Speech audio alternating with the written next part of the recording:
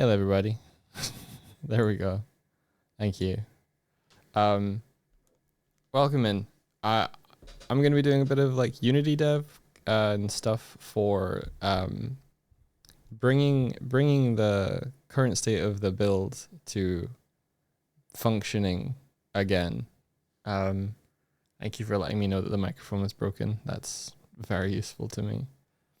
And this is Aseprite, which is a software I use for making pixel art, but mostly in recent times used it for making Stream Deck icons and various UI parts to the overlay because I like the look of it. Yo, Martina has been a moderator for 5 years. That's incredible. Martina, amazing. Thank you so much. Insane, right? Yeah.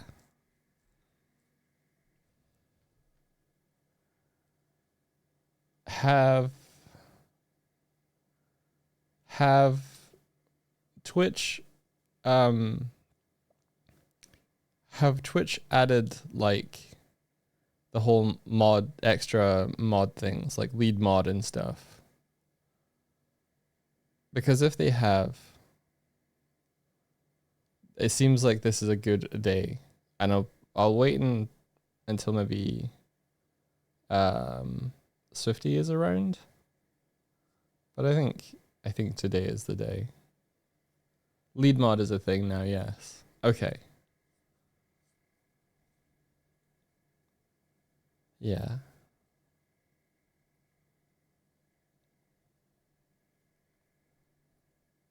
Wow.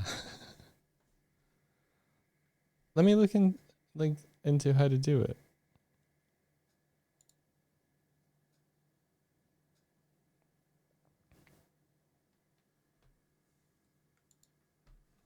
Dashboard.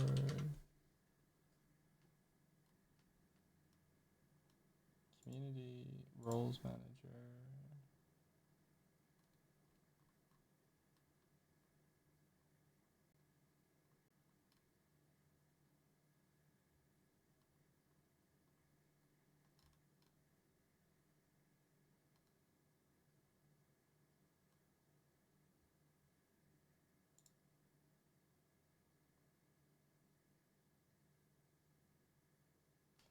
Oh, you can get 10 lead moderators and 5 business managers.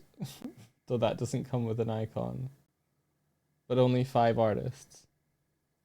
Interesting. Okay. Okay, well, I have the tab up now. If it's okay with you, Martina, I'll wait till Swifty's around since it's a little celebration.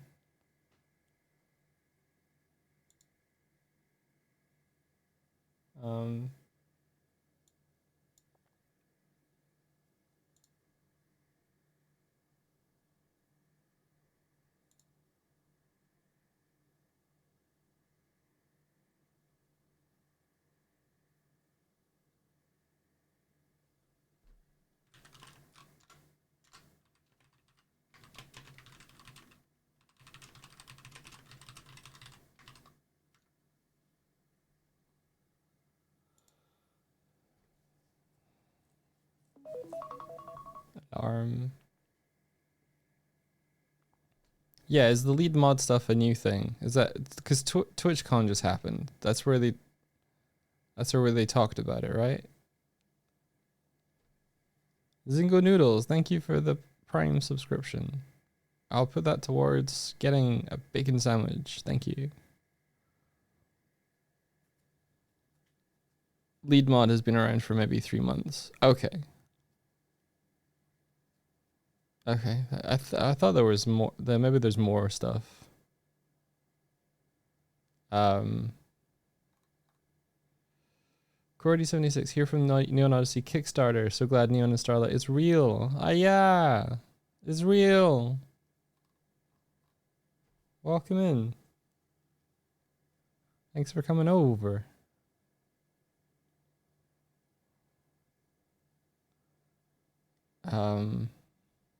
Towards a bacon sandwich. Real. That's what fuels all the art. Bacon, butter, bread, and whimsy.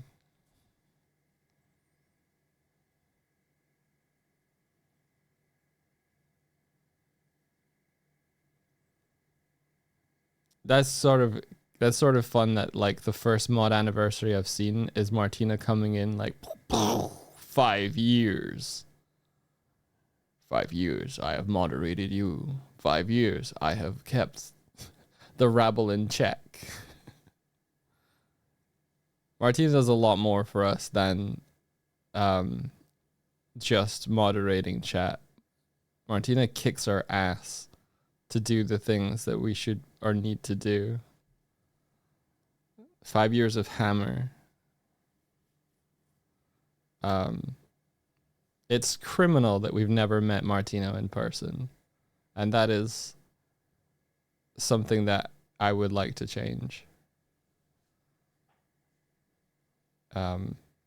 We'll figure something out. You hold back kicking ass.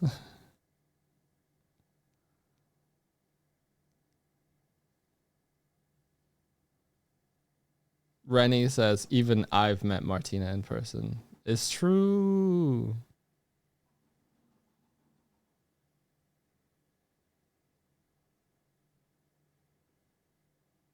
A couple of weeks ago, they gave the mod anniversary button to all moderators with whatever their most recent multiple of 6 months was. Now it actually converts it to years, apparently. Oh. Wait, does it, oh. Does it show? Where does it show?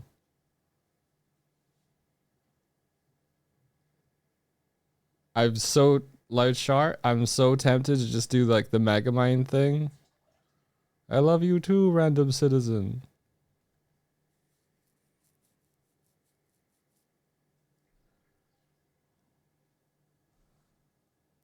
I think this is my longest mod roll, says Kaz. Well, that's cool. You came in from the PC wars of 2024 or 23. Was it 24? If it's 24, that's 2 years, Kaz. How has that happened? Was it 23? I honestly don't know.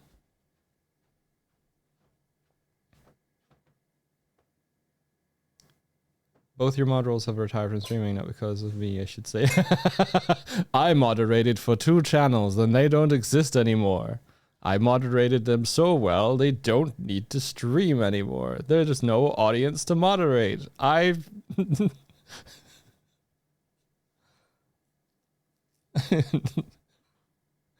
curated chat to 0. That's kind of like clearing your inbox. Hands up who clears their inbox down to 0, and who amongst us has into the tens of thousands of unread emails? There are only 2 options.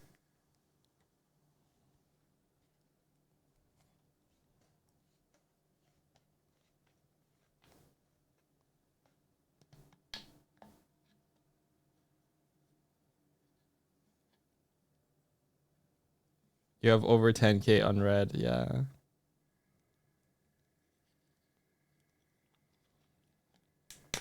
You sometimes delete without reading. There are a lot. There are a lot.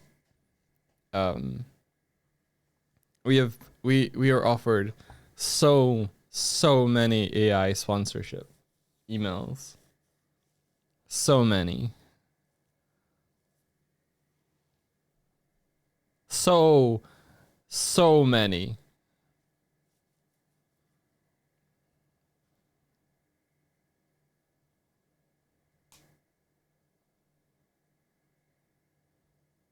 Oh yeah, I throw this up when I'm not running the full game stuff. I was intending to do like sprite art until Swifty turned up, but I don't know if you can hear behind me, but she's she's a lurking. Da da Da da dum. da da. Da da dum. Bo, bo, bo, bo, bo, bo, bo, bo, bo, bo, bo, bo. Do-do-do-do. I'm here. You're here. Da, da, da, da, da, da, da. Yeah. Break Swifty in case of emergency. Oh! Oh! I've been broken. How are you doing? Tired. Yeah. So tired. What time did you get to sleep?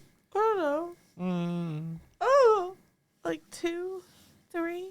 Oh, that's what. Yeah, that's around when I did because I heard you like hit the light. And then I woke up at 7. And then I thought that I could get more sleep because I was so tired. And then I didn't really get back to sleep very well. And then you were streaming. So here I am. So here I am. Bear with me, I'm really tired. I might take a nap. Yeah. But how are you going to defeat Breath of the Wild if you have to nap? I'm gonna have to try. And then I'm gonna have to take a big nap. And then I have to come back and kill Ganon. Gonna have to Triforce. Yeah, I'm just gonna have to try force really hard. Try. It's so funny. Because we're both going to, it's like you make the bear move when you talk to. Breath of the Wild, but like Breath of the Big Nap. Breath of the Is Toddler. that good? Is that good? Praise me. I just wanted to guide Swifty through the game so that the game ends.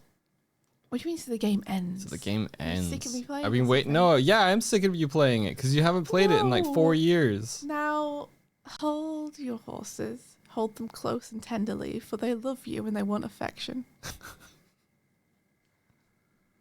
It's more accurate to say I'm sick of you not playing it. Yeah, well, I'm gonna play it today, everyone.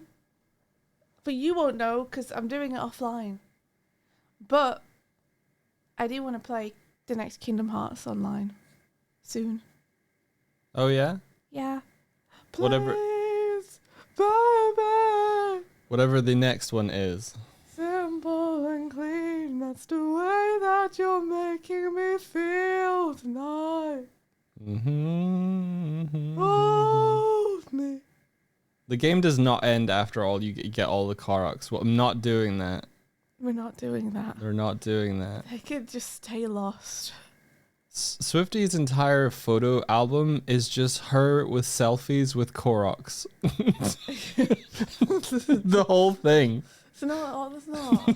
It's not. Don't. It's no. No, not the whole thing, but like 90% of it Oh. is just Link looking stern while a fucking Korok dances in the background on a rock or something. Funk Punk said, "Do you play Guitar Man?" I tried so hard to play Guitar Man, but turns out though my mum brought me a big box of consoles, the big box does not include all of the consoles' charging devices, nor all of the consoles' games. So Guitar Man was not in the box, and neither was the PSP charger.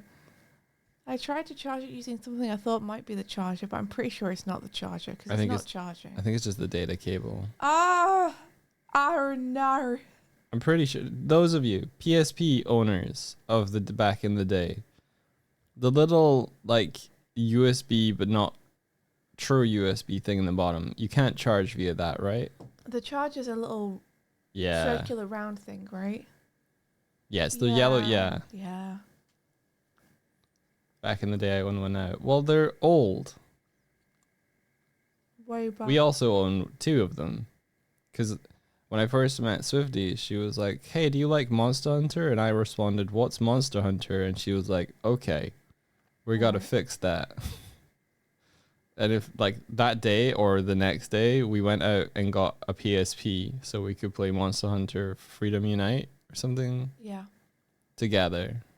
It was like immediate. Like the course of my life needed to be corrected. It was like my favorite game at the time. So we played that a bunch. Oh, it Did was I ever get great. on Wilds? No, not yet. Wild? Oh, Monster Hunter Wilds. We did a whole fundraising stream to raise money to play Monster Hunter World together. We did a whole thing. We did all the art assets. We did commissions. We streamed for however many hours. We got it, and we played the game twice. We played it more than twice. I played it more than twice. I played it twice with you. Yeah, together we three. played it twice. Yeah. I completed the base game of World. We played it with other friends as well, though. Yeah, it's awful.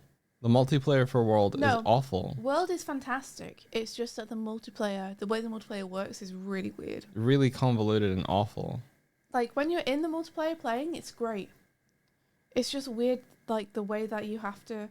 Wilds has a thing where it's like you have to Not fight Wilds, World. Huh? You said Wilds, and I'm clarifying for everybody and you that you meant World. I did mean World. It has a weird thing where you have to defeat a monster to get past, like, that stage and unlock the next thing. But if you're in a party with someone and they're the party leader, you don't get to move on to the next stage unless you're the party leader when the monster's defeated. Yeah, but Which means in a party of 4, you have to do it 4 times. you also don't unlock more monsters or quests until you've unlocked them in single player. And the only way to unlock them in single player is for each person to individually take the quest. And each person has to individually take the quest. And then... Actually, maybe they let you jump in. No, I don't know. They do a whole thing where one person has to cue the cinematic and then everybody do an SOS and then you have to all jump in. And it's so convoluted and fucking annoying. And then they fix it all in the next one, in Rise. Yeah. Where they just said, fuck the single player. Multiplayer is where it's at. Get in here. Get in this Right building. and correct. But I didn't like... Sorry, I didn't like the dogs. Sorry. And they fixed it where you only have to do the quest once if you all take the same quest together. If it, like for urgents, which is good.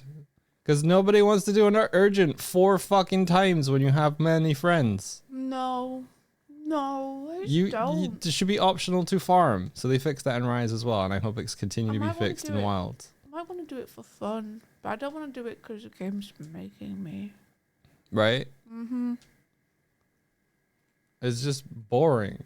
Not boring, but just tedious, you know? Because you're like, oh, that's a really cool fight. And we got to do it again. And again. And again. I suppose you only really have to do it 4 times in a row if you're like real gunning to try and get onto the next thing. But if you are like having a cool game session where there's 4 of you playing at the same time, and you just want to go, yeah, let's get a high rank. It's like, aha. At least you get the armor set stuff though.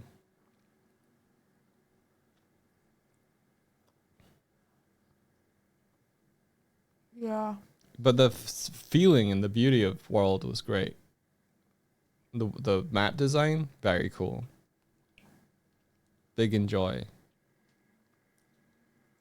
Monster design, awesome. Love the monsters. Love the monsters. Love it when they fight. Good. Very good. Very cool. Wait, Renee, with no spoilers. How was the ending of First Light? And by no spoilers, I mean just tell me if you thought it was good. Yeah, don't tell her what the ending is. I hope you enjoyed it. I had to dip because the game looks really good and I really want to play it. So I didn't want to get spoiled. Do you want me to run the game so you can be a little bird? Mm-hmm. Yeah? Mm-hmm. Okay. It kicked ass, you really enjoyed it. Ooh, I want to get it so bad. It looks so gold. Have you got face tracking? You probably. Probably. Somewhere. Well, it's not around. It's like, probably here. Probably. Yeah. Your boy does not want to hear probably. How Your is boy it wants to hear. 35% charged? I've had it plugged in for 4 days. Did you turn the monitor off? Yeah. That's why. I hate it. It only charges when the monitor is on. That's not fair. Yeah, well, that's how. Okay.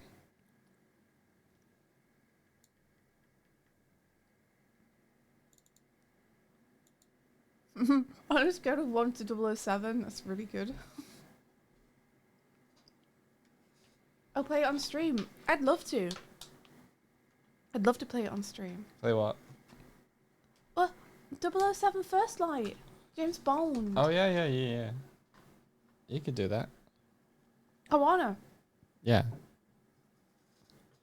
You could. Oh, I'm a floating torso. Oh my gosh. No. Oh my gosh. Oh, no. Scary. Unsettling times. Oh, toaster. Oh, Toaster and Chromail. Toaster and Chromail. You see, you could have had Hello. your little bear up, and then I could have stood behind it, and it could have had my legs. Yeah. Do you want to have your outfit? Yeah. Okay. Okay. Radical. I'll be there soon. I'm eating your pancake. My pancake. Yeah. You did leave it. To be fair, I have left it now. And the packet was open, so now it's a little bit stale. That's all right. That's all right. We can. Yeah, I we knew can. that because it was stale, you would not want it anymore. Yeah.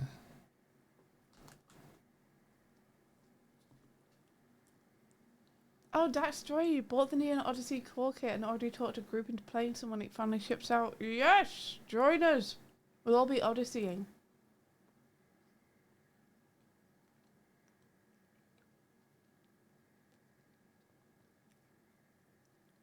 I know a Neon Odyssey awaits. Do you have music? Yeah. Me. What? Me. You want it? Throw it over.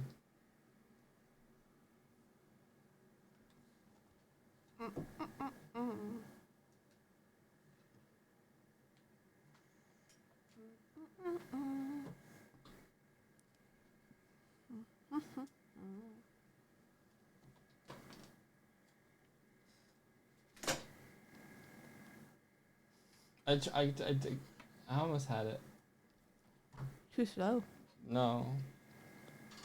I held it. It's just slippery. There you go. This is pretty. This is pretty. This is pretty. Ha. This is what we made the beach chair for. What's that? Oh, I understand now. It's fine. It's fine. Was your weekend nice and relaxing, actually? Well, let me tell you all a story about tweeting when you've just woken up. Also, Pawsome, you can get to the Discord in the description below the stream. Sorry, we don't have a command. Your boy Doig over here went kind of viral for a very nuanced and balanced statement, but he happened to not really think about who he was quote retweeting, and he made it into today's news. Today's news: small green bear sparks controversy online. I didn't spark it. I merely said something that, yeah. It's fine. It's D&D related. It's all fine. It's a nothing burger, complete nothing burger. It is a nothing burger. Very funny. But I didn't research or realize who I was quote retweeting and how much they were like known to just write rage baity shit. But I was like, oh, that's a weird take. This is my stance on it. And then I went to lunch and I came back and I was like, why do I have so many people talking to me about this? I thought this was like, you know, a done deal. What did I do? Nothing. But I made it. If you in today's news, it was like people react against Critical Role's recent episode Dice versus like story or something. I don't know. Yeah, I got rage baited, but I wasn't really raging. I was just like, that's a weird take. I feel like this way. Like, dice are useful to add spontaneity into a game. Having a bad dice roll after great RP feels like a punishment. When you're playing D&D, it sucks when someone does like a really good RP move and then the rest of the table have to react to the number rather than the narrative. That's all I said. But people disagreed. Oh, Doig. Nuance is Oh, dead, Karzek. Doig. Nuance is Oh. dead. Oh, what have you done? Oh, what have you done? Oh, the things you say. Mine poor ears. Like, why have an opinion? I don't know, Darkfall. I don't know. Of all the things that week to get kind of like to go viral, that I wasn't I wasn't on my bingo card. Got to put a little sneaky Neon Odyssey video in there though. I mean, there were balanced takes on it. Some people are like, I don't know, I like failing. It's interesting, and I'm like, yeah, I agree. But that's not what I said, and it's not it's not what the original poster said either. You were saying a good thing, but it doesn't counter what I said. If anything, it supports it. It's just a shame they ended up platforming an asshole. It did end up platforming bad faith take, yeah. But you know, I'm not used to people reading, or you know, my tweets when I do tweets. I'm not used to it getting so. I think it's been seen like it's with a number on it's close to 1 million.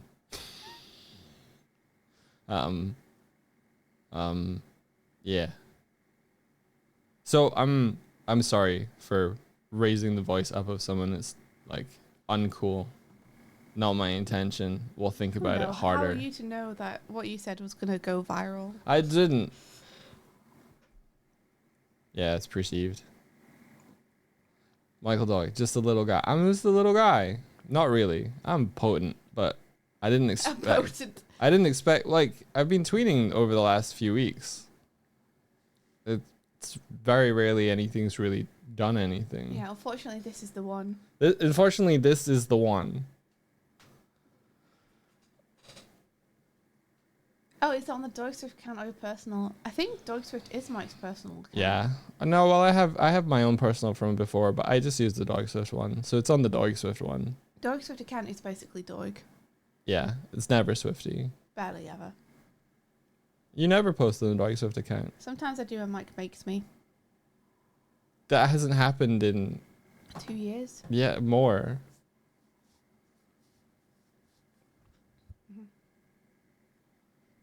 So yeah, it's a nothing burger, but I'm gonna. I was joking that I would get the today's news thing framed, just as a funny.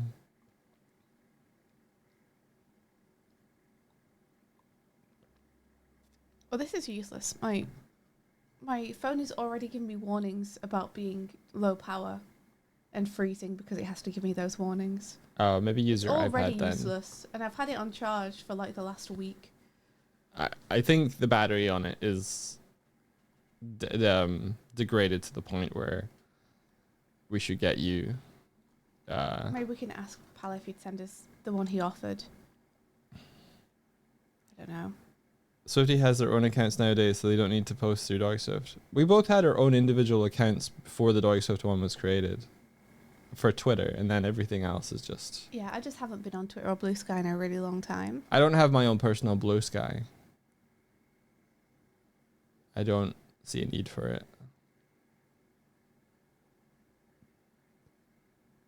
I'll be right back. I'm going to go grab my tab, and I'll use that instead. Okay. We'll be here. Waiting.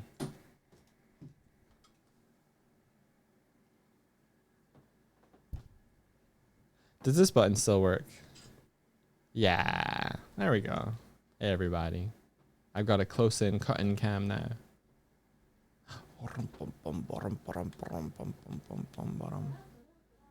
Too close.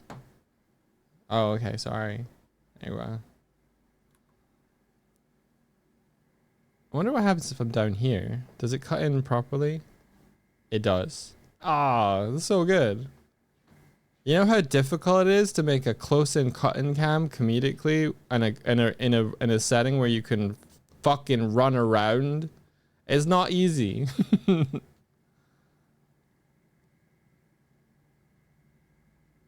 Needs a Vine boom. Just fucking blind boom. Look. A man walked into a bar. Ow. It's good.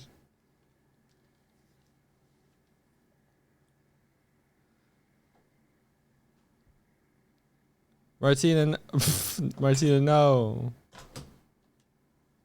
Why, cruel world? Why? Martina, no. No. No, Martina, no. Picking up the pieces. I think bombs should explode when they hit the water. Or they should at least float. Floating might be a good first step. Oh, Blue is streaming.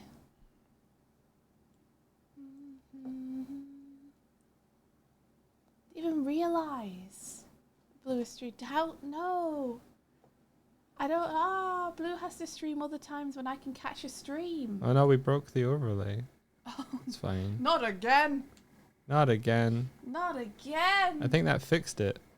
Nope, just yeah, I fixed it. Hell yeah.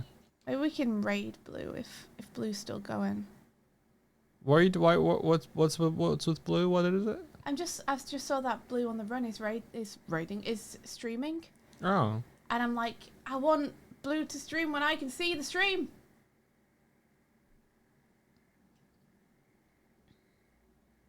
oh, that's interesting. Some of the particles aren't appearing over the top of the water. Haha. Do a little bomb. Just one. I know that never works. Don't stand there. One. I need just one. Hey, look. I know it is working. Is it working? Yeah, the effects are going behind the water. I need to fix that. Woohoo!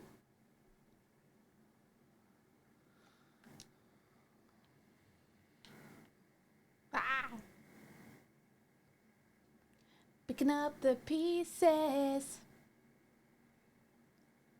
Woohoo! Woohee! Yeehaw!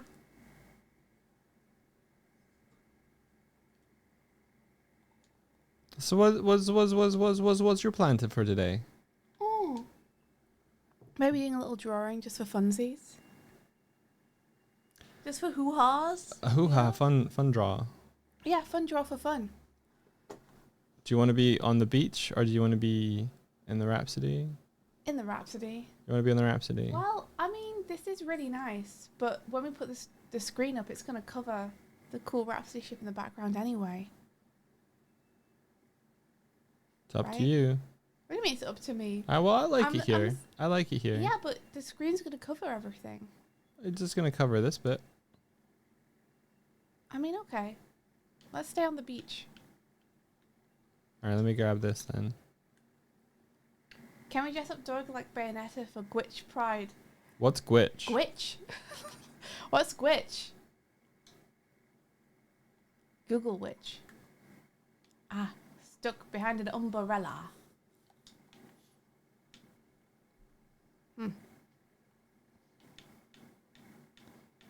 It was from last stream. Oh, Kurzek chest no spawn. Let me see if I can find it. Hold on. It's gotta be somewhere. Aha! Here's Wintry Sages. With the hat. Aha! Big Kurzek chest. Big Kurzek chest. Big chest ahead! Whoa! Yippee! Whoa! Yo! So much stuff. Yo! Sonic Worms has gone straight where he knows all the other Sonic Worms are.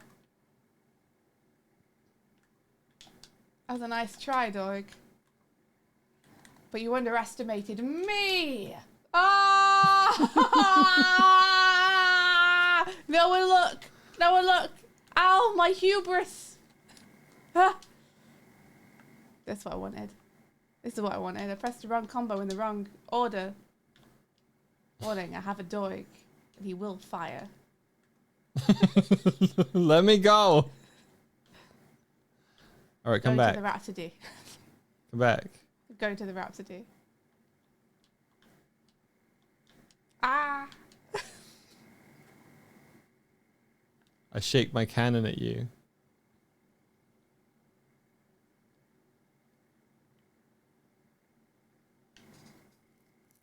Ba, ba, ba, ba. Have we ever considered adding Sonic Worm Dry? Why would we do that? Why would we unmoisten our boy? We did. There's a cooked version. Oh, you can cook him. Yeah, that's Sonic. That's dry roasted. I think we should do a different model for Sonic Worm Dry. They need to be all shriveled up. I Okay, think. go for it. Okay. I will, but not today.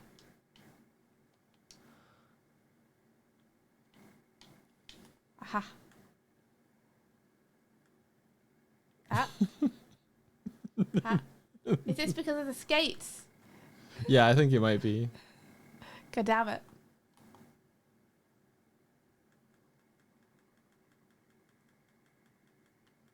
Whoa!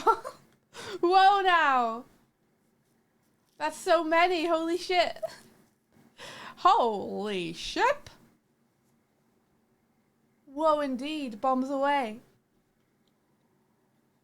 I think I'm gonna have bomb names be there for like the first second to 2 seconds, Yeah, that makes sense. and then have them disappear. How is everyone doing today, by the way? How was everyone's weekend?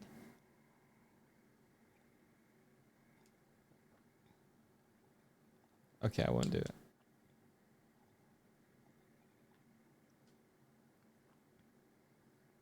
So much sand in my bearings. Not all. Not all, though, Ed. Not all. The weekend is over, sadly. Sadly, it's gone. Weekend was fine, and during we saw Swifty, I have been seeing. I've been seeing many an awesome Dark Vault drawing.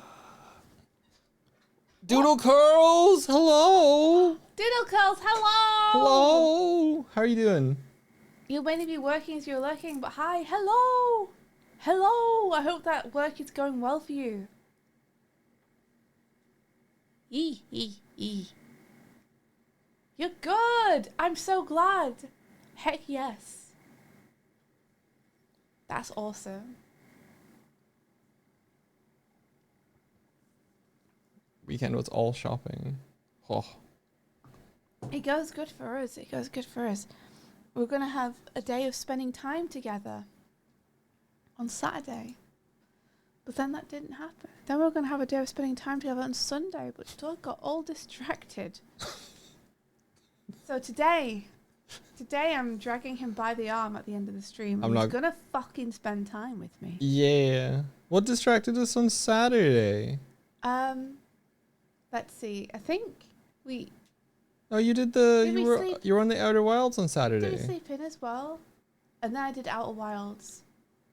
And then what did we do in the evening? I don't remember. Did we watch something or did I watch something? I think you were doing something in the evening. I think you might have been number crunching that day a lot. Maybe. You're a bit distracted. Spend time with me. We have to go and fight Ganon. Hopefully tomorrow I'll be able to regale you guys about the tales of my adventure defeating Ganon. That's my plan.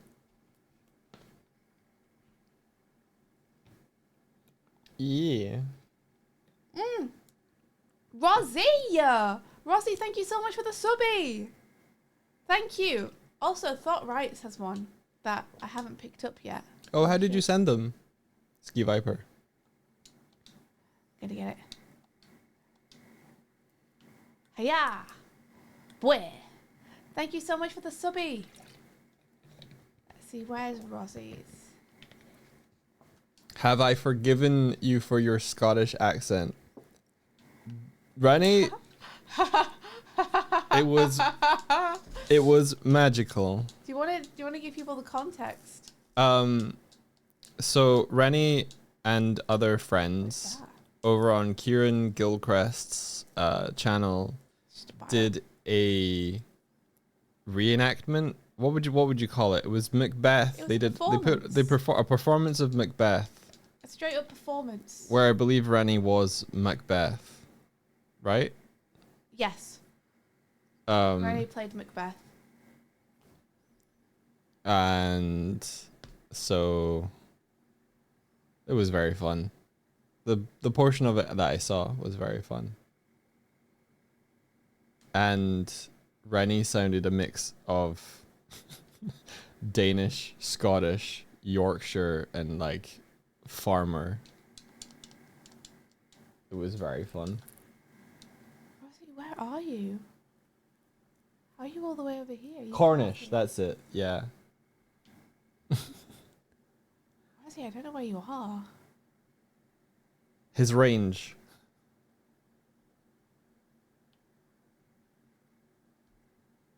You're looking for Rosie's. Yeah. I don't know. It's in the sky in that direction. Or Or it's in the sky in this direction. we need to fix that. I don't know where it actually is. I think it's likely to the left. In the sky over there. Yeah. Why would it be in the sky?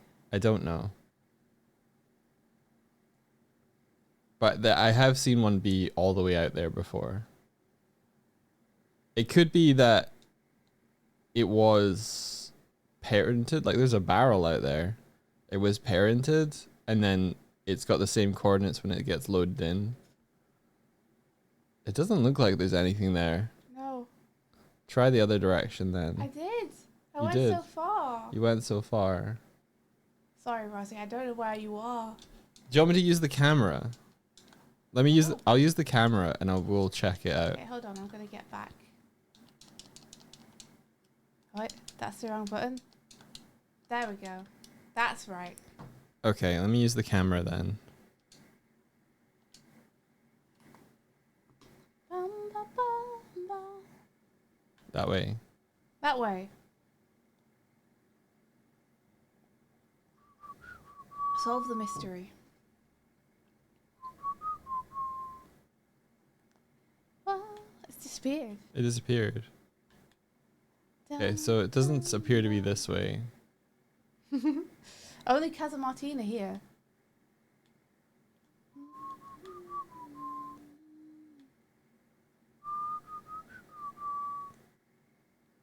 Did I see your fan art over the weekend? I don't think I did.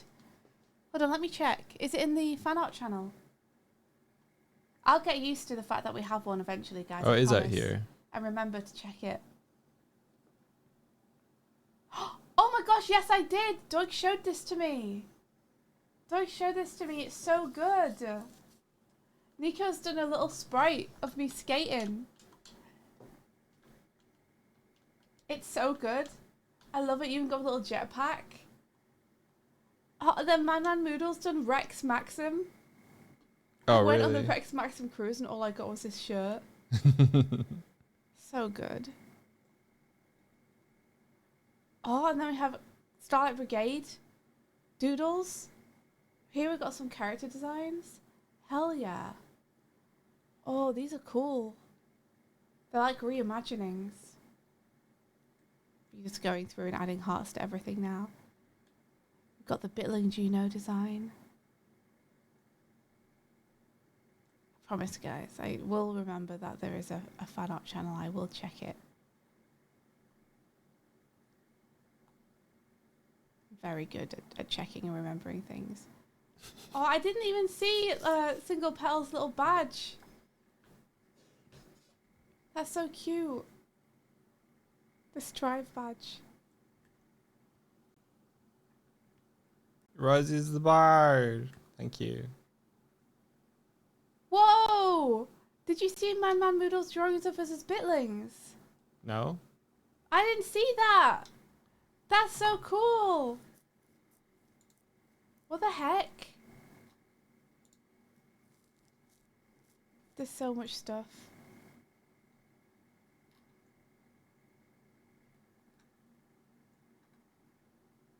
So much I haven't like added little hearts to.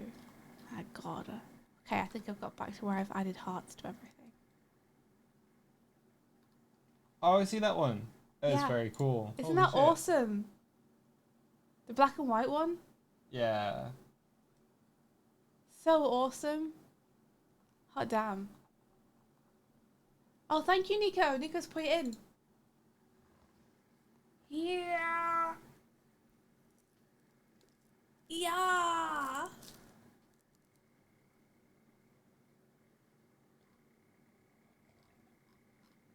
Oh, I'm just finishing my tea. And I'll do some doodling. Okie dokie. Are you going to doodle anything, Mike? I was thinking, I don't know. I was thinking of doing like Unity stuff, but I don't know. You could totally do Unity stuff. I don't know. I would also love to see you draw your Bitling. Now that we have a design, I want to see you draw it in your style. Okay. But if you're doodling, then you should take. You know what I want to do? Make a little secondary screen. Yeah. Yeah. Yeah. Do it. Yeah. I want to make the screen be a thing that we can like deploy from one of us, and then we're like if we have like our own anchor, and then it just follows us like this, without us having to hold it. Okay. Maybe Okay. something cool, and then it's like, this is my screen, and then you know what I'm drawing, and then you would have your screen and be on the other side. You could have a mini monitor come out from the main monitor, like it's been built as a little extension of it with wood, and it flips out. And then we could switch whenever we want who's got the bigger monitor and who's got the smaller monitor. That could be cool. Yeah, that might be nice. Options. Because then when you want to show something, you can switch to have the big monitor, and when I want to show something, I can switch to have the big monitor. But we're always able to see both. Yeah, okay. Let me have a look. Let me have a look at this dark font. Okay, I'm Ooh. gonna work on screens today so that we have a nice active working way to share the screen. And I'm gonna fix the texture so it doesn't have the lines on it. That's my plan. I gotta build the stream. Oh my gosh, this is so cool! Interplanetary Razorbyte. This one flies in space. This design is so badass. Multiculturalist I love James says, this. "Is that the Stardust Rhapsody ship in the background?" It is. Sure is. It is. There she blows, the Rhapsody. She's just awaiting an adventure. Yeah, Dartbolt, this slaps. This is so good. I love the colour combo. Been listening to the SB music vid nonstop. So hype. So are you from the Evantris community, James? Gotta be, right? Gotta be. You listening to Gurren Lagann? Yeah, I can feel it actually. In the way you drew it, I'm like, reminds me of Gurren Lagann a little bit. Oh, I see it. I see it. hmm I see it. When I was drawing that picture of Strive and Pike, with Pike stood behind Strive with his arms folded and Strive standing in front with his arms folded, I was like, Kamina and Simon.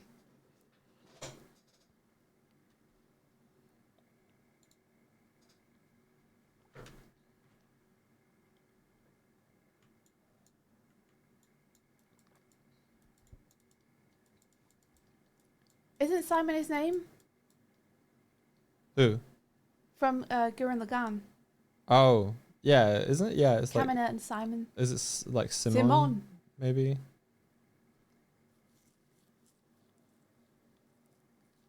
We used to have Kamina glasses that we could adopt way Yeah. back when.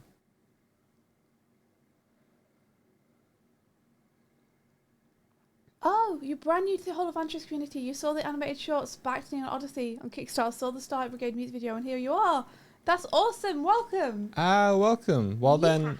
then, for context of what this stream is, if you were like, oh, this is cool, Swift and I are the animation director and art director on both the Starlight Brigade music video and the Neon Odyssey one for the trailer that dropped.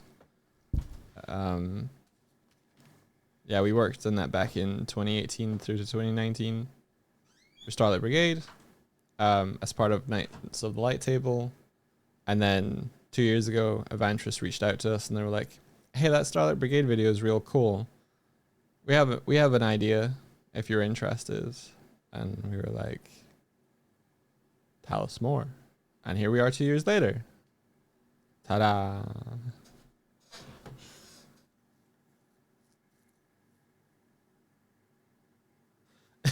Yeah, want to do it again?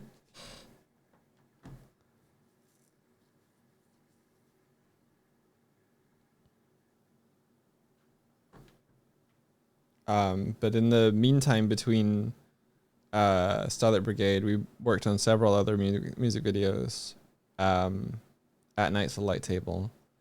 And then Swifty storyboarded for various TV series and feature films. I art directed on a short, which was part of like an anthology, like an African anthology with Disney called Makuzi.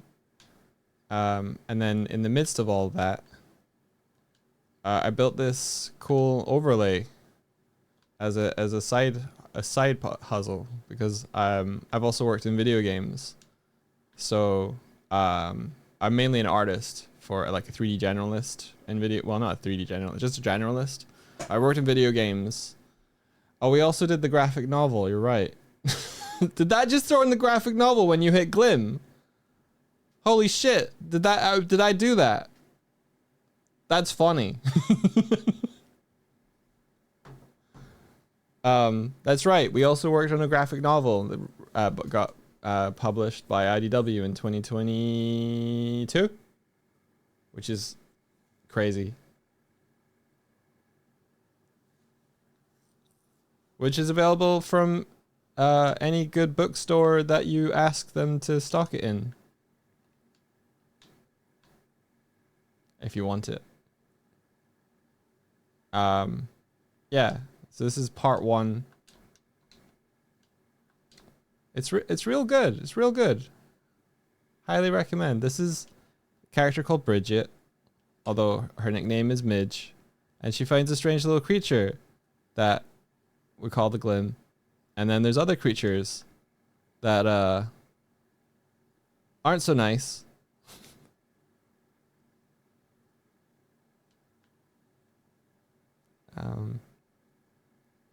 I forget the page count.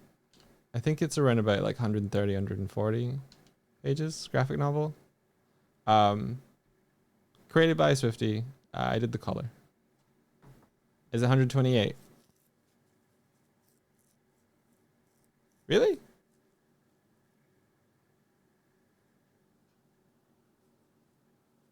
Okay. Fair enough.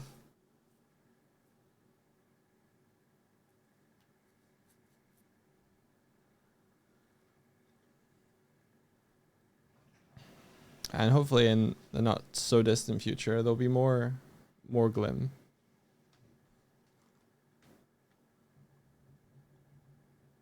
$128. I guess it is 128 then. I think I remember the original one being 60 and then we added 70, but I think it was more likely like 58 plus 70.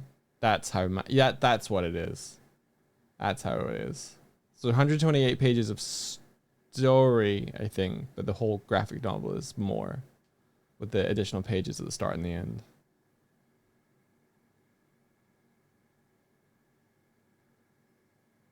Both your preferred bookstores here in Sweden have it back in stock. Really? Awesome.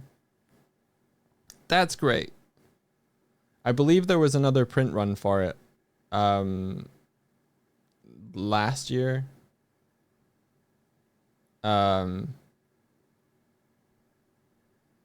Yeah.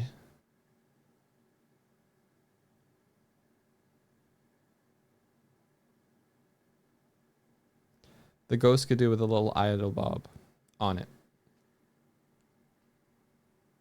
I'll probably make that visual rather than your actual placement in the scene, so that it doesn't have to update that over the network.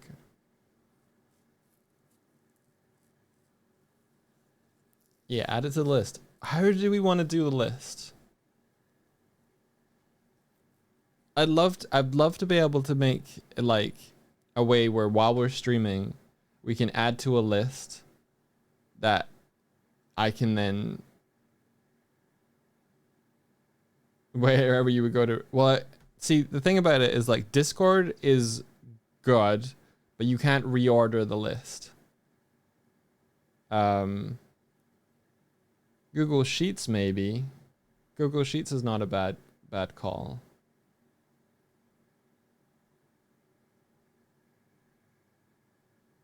I used to use Asana, but I don't use it anymore. Do I use StreamerBot? I do.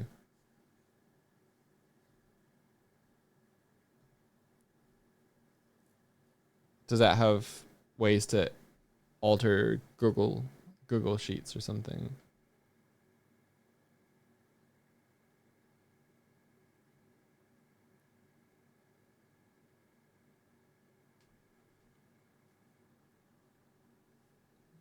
Can you store this and output it somewhere? Very likely. I'm just trying to figure out what the best way. It can definitely, yeah, no, it can. You can definitely store text.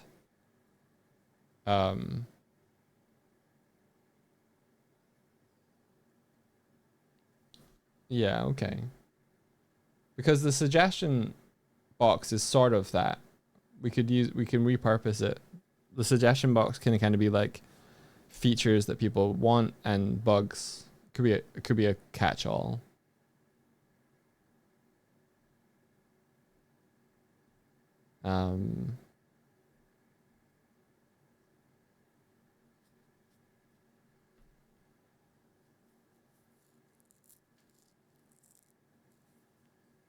Yeah, it's real basic. Let's see what their integrations are for it.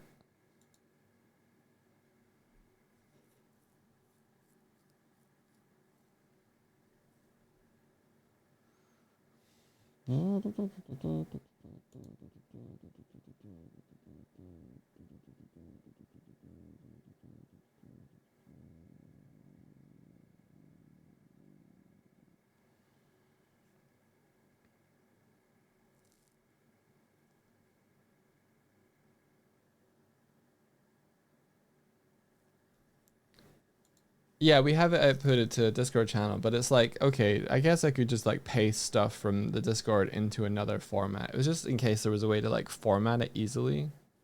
Like if I could make it output to something like, I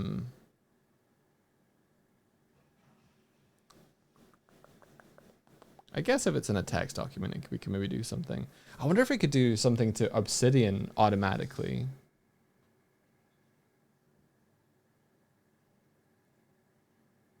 Obsidian might be cool.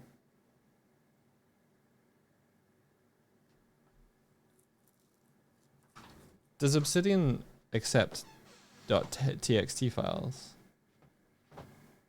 Ooh, if this then that, connect Google Sheets to StreamerBot. Yeah, maybe. That seems putting on a Google Sheet seems a little convoluted.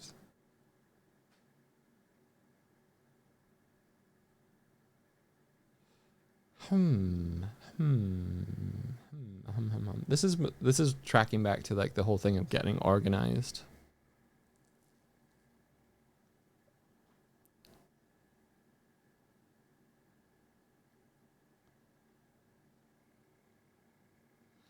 Because I'd love like the cool thing about Asana is that you can also like take your lists and turn them into Kanban boards of like what feature are we working on now, what feature are we working on next, and Trello is good for that.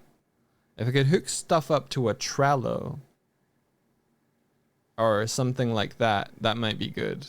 A way for me to drag things around. Ooh, Trello might be cool as a like Ko-fi reward.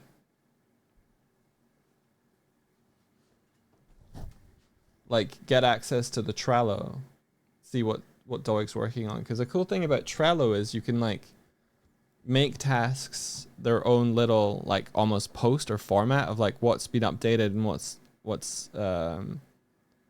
yeah. You can make it so people can add stuff to a Trello. Yeah. Like for suggestions. Yeah.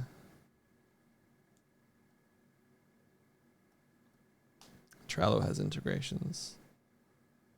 Do I want to go Trello? Or do I want to stick with Asana? I don't know if you can publicly show Asanas. I know Trello, you can have public facing Trellos. You think both Trello and Asana can do that? I'm gonna look.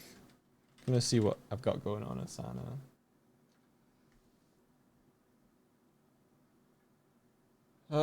Looks like Asana incorporated AI stuff, which is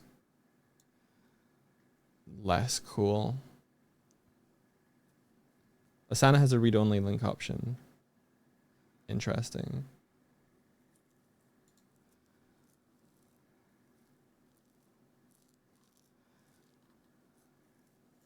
Yeah, I know. Blah.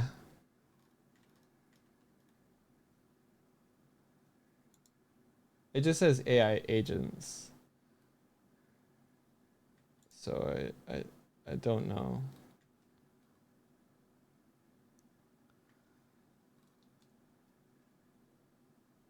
Yeah, they're trying to incorporate AI in here. Is Trello doing the same thing?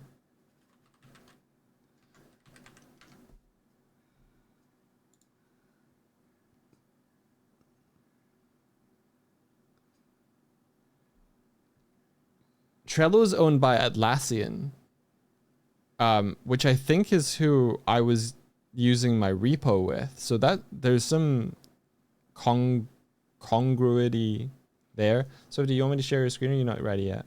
Yeah, sure. You can share my screen. You're drawing. I am. Here we go. I am. You are. I are. You are.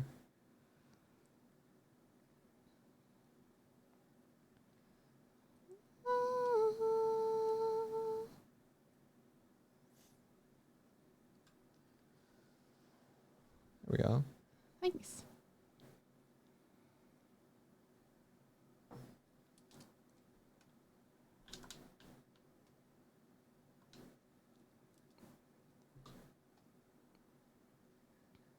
Let's get you on screen a little bit better.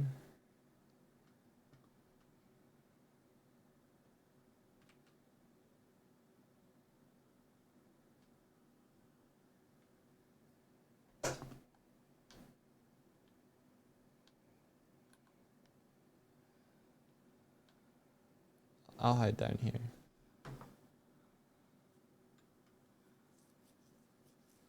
Oh,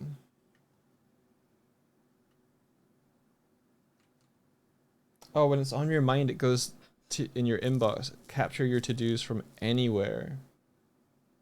Oh, that might be really good. If I can like use my phone to be like, this is what I need to do next, Trello style.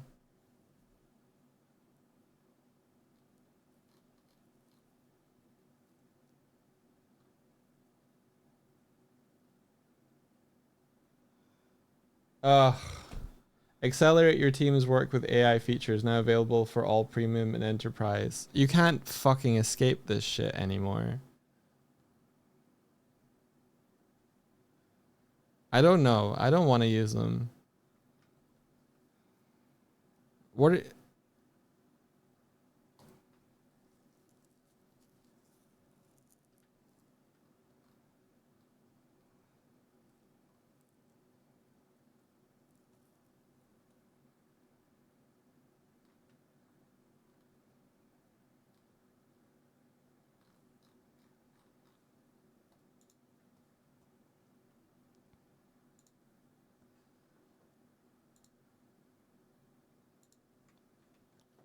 checking it out, checking it out.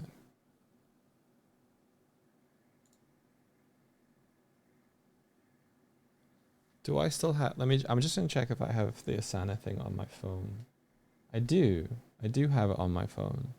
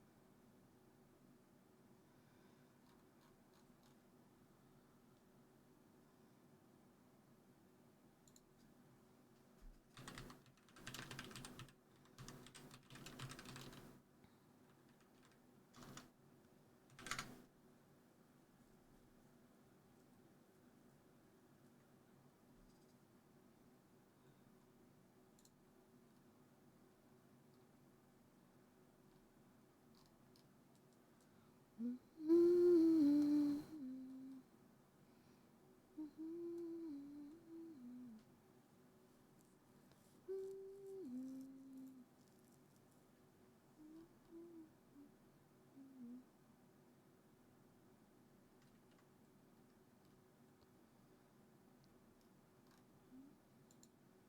is young when the night is young.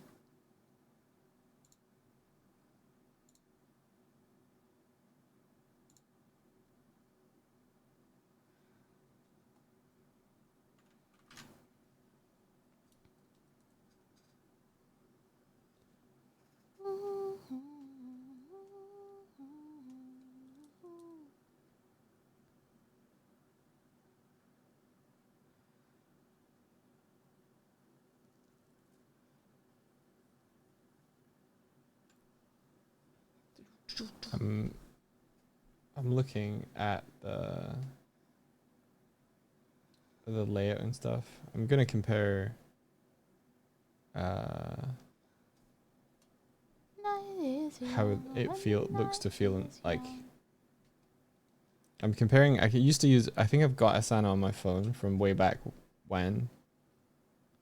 I'm gonna see what the Trello app looks and feels like.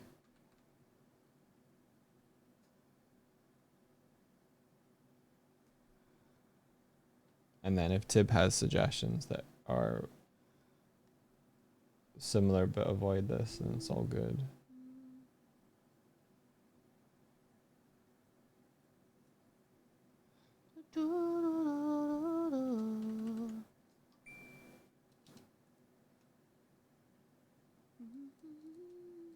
When the night is young, when the night is young.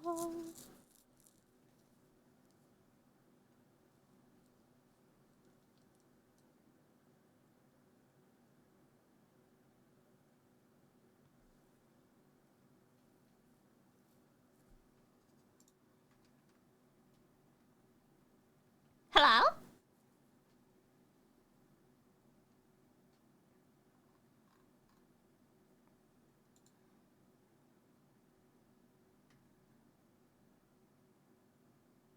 A fire.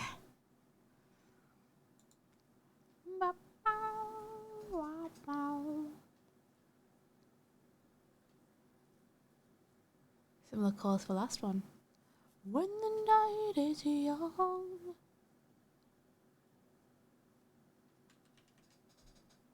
Nice to be here live and actually hear the music. Welcome in. Welcome. Yeah, have you been catching the VODs where it's a lot quieter? Yeah, where there's no music. You have to bring your own.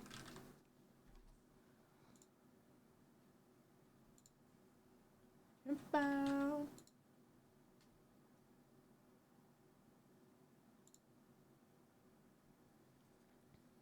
See, Mila Minoki says, mentioned this on a recent stream. Swifty, your okay sign Ziggy is adorable. Would you ever make that sticker ever? I would with Evantris's permission. Or I would just give it to Evantris. I'd be like, do you want to make a sticker? But I could see that being a possibility if people like it. Oh, the like the hacking symbol that's on his. Yeah. Yeah. We just have to make sure that we've got permission. That's all. Yeah.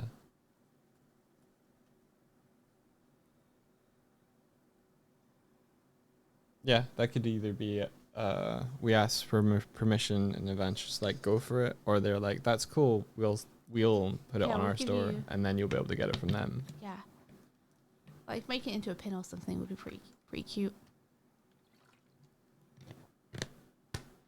Pie in the sky. We're from the UK. So for us it's 10:30 in the morning. And we tend to spend our weekday mornings just chilling on stream. True dat, true dat. It used to be early morning before work, but now we don't have work.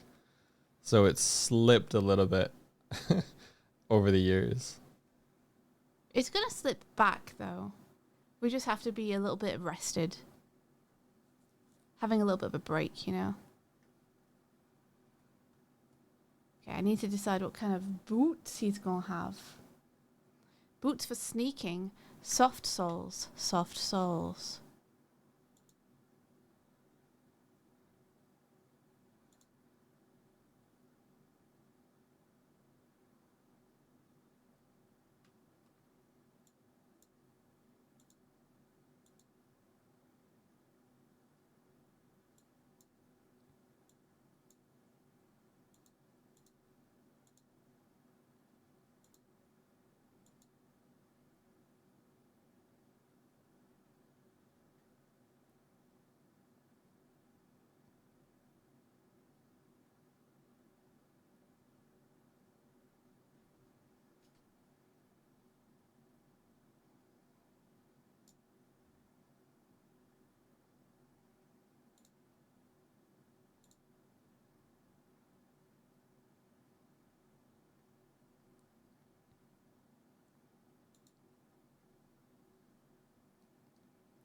Oh,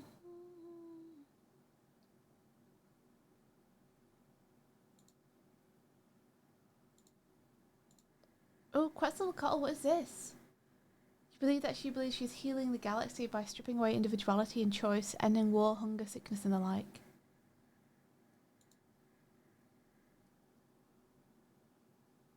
Did we happen to see the Warhammer 40k trailer for the new release? I was wondering what your thoughts were on the scenes which showed the God Emperor of Mankind. It might be a reference to the King in Yellow. I haven't seen it, actually. No, I don't think I've seen it. Yeah, I haven't. I'm not sure what you're referring to.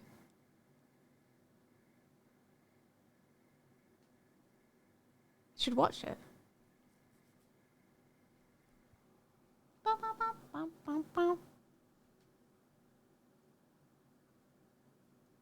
Apologies for my face tracking being off. I'm just seeing what's available on the continue on the phone.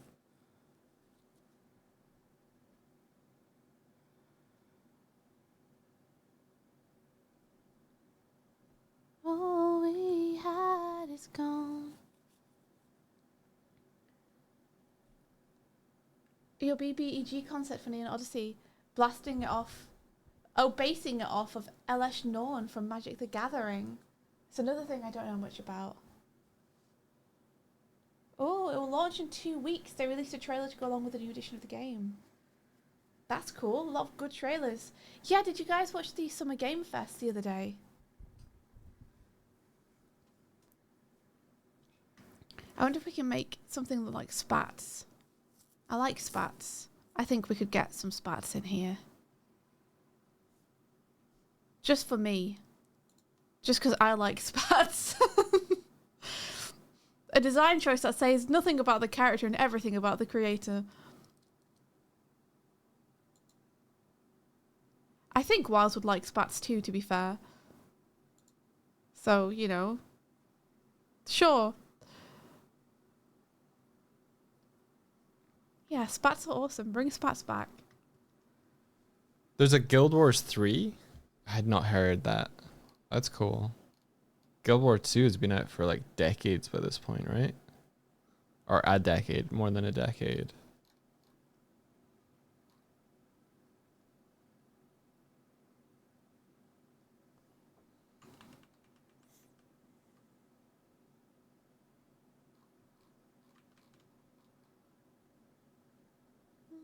Beta doesn't happen until fall 2027. Guild Wars 2 went live late August 2012. Karzik, do you want to play Guild Wars 3 together when the beta comes out? Ooh. Yeah. Yay! Oh, awesome. Back on your Guild Wars train. I mean, I haven't played it since like 2014 Exactly. or something, probably. You have much to catch up on in Guild Wars 2. I know nothing. I had a, what are the leafy boys? The plant flower race. I had one of those as a like elementalist, and I had a engineer cat. That was my 2 characters that I remember. Sylvari, yeah, that's one.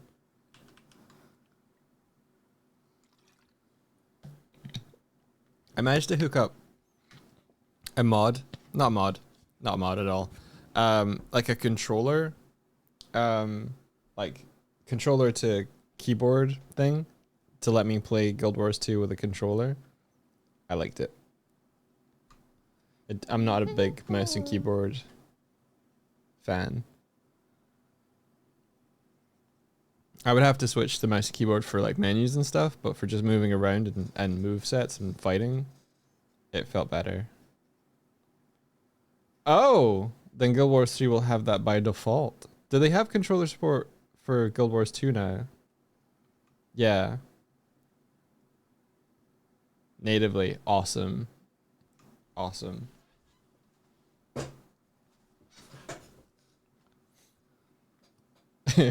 They ship it with a keyboard like Phantasy Star Online did in the day for the Dreamcast. The temptation to put neon lights on him, but he wouldn't because he needs to stay stealthy.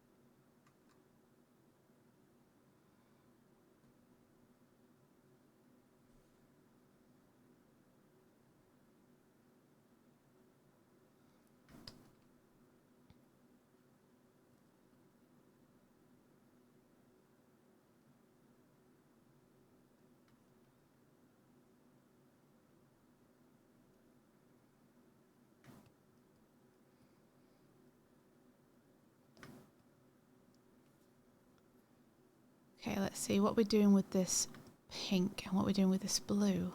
What we're having where. I think it makes sense to have the blue where the spats would be. Even though spats usually look nice when they're paler than the rest of everything.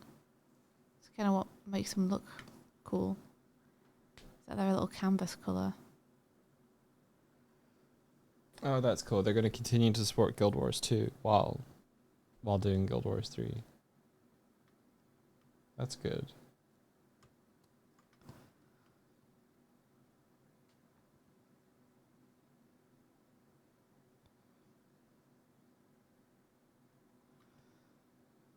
Maybe I want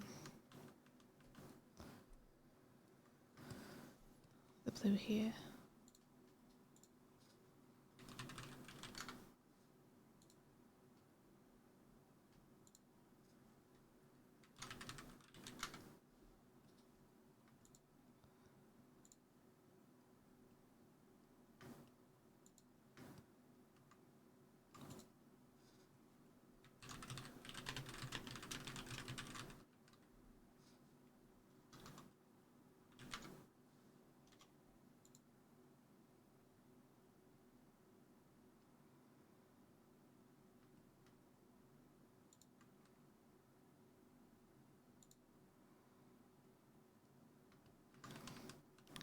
I want this to look like it's got 2 rows of it. Do I have to get in there a little bit closer? Actually do something a little bit neater.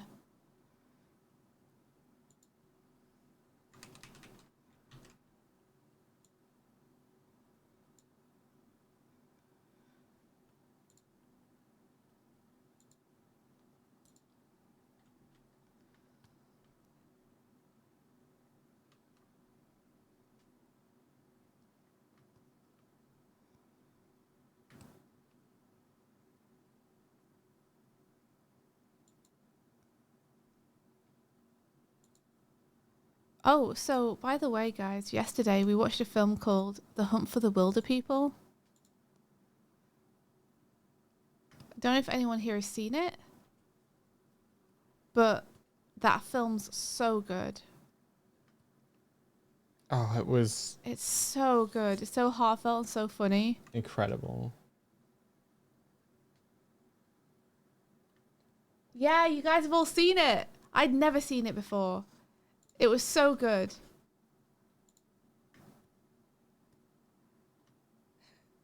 New Zealand mentioned. Helios, you haven't seen it. I recommend it. If you want a good time.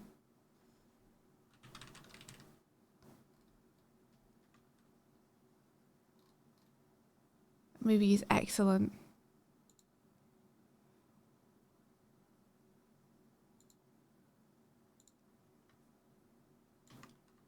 It's been a good year for movies for me. Because I've finally started watching all the ones I've missed that are like classics and known to be really good. I still got to watch The Terminator. Yeah, you do.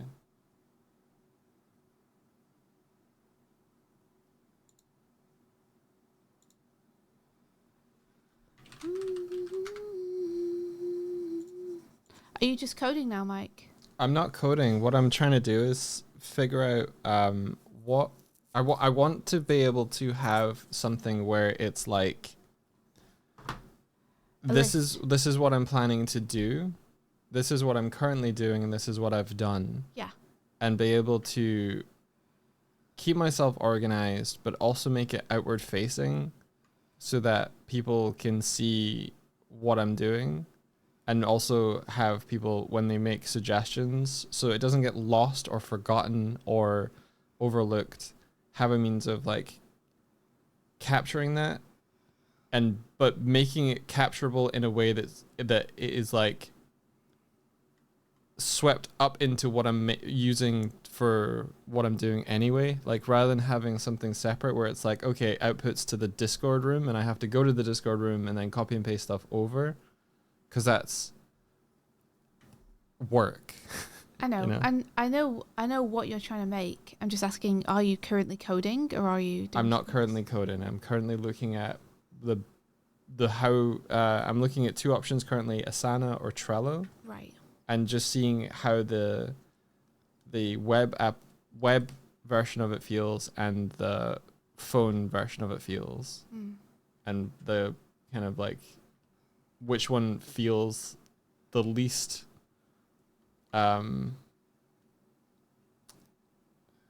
least friction for my brain. So I'm just trying to work that out. Why are you asking if I'm coding? Because I was interested in what you were up to, and whether it would be a good time for me to talk about what I'm doing. Absolutely. I didn't want to start talking and then for you to be like, this. Go for it. You You can know? talk. You can talk about what you want to talk about. Please do. Okay. I'm just going to catch up on chat. Oh, almost a baby, etc. Put Sketch, thank you so much for the 15 months. Thank you for the subby. That's extremely cool of you. We really appreciate it. Thank you. Congratulations on the milestone. Thank you. Thank you, thank you, thank you. I can't believe we made it. Can't believe it. And in celebration of making it, I'm doing a little bit of self-indulgent Neon Odyssey art with my own OCs. Ha ha ha! Because I have the power to be self-indulgent and do anything. So that's what I'm doing. Which was what I was going to talk about. Is I was going to ask you guys for some advice, especially people who know Neon Odyssey pretty well. Because I started this little design. Was it last week? I think it was last week. And I came up with a little bit of lore. But I'm second guessing and having second thoughts about the lore. Because I think it skirts too close to what Reb has going on with her character. And I want to keep them distinct. You know, I want to keep the flavors distinct. So the dealio is that Reb's OC, who's in the same world as my OCs because we're all on Dungeons and Dragons together, Wick's OC's kind of whole deal is that they had something done to them kind of against their will, body modification wise. And in the Neon Odyssey world that we're playing in and converting our characters into for fun, the one who did that to her character is a discordant. A progress discordant demon. Now, on the other hand, this guy, whose name is Wiles, and he's my kind of OC's uncle, that I also designed. His thing is kind of that he's being forced to work for a crime organization, right, in order to protect his family. And so I was like, he's being forced to do that against his will. Wouldn't it be cool to have like an eyepiece on him that looks like just a glasses, something he uses to optically improve his vision and allow him to do his job better, But actually, it's also a targeting system for his sniper. For when he does his terrible murdery business for the bad guys. And because he's working for them kind of against his will, I was like, would it be cool if that was like grafted onto his face kind of against his will? And maybe I could tie that into the kind of progress demon aspect of it. But then afterwards I was like, but that whole like progress demon putting something onto you against your will, that skirts very close to what Rob has going on. And I don't want to like step on that. I want to keep them both distinct. So I'm like, okay, let's steer away from the progress demon stuff and have it just be an augmentation instead. Which then opened up the door to me being like, well, what other augmentations would he have? Might he have replaced a snapped off horn that he has with something else? You know? With some tech or something. But my instinct is to make it visually very distinctive from the progress demon stuff. So rather than going with like shapy organic language for this this eyepiece, I'm thinking to go more kind of, we've designed and built this cassette futurism augmentation for it instead, to keep it separate, you know?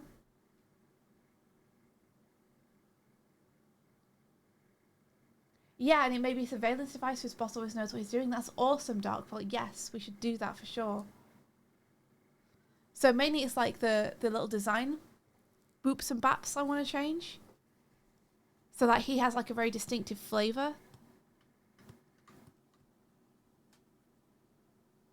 So I still like the idea of him having like mechanics on his horn. I'm not sure about the way I designed it last time.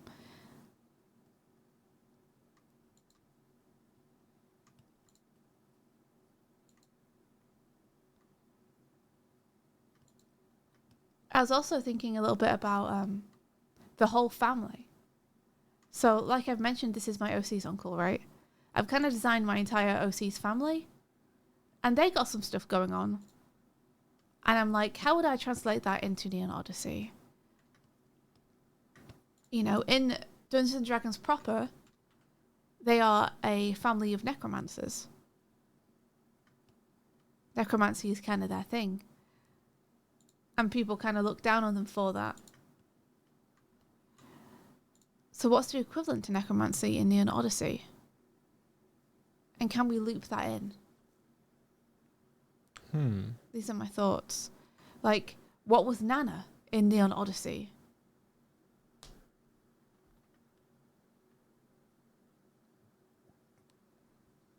Good question.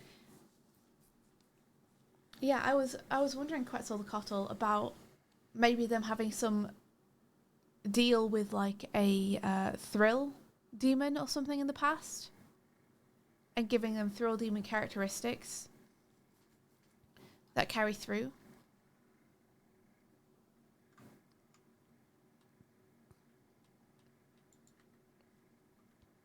You know, like what about just having like a little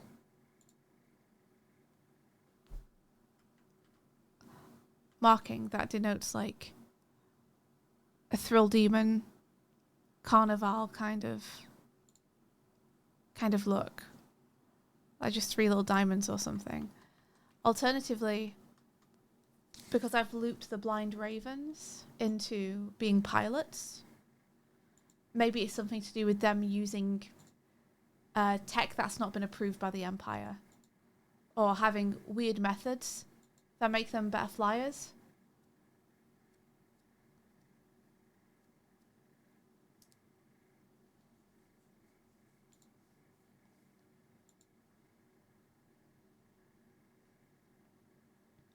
Yeah, that what says necromancers look peaceful makes me think followers of the Harmony specialise in the negative side of the scale between life and death.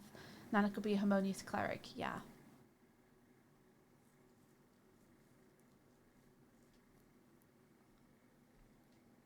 Like, what if they use the Harmony to help power the ships or something, and that's looked down on? Because they're essentially using life force to do so? That's pretty cool. Because the Harmony is meant to be where you go when you pass on in Neon Odyssey, right? It's kind of like the live stream. Yeah, I believe so. So if they found a way to harness that into their ships. That could be something that is seen as majorly distasteful, for lack of a better term. Another option is use the Abyssal Void. Yeah, maybe they've made some deal somewhere for technology or knowledge that allows them to, you know, to fly their ships in a way that others can't.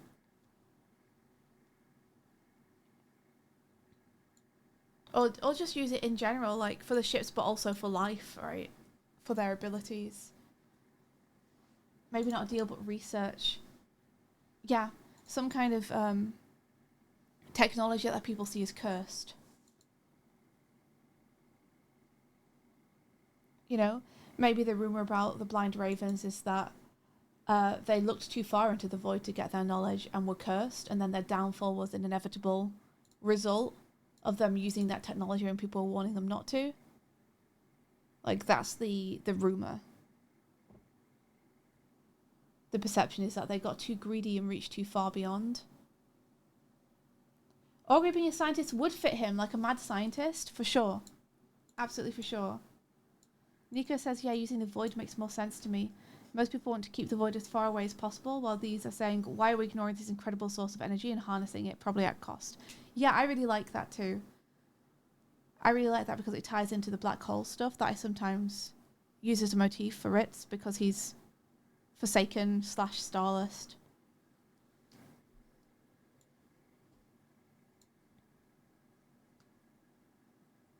Yeah, so they tapped into the void for knowledge. Maybe they flew out as far as the void and came back with all this knowledge, and people were like, cursed. We don't trust you anymore. No one goes to the void and comes back.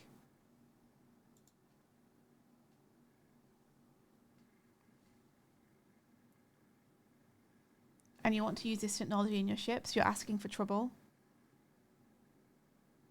And then that was semi-used as an excuse for their downfall. Mm-hmm. But also is like widely believed to be, well, yeah, that like it was going to happen to them. Something bad was going to happen to them because they did this.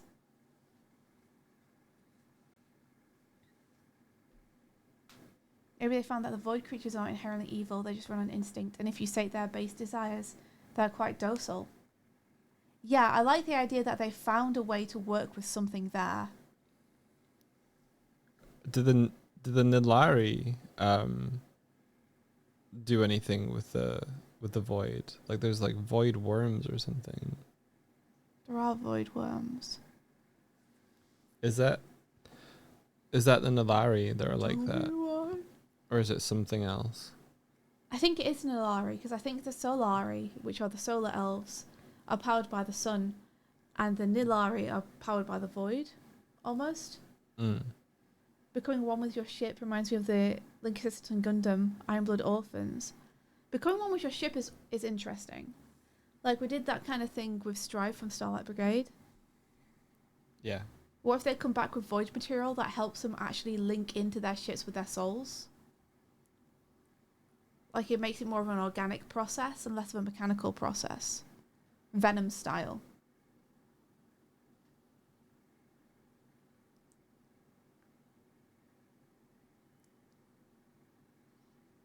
It could even be something as simple as... Because I was considering this, right? Because to take you guys on a little mind journey with me, my D&D character, Ritz, can see ghosts. Oh. That's a big part of his whole deal. Is, as far as he knows, he's the only one who's able to see these spirits that other people can't see. And he just sees them constantly around him all the time. And has just kind of learned to live with it and embrace it. When translating that to Neon Odyssey is all about music. It's all about the harmony, the disharmony, the song, the notes of the universe. So I was thinking, what if, instead of seeing ghosts, there's something that he can hear in this AU that's different. Like ghost song. Yeah, so it's not his eyes that are something different. It's that he can hear something different. So what if they go to the void, right? His ancestors, his family, and they tap into being able to hear and harness something that others can't. They can hear the song of the void or something, almost like the Force. That gives them knowledge and can guide them. The whispers of the void, basically. They come back different because now they can hear the whispers of the void. Yeah, can he hear the song of life and when that life has ended? I think that would be cool, right? Does he hear the swan songs? I would love that, right? It's especially nice because Puffling's D&D character is all about music, and her name is Swan, and like that's very tied to Puffling's character in a way that I always thought was very beautiful. The echo of life, which is basically what a ghost is, right? Oh, echoes. That's yeah, fun. He hears echoes. That's fun. You know, maybe he hears people's last moments. Maybe he hears snippets of things that have happened there in the past when he goes to places. But essentially he's hearing the ghosts of the past. I don't know how this links into the void stuff exactly. But I think that would be a fun thing to do, is to switch it from his eyesight to his hearing for this setting, because it's so based around music.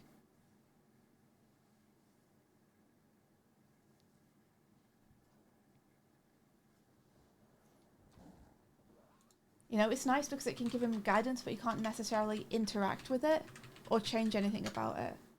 So there's like a nice limitation on it, mechanically. Voidal resonance. I do like these auditory ghosts just being called the echoes as well, though. I think that's really nice.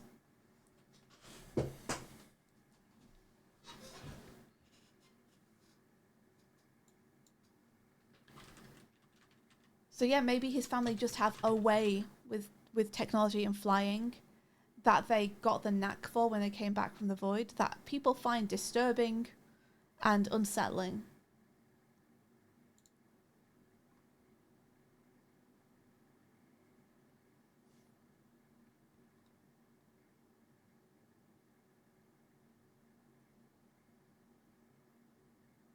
Yeah, I also love ghosts being echoes. I think that's really nice.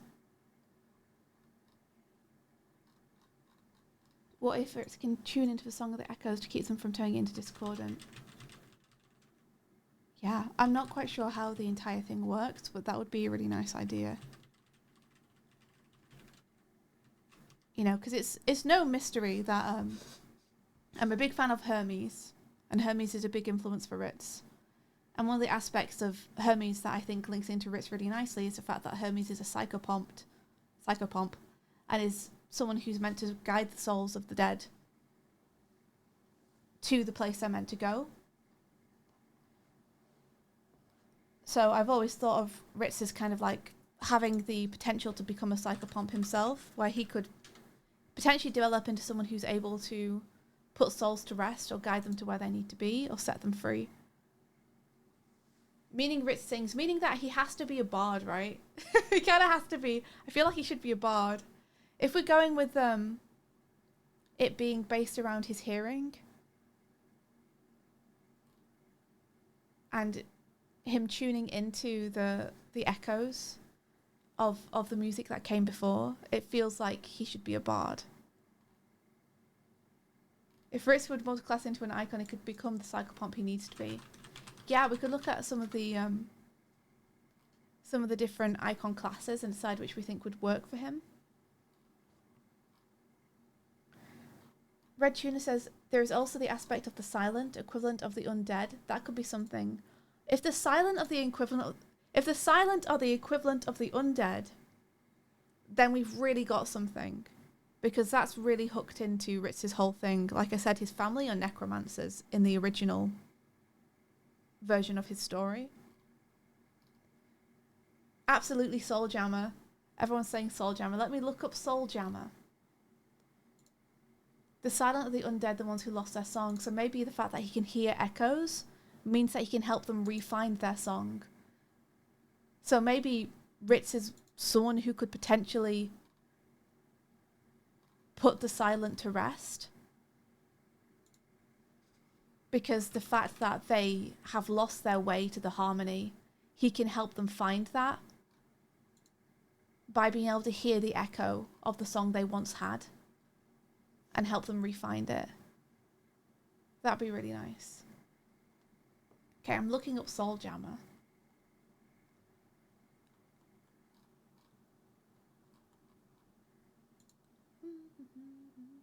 This is with Neon Odyssey rules. Yes. We're like converting for fun. For fun and shenanigans.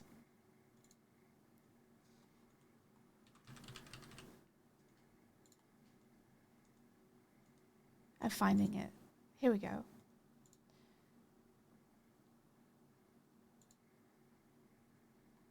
Let's see. Soothing the souls of their allies.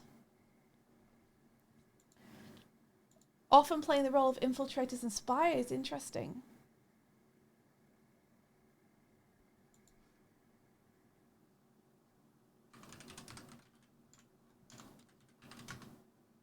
We should like watch the video on them or something. Let's see. Soul Jammer Wiki Neon Odyssey.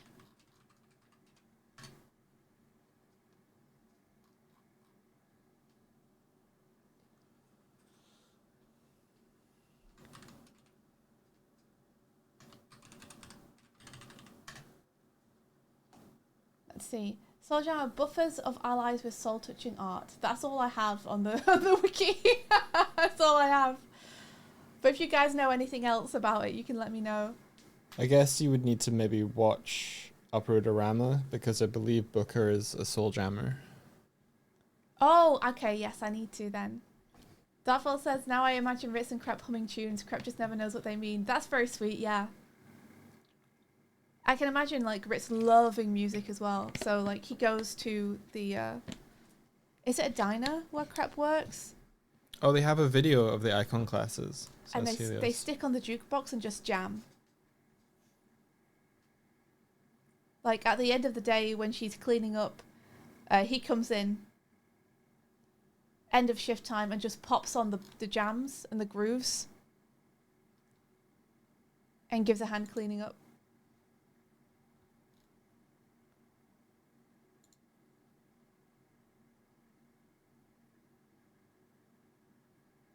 Yeah, I can imagine he's always like humming the song of the stars that he's hearing, but he never quite knows what it means either.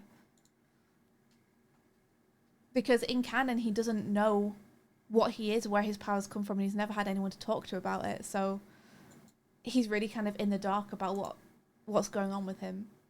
So I imagine it would be the same here, where he's also not sure where he hears these melodies from and what they mean. Yeah, exactly. Him being an icon does not mean he wouldn't be a good pilot, since that's based on his profession feats. Yeah, it works well because his entire family, I imagine, are all different classes. Like you mentioned, Augury would be a great scientist, and I agree. I think he would fit really well into like a mad scientist trope. But his whole family, like the clan they're in, the Blind Raven clan, is like known for being flyers. They're just, ever since the incident that I haven't decided what that is yet, ever since the incident that made the Raven clan become the Blind Raven clan and get them cast out of the main 4 clans, in my head, Blind Ravens have kind of become grounded, and the Empire won't let them fly spacecraft anymore.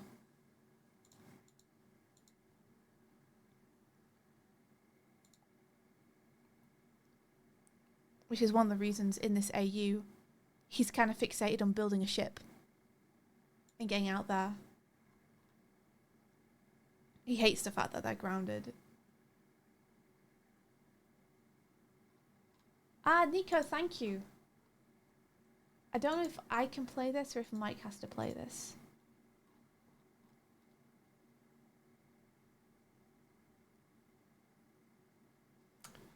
What is it I'm playing? Oh, that. Okay. Are those both the same? Which? You want the one from Helios? Oh, I didn't see Helios had also linked. I think Nico's linked one with a timestamp. Oh, I see. I see. They're the same video. Yeah. It makes sense for him to have a pair of earbuds that he carries around, though, for when he wants to listen to the echoes better without the distraction of the material world and the bustle and hustle around the spaceport where he lives. I think you could bring it over onto that screen and show it. Yeah, would they be able to get sound? Are you currently sending sound, or is that turned off? I can check. Because I don't see your screen as a channel yet. So Audio source system audio. interesting.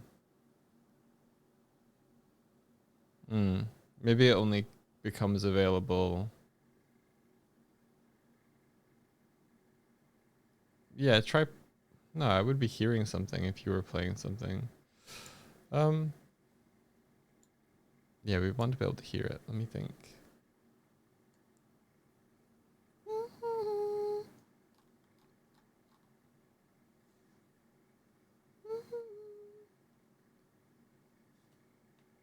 I have an idea. Which means his nana has to be a silent, right? Because we're not doing zombies in this setting, so his nana has to be one of the silent. Yeah. Ooh, imagining the scene where Nana scratches out a message to him. That happened a few sessions ago, but instead it's him actually hearing the echoes of her. That'd be cool.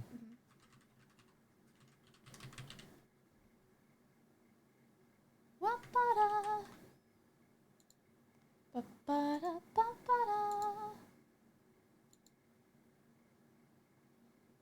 Wa-ba-da. Wa-ba-da.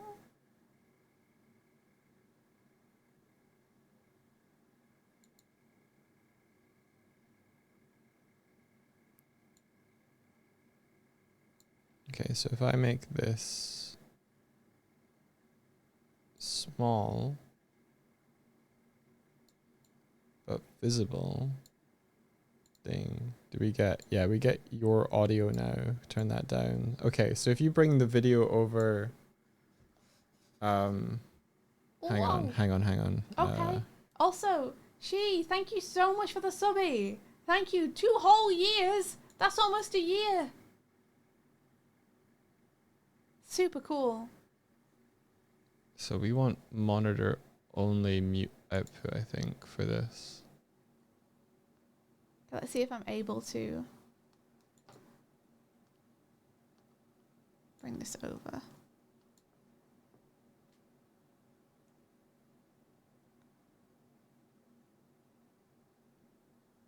You can do it. It hates it. It hates it, actually. It hates it. Actually hates it. If I just...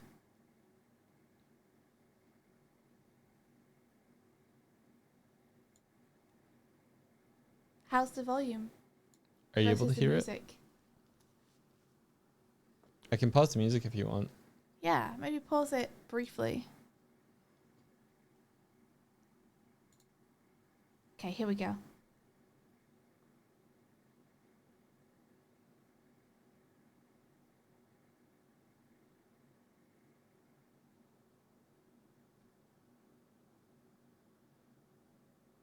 Out your allies and help buff them up or heal them, or you can be frenetic and jam in such an erratic way that it actually warps or messes with the soul of your enemies. Once again, it doesn't have to be a musician. This could be spoken poetry or scatting or beatboxing, whatever you want to do there.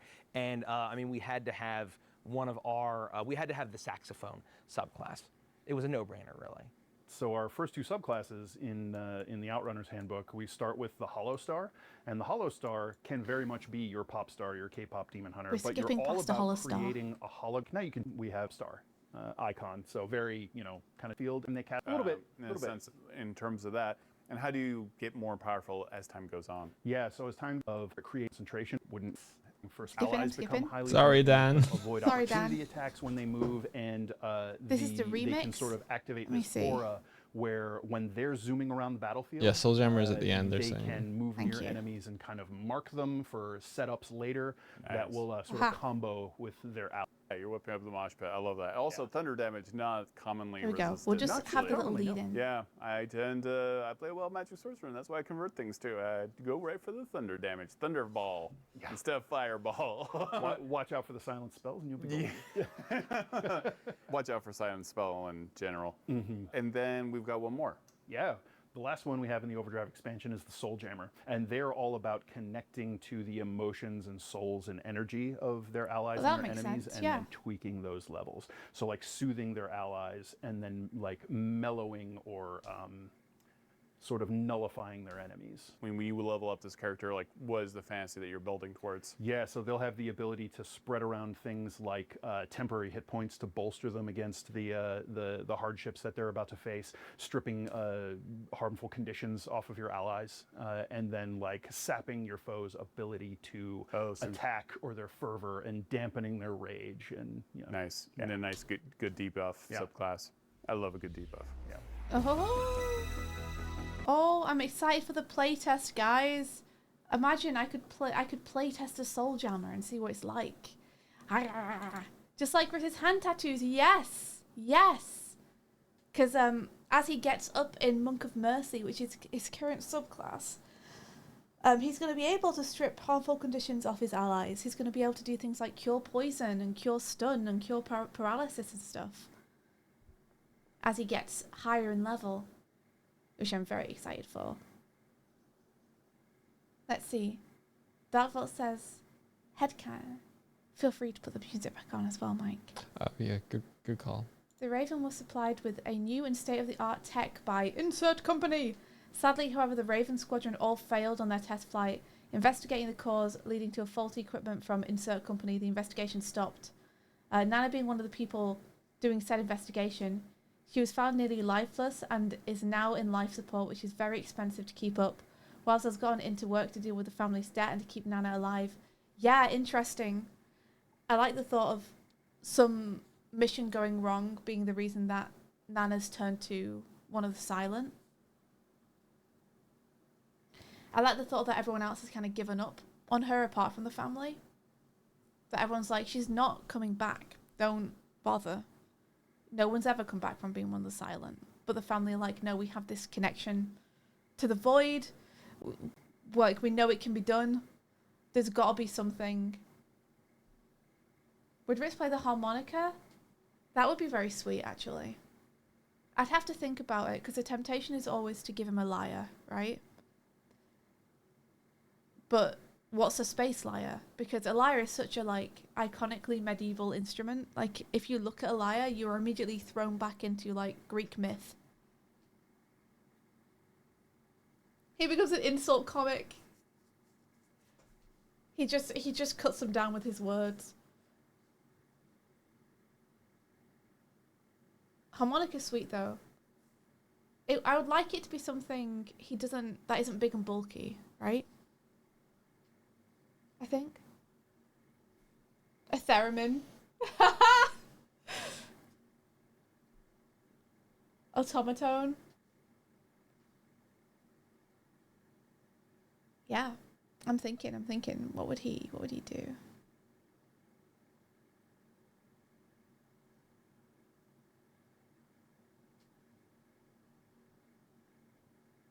Wrist-mounted folding theremin. Like, he can't lug a drum kit around with him. Even though it's very rock and roll. Laser harp, that's lyre-shaped. Yeah, the golden lyre is the ship. So the lyre can be part of the ship itself. A resonant amplifier. It being part of the ship itself is really fun.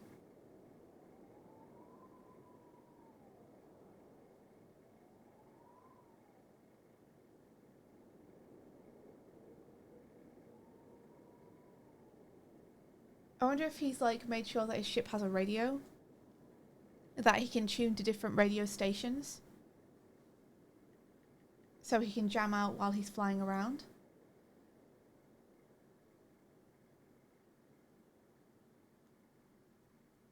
And I wonder if that's something. It's not him creating the music himself then, though. He's just tuning into different frequencies.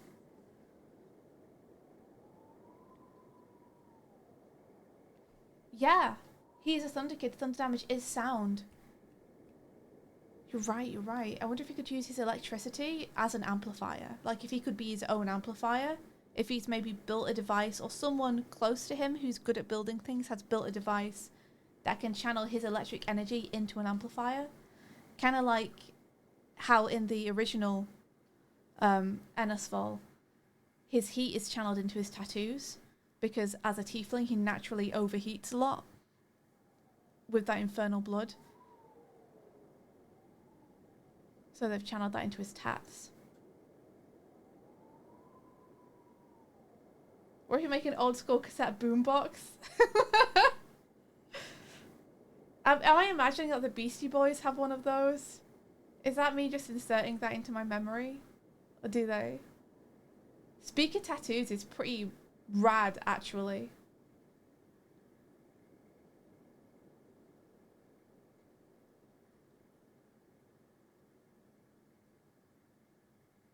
He has some kind of ability to amplify things. Speaker tattoos on his palms. Love that. That's very rad.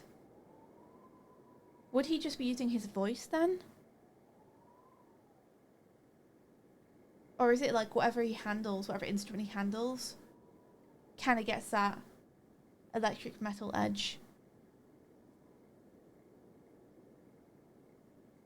Yeah, bass or electric guitar maybe. You wouldn't need an amp.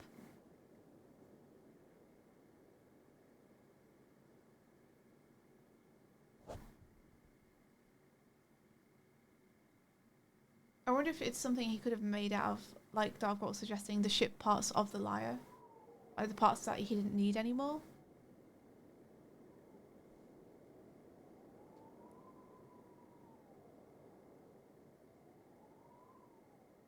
We've gone so off the topic of Wiles, but I'm enjoying talking about how this could work.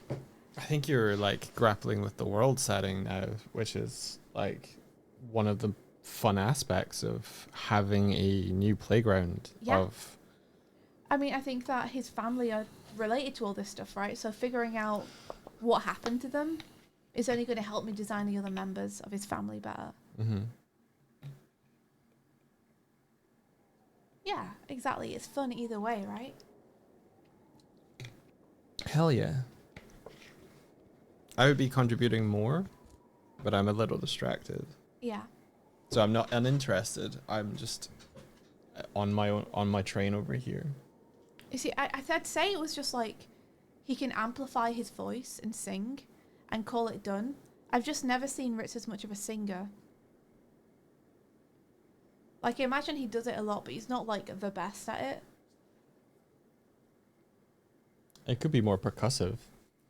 Like, it doesn't need to be does it need to be vocal? No, it doesn't. I'm just thinking of, like, if he's got amplifying tattoos. Oh, okay.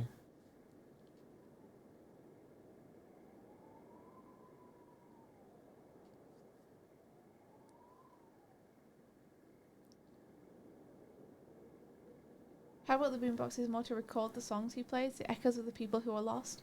He should, you know what he should definitely do? Kind of like Star-Lord has, but not quite like Star-Lord has. He should have what he calls a spirit box. Mm-hmm. And it should just be a blank tape inside a cassette recorder. Mm. And when he hears a song or an echo, he hums it back and preserves it on his spirit box. Mm-hmm. So he doesn't forget it.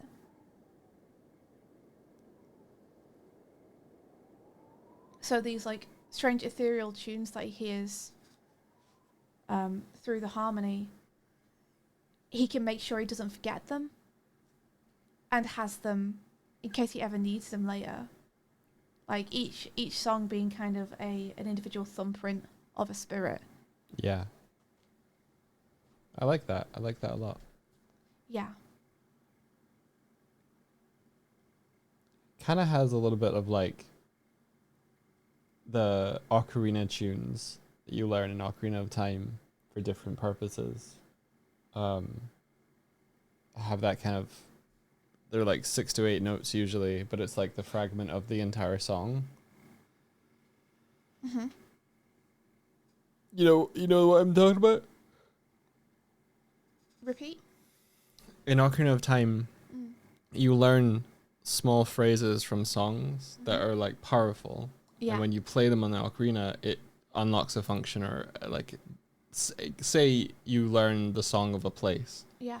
You learn like a fraction of it, like 6 to 8 notes, and play it. Mhm. You can teleport to that location, stuff Yeah. like that. That's an awesome way to do magic. I'm just saying, that is freaking awesome way to do magic. To feel the resonance of a place and hear the song's melody there. Mm-hmm. Yeah, I love that. And I'm kind of coming back towards harmonica a little bit for his instrument, I like that. because I think it'd be nice to have something which is small, portable, that he uses his mouth for. Because thinking of his tattoos glowing and then amplifying the harmonica's song mid-battle Mm-hmm. is very fun. What other, like, instruments do we have that people, like, that are small, portable, and people can play with their mouths? Because Ocarina's one, but Ocarina is much too tied to Ocarina of Time. I can't see an Ocarina without thinking about Ocarina of Time. Pan flute. Hand flute. Pan flute. Pan flute. I'm going to have a look.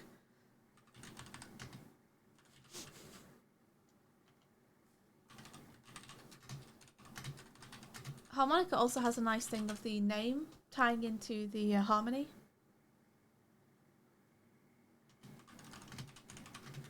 But I just want to check that I'm not missing something which would be really good.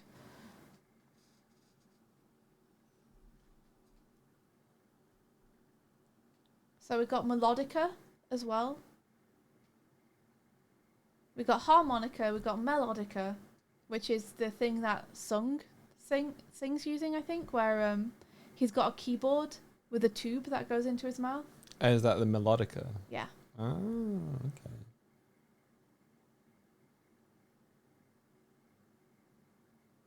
Does the mouth harp?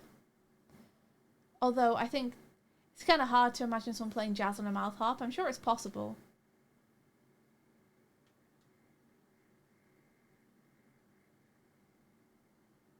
I mean, maybe he's got the knack for a few different instruments, but he can start on the harmonica.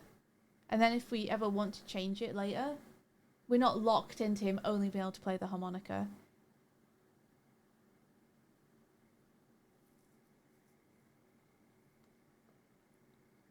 Like, he himself is like a tuning fork Ooh, yeah. for the spirits. The harmonica's the pocket option, yeah. What if Wiles was the one playing the saxophone, so Ritz learned from him? Oh, that's sad. I like it. I like it when things are sad. I like it when things I are like it sad. when things are sad. She likes it when things are sad.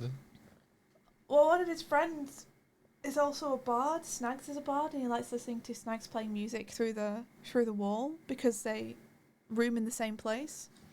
So it'd be nice in this AU for him to, like, you know, take his harmonica out of his pocket and kind of play along to himself. Yeah, tuning fork is a fun analogy with the horns, right? You're thinking the same thing. Yes. And the imagery that can be found there. Yeah, turning him into a tuning fork for the song of the spirits, the echoes that they leave behind, is fun. Him recording things onto his blank tape recorder, I'm very much into. Him having sound amplification tattoos, I'm like, yes. His Nana being a silent one, I'm like, it's tying together. It's all tying together. Tying together. The theme is winding round. It's tying into a nice, tight little knot. I like that. Let's Make the Forsaken an indie band. Yeah, I think that would feel natural. I'm like, what would Kandor do? Band manager? Oh, Kandor. Yeah, like imagine Roadie. Kandor being part of the fun of playing anything is difficult. He'd probably be a roadie. Like, they could rope him into it. Kandor is the bassist. Yeah, maybe. Or the roadie. all the roadie. That'd be very fun, though. It'd be fun to think of them all as playing different instruments. Because they don't even need to necessarily be bards. They can just do that as a hobby. But I think Ritz is definitely a bard in this AU. I think we've kind of settled it. Kandor drives the van. He's the van guy. He's the only one with a driving license. Yeah. So, Fliss, you have to get your brother in here. He has a driving license. Basis and roadie. Yeah. Designated driver. Yes, to make it brutally sad, I love my heart gets stomped. Yeah, okay. Let's do it.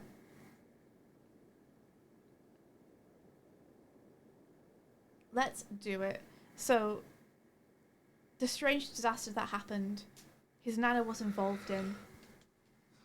Maybe the blind ravens were trusted to transport some kind of valuable high-tech thing. Or as Darkvault suggested, maybe they were testing out a powerful high-tech thing. But something went wrong. I think something involving the void that meant that equipment was lost or damaged beyond repair. Something that was a big deal for the Empire and really set the Empire back, and they blamed the Ravens for it, for tampering with the void in the first place. And said, you're never flying ships again. Nana was left as a silent one, and the family have been trying to, like, find a way to bring her back since. Since their main method for earning money being, like, good flyers and having a reliable track in life is gone now. Everyone's flying ships and nobody's got a driving license. Yeah, Ritz definitely doesn't have a flying license, that's for sure. But it doesn't stop him.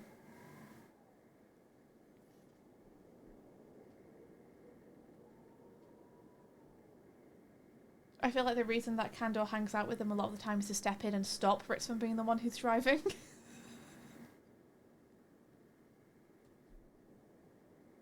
Darkvault says, and if we make it sabotage, we've got a reason why Wiles may want to investigate himself, but got roped up into doing the organisation's bidding instead.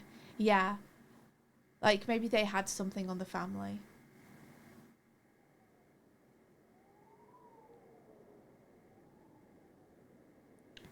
So now we just need to decide what kind of tech Unk is using.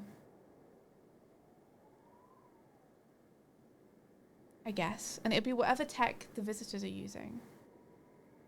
Which is probably whatever scrap they can get from around the city, right? So it's going to be less discordant and more kind of cobbled together. Thrifty, we made this in the Blackboard district type stuff. Maybe they're simply the only ones who would help them because of the family's reputation.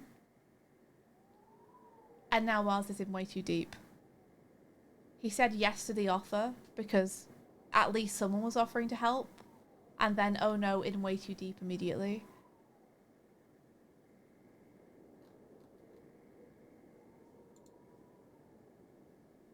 Doo-doo-doo.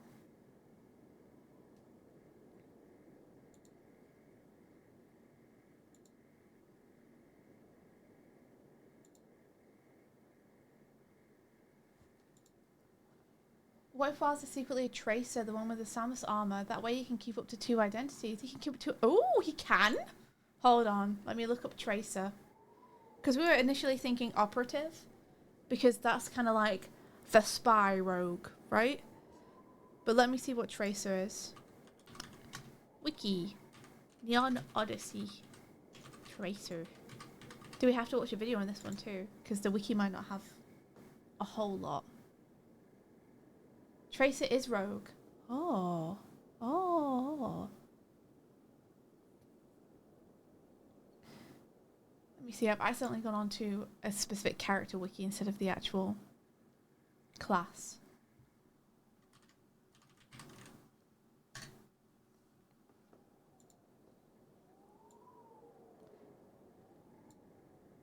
Oh, Tracer is the reskinned version of the Ranger.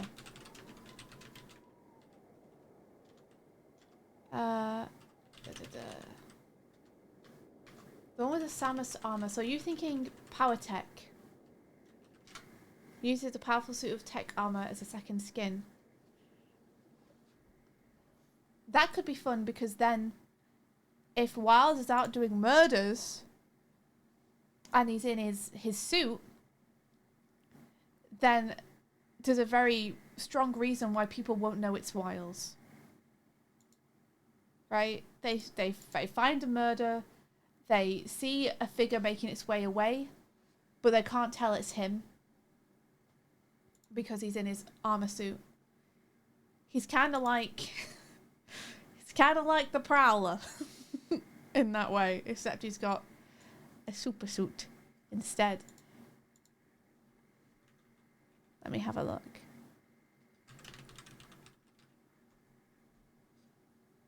Very much a supervillain. Let's have a look. Let's have a look at him. I'm opening it.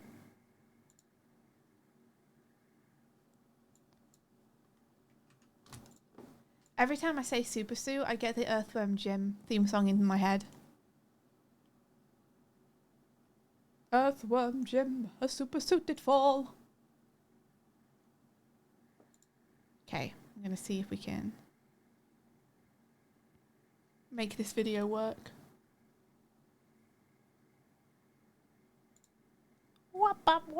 Oh. Okay, we got it. Would you mind turning the music down for a sec, Mike?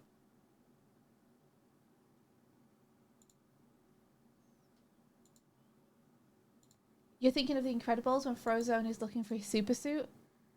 Yeah. I mean, it'd be great because he can have a little pack on his back under his cloak that can extend out and cover him as his suit, I think. That'd be kind of cool, right?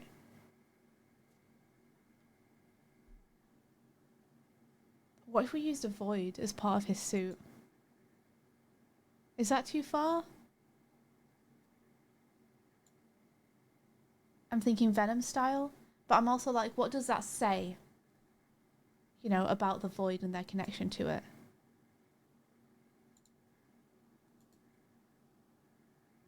Yes, that is a good touchstone. Tell me about the second one. That's Yeah, so the Power Tech, this one is close to my heart. They dip into a little bit of machinist flavor because they create this hunter's armor that becomes sort of a magical extension of them. If you can think of, you know, any power armored bounty hunter from any number of properties that you might think of. Who can I think of? You know, someone who might have something like a jetpack or a cool arm cannon. Yeah, well, you don't normally associate Rangers with having, you know, like heavy armor and stuff. Right. like Yeah. that. So this is a heavy armor ranger. You have the option of doing heavy armor if you want to. You don't have to. Yeah. I will be. I invite you to join me.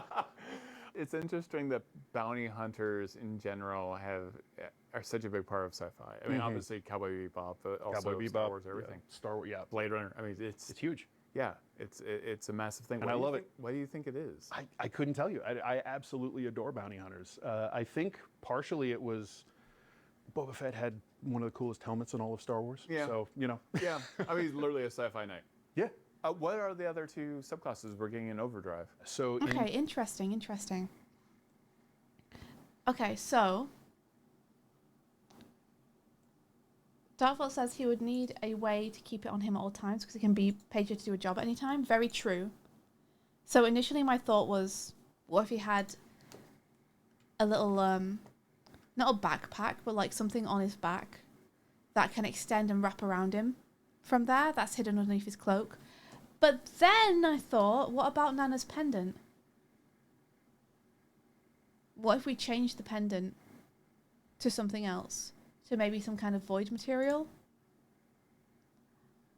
And when he uncorks it, it like can swallow him up Venom style, but it gives him cool armor that's reminiscent of Raven feathers or something. We can combine Raven feathers and ferrofluid when it comes to the void.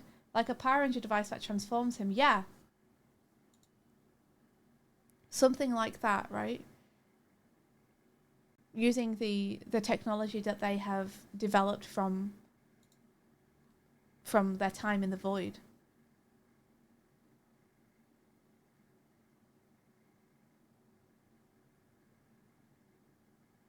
So like what we kind of need on this design is something here. If I start a new layer.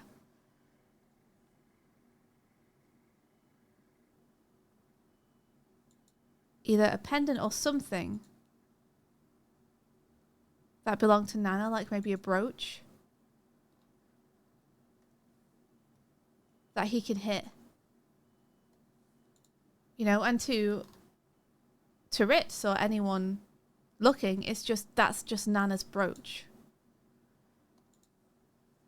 Does not realize that it's the thing that allows Wells's armor to come out, that turns him into the figure that's been doing a lot of the evil around the spaceport. The Void Raven. I like the Void Raven. It's very like, it's like the polar opposite to the Solar Phoenix, the Void Raven.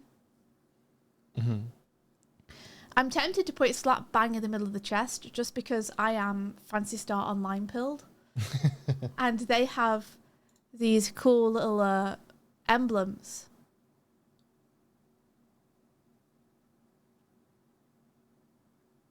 But maybe we should keep it more like a brooch and make it asymmetrical. Or maybe we should keep it as a necklace.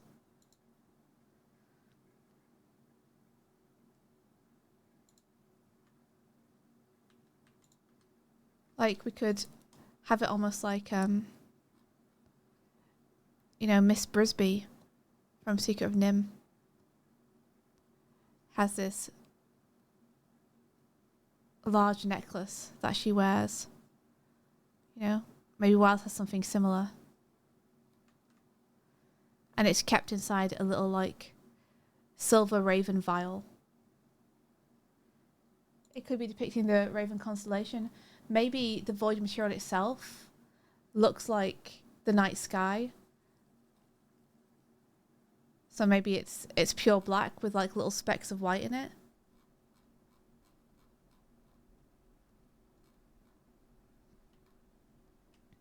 Which aren't stars, but, you know, visually they're reminiscent of.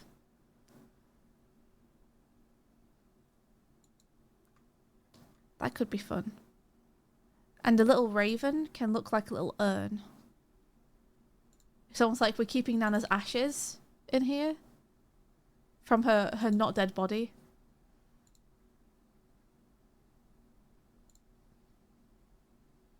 Or if the pendant is also a key for a gate that opens the void, that could be cool. Like maybe the void responds to itself, right? So their way back in is to have void material on them, because it responds to itself. It recognizes like a friendly signature, a friendly melody, as it were. Ooh, I like that. I like the idea that that this pendant, I'm just homebrewing now. If you have this pendant, then you can once a day cast the silence spell. Ooh. That's my headcanon for this. It's a magical pendant. That's so cool. It does this every day. It's like, that's not all it does. That's not all it does for Wiles, let me tell you. But it passes as a magical object because of that. But the reason it can cast silence is because it's the void. It's got the void inside it.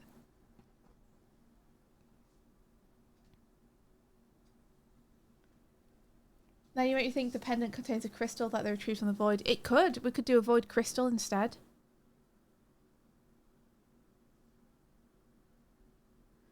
I like that he keeps it close to his heart. Because this might not be true about Wiles, but, you know, the implication that you have this silence and emptiness over your heart. Wow. Like a shield. Yeah. Or like you had to silence your own heart, your own morals, in order to do what you have to do. Mm-hmm. So I'm trying to make it look a little bit like a raven. With its beak down. But the beak in the head is like the lid of this little vial, this little silver.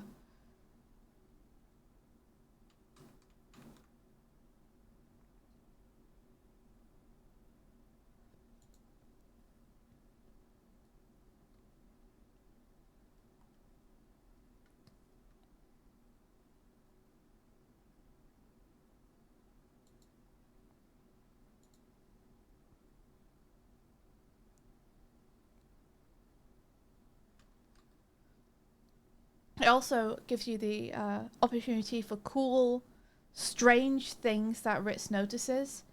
Like, whenever they see this dark figure in this armor, it's like silences the voices he normally hears, which freaks him out. And then if one day that lid of that vial gets taken off, he could hear the same thing and be like, Unk, what?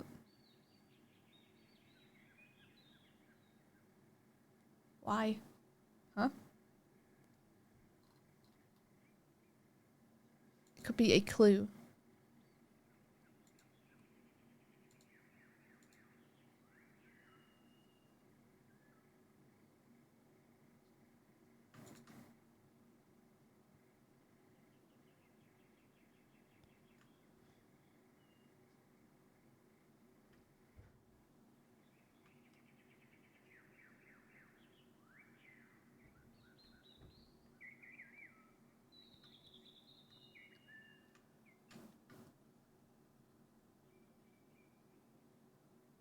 Yeah, when Ritz encounters Wiles on the job, he's disturbed because there's no song he can hear from him. Yeah. Like, where's your song? Where's your melody?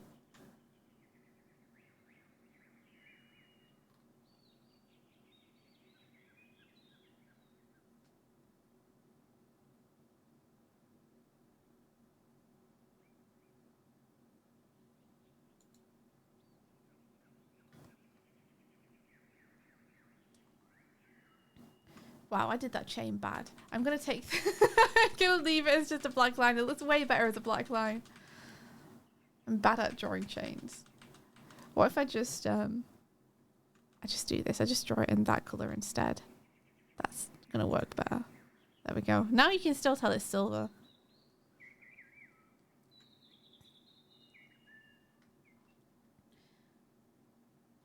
Which is interesting because now it means that Wiles doesn't necessarily need all this stuff that he's got on him, on his arms. Like, I was giving him these metal arm braces and such. He doesn't necessarily need those anymore because his equipment is all going to come from his suit.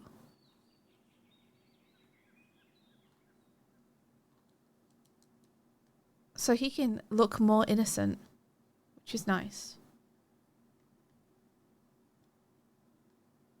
He doesn't need wrist lasers or knives anymore.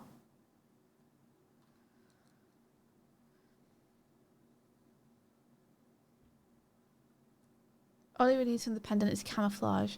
I do like the idea that maybe he can shoot raven feathers like daggers from his armor, though. That would be neat. So he doesn't necessarily use knives anymore.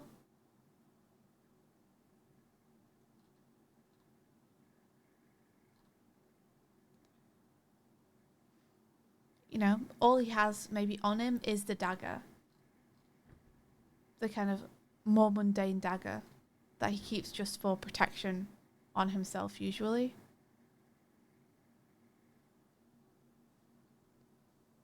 I would still like to come up with some kind of cool design, though, for his forearms. It'd be nice for him to have something there.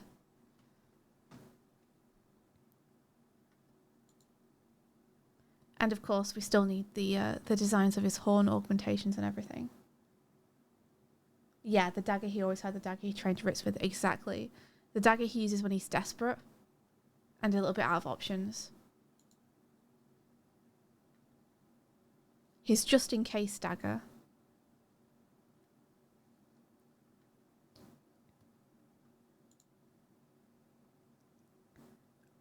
Right now I've just kind of attached it to his leg, but I think it would be kind of nice for it to be a bit of a laser dagger. So maybe it looks super simple and innocent. I don't want to just make it a rectangle, but something like flat and easy to store that can just like have a laser come out of it.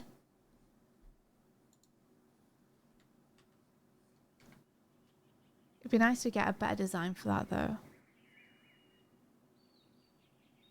than what I currently have, which is literally just a rectangle.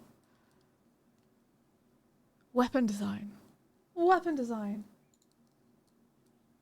Does Wiles have raven tattoos? Yeah, I think he should, right? think so. Like, I think maybe we should have them peeking up just above his collar. Right?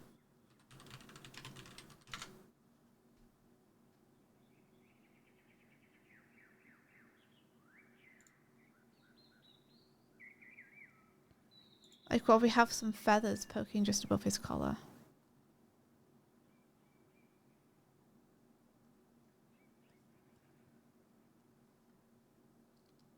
But the rest of him is, like, covered.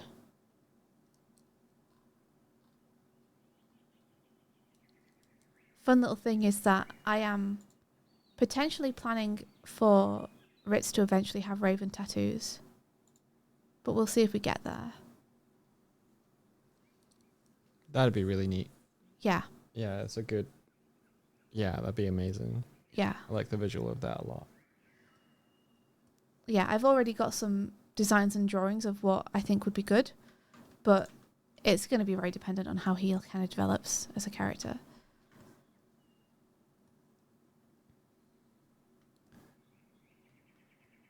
Let's see. Doop doop doop. So I'm just going to erase what I've got currently on his arms because I drew them badly anyway. So we can start afresh. But maybe we continue the raven motif on the forearms a little bit. Actually, I think it is cool if we just keep it to just poking above the neck. Because then it's almost like there's hidden depths to him that are only hinted at.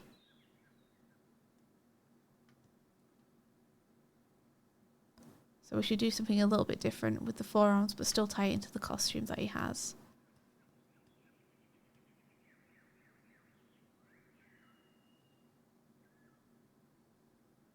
I love fingerless gloves, but the sad fact is that they're kind of impractical for criminal business. Because you leave your fingerprints everywhere.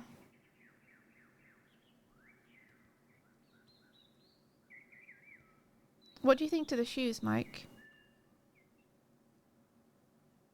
Because what I'm thinking is that I'd like there to be like them to have very soft soles, and then maybe very soft rubber air pockets on the bottom, so that it softens his footsteps. Yeah.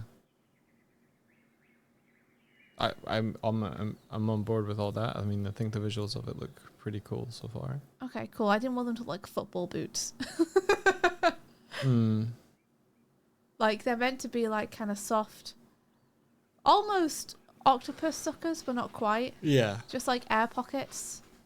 They don't look like football boots to me currently. Good. Because they tend to be like narrower for the studs. Yeah, they're like that because they're meant to dig into the dirt, right? And increase your grip. You could give him a split toe to make them more ninja-like. Well, it would also make him more raven-like. Is one of the things that I'm thinking. I'm like, can I get a little more of a raven feel into these feet?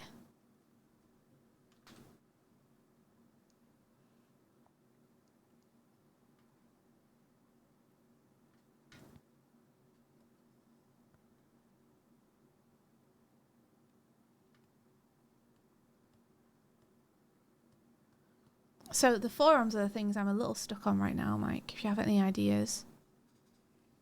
Gotcha. Because I could just make them look like cool armor like the rest of him.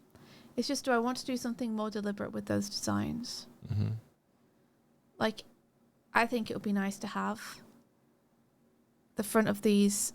I'm such a sucker for, like, getting metaphors and sayings into designs. Is red-handed. Red-handed. Right? Yeah. Yep, you got it. You know, I've done this before is the thing. I love doing this kind of thing. For the forearms themselves,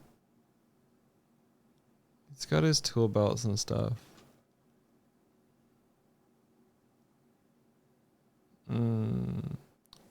What class are you thinking for him? We were thinking rogue, but now we're thinking tracer ranger. Okay. Tracer Ranger, gotcha. Yeah. Or well, we're thinking tracer, which is the ranger of Neon Odyssey. So what if he has some sort of device on his wrist that like can sort of form his weapon? If he has a ranged weapon, what is his ranged weapon? His ranged weapon is a sniper. His ranged weapon is a sniper rifle. Yeah. Okay. What if then, like... At least that's what I'm thinking right now.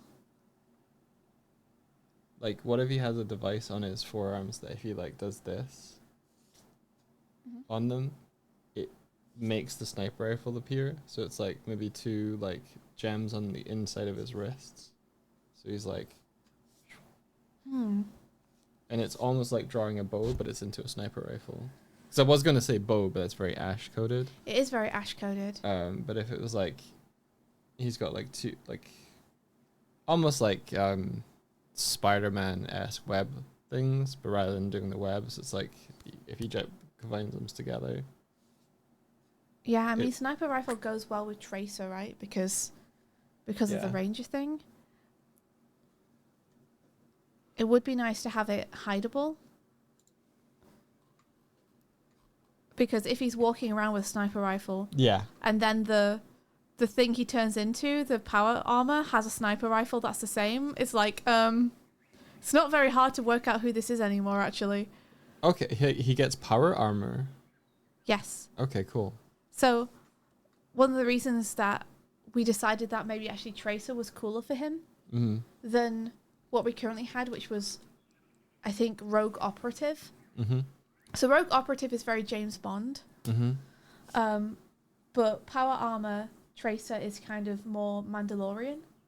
Gotcha. And we liked that if he's doing assassination missions for the visitors, you wouldn't know who he is. Gotcha. Because he's got something he can activate that puts full body armor on him. Prowler. Prowler. Yeah. Prowler. Wow. Gotcha. You got it. Yeah. Yeah. I'm looking at the colors as well. Yeah, well, I mean, I just did that accidentally through a hue shift, but I think it works well for him. It does, but I also know what it works well for. Wow. Ritz Morales. Well, I did Miles as an influence. I did base some stuff on There that. are tropes in storytelling for a reason. There are just things that I really love in stories, and Yeah. you know, I'm gonna want to get that kind of feeling into things. There's a whole bunch of influences that all got mixed together. Yeah. But Spider-Verse was up there, for sure. I mean, the thing that I took from Spider-Verse is really just like young kid in over his head who is trying to step up. Very hard. And his relationship between him and his uncle is very much like I mean, an there's influence. there's a lot that comes with Spider-Verse. Yeah. Like, he's involved in something that he can't tell his parents about. It's affecting his school life. What school life? Yeah, When right? it comes to Ritz, what fucking school life? He's a truant. He's not doing any education.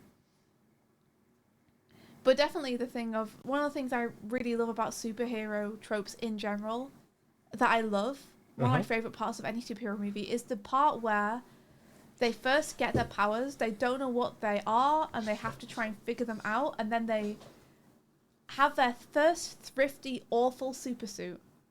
Yes. Like, I love the homegrown, I'm doing it myself, I'm cobbling this together kind of thing, which is why I love, hey, we're cobbling together a starship.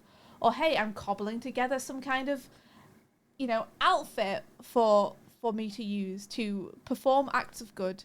Like, I love that kind of stuff. You just love shoes, man. It's not the shoes. Cobbling. Ah! I see. Ernesto the Gamer, hello! Yeah, nobody's selling stuff like this, so I do it myself. There's just something about sitting, designing your own thing, and then making it that I love about those characters. I love that. And I love the trying to figure out what your powers do. Part of it too, the experimentation. But yeah, anyway, so we got Wiles being red-handed here, which is great. I really like your suggestions about the sniper rifle. I'm not sure about it being like some kind of gem that he can summon it from, purely because one of the things I like about Wiles that I kind of want to keep is the fact that he's not magically inclined. He's kind of a low-tech guy. He likes his tools.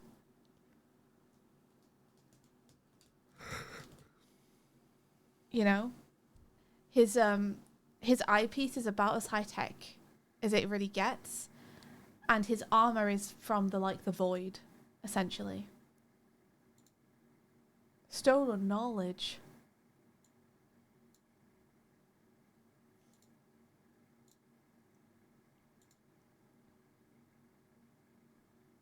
Sometimes a good pair of shoes can just brighten the day, especially if they're the ones that light up. You know what I'm talking about.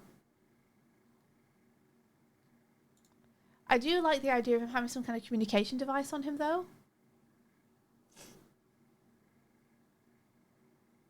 He's tuned out again. That's okay. I'll speak to you, chat. Sorry. Having some kind of communication device on his wrist, I think, is really good for him to communicate with the family.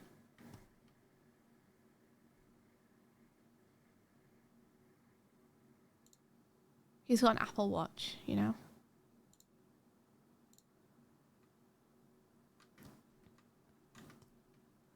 So we can use the family teal.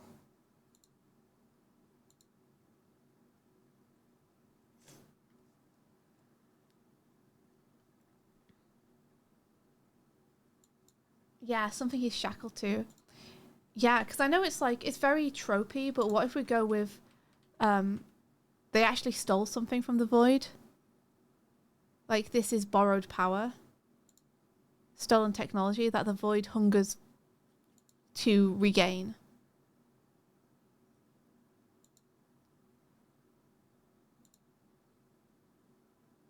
I mean, the thing that I would have a problem with that idea from myself is that it does put them kind of squarely in the wrong and justify what everyone's saying about them. And I might prefer to keep it that people are saying that about them because that's their assumption and they're not willing to think of them differently.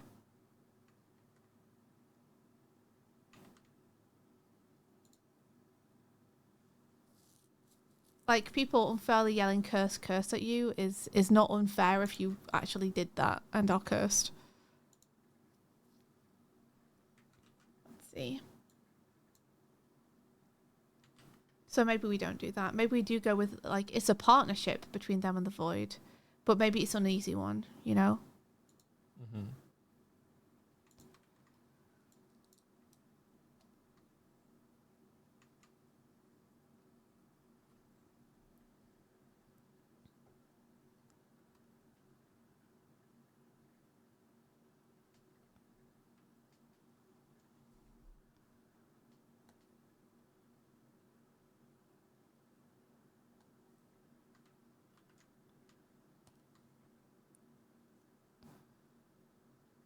So this can be a little communication device. I'm going to give this a little bracer around his wrist.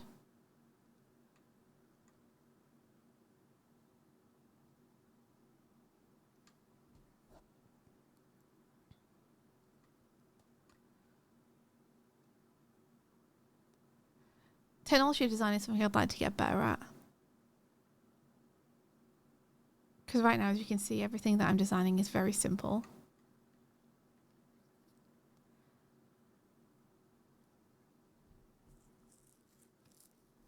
I don't like that design. Hold on. Why did I do all this on one layer? I'm such a divot.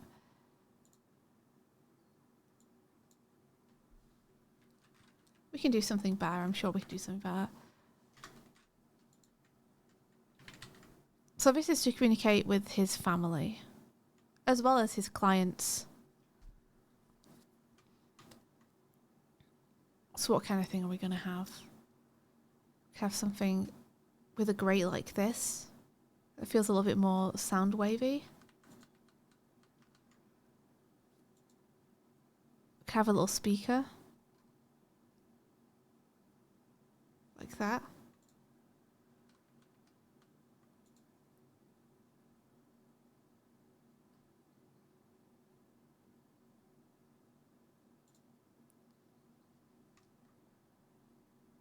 Like a gem feels kind of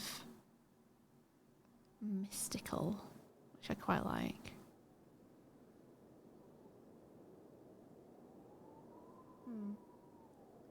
The mission to go to the void had nothing to do with extracting anything out of it, but someone was greedy company and took something away, and now a pact was broken. Yeah, like the void was not respected in a way, and therefore the consequences happened, but it wasn't necessarily the family that did that.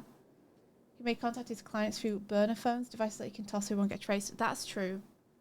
That's true. He probably has like a bunch of these little burner things that he can just toss away. He probably has... Actually, you know what? He probably just has a family line. Because then we can continue using this blue and red motif. So the thing can go like red when he's contacting client and teal when he's contacting family. And at some point, a shattered teal stone can be something that Ritz finds. Oh, nice. As being like he's lost his ability to talk to his uncle. Helios, you zoned out for a hot minute. I hope you had a nice time zoning out. I hope you are chill and relaxed.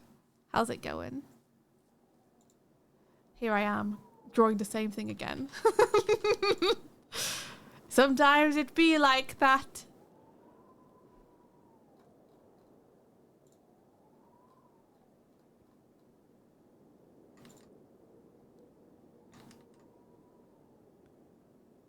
The temptation to do a little comic in this AU just for funsies. It's high.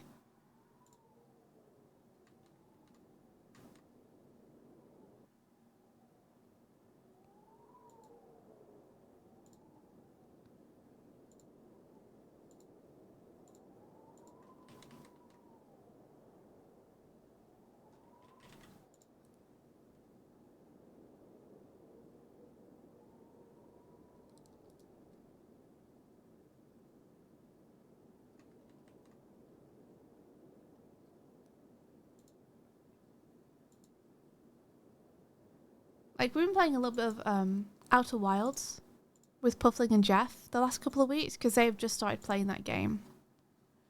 And there's something so nice about tying music into the stars and space exploration. There's a great thing that game does where it gives you a signal scope and lets you listen around for clues. And I wonder if, you know, that could be something that we're doing with Ritz in this. Is that like almost like a lightning rod type deal, but for sound? Well, I wonder if, you know, he sometimes sits inside his ship at night with the radio on, looking for signals. Ooh. From places beyond this. Yeah. For places that he can go when the ship's working. Yeah, I like that. You know, I like the thought of him sitting in his ship, under the stars, alone at night. Just like playing with the radio back and forth, trying to find another voice out there somewhere. You know, and then the ship radio can be the thing that he detaches and puts onto his belt to record spirits with, his spirit box. I like that it's a radio. That's really nice. Yeah. And then one night he tunes into a new single, It's Doig Swift, streaming on Twitch.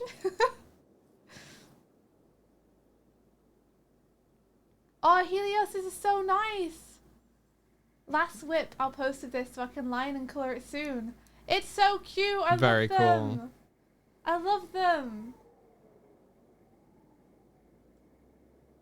I love them.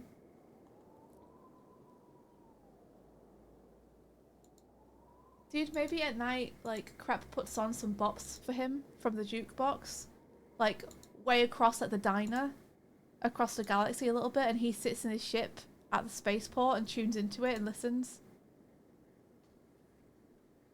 And then the next day he's like, I like that you were playing Zeta Max again last night. That was good. The boys! I love them. I know that this is going to be just a space adventure for people who purchase Neon Odyssey to enjoy. But I do really hope that the Evantris crew also do a one-shot of it. Ooh. So that I can see Pike meet Strive. That'd be very cool. I want it. And who would play Strive? I don't know. Either the DM or I guess if they could get in a guest player, that'd be awesome. Hint. No, I wouldn't want to play him. Why? Because I would be too nervous. Okay. But, you know, a pie in the sky dreams, what if they could get in, like, Dan Avidan? Or the members of Twerp or something? I don't know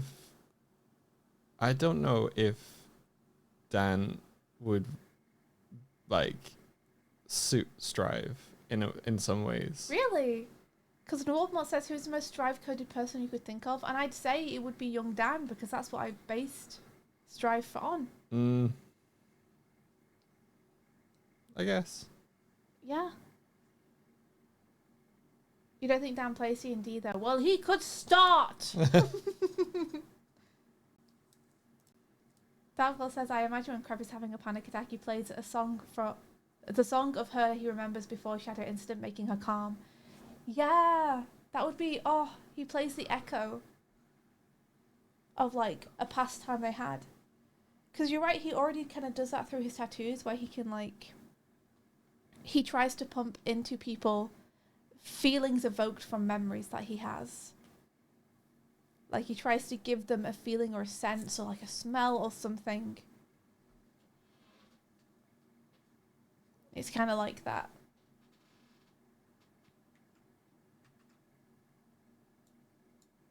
Do it live. Do it live. Okay, this device. It's okay. I have to remember that the design sensibility behind this thing is like, it's probably assembled together from scrap for him. By maybe Black Ball clan members, maybe someone else. But it's made from scrap. So I don't have to make it look super duper high tech or anything.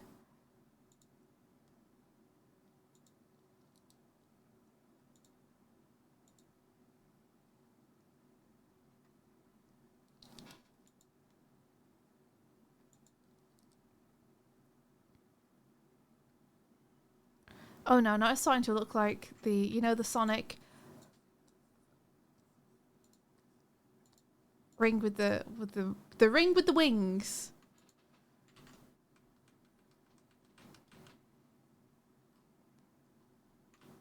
I mean, it's kind of nice for it to have wings though, right? Because it's Blind Ravencore. Let me see if I can lean into it a little bit.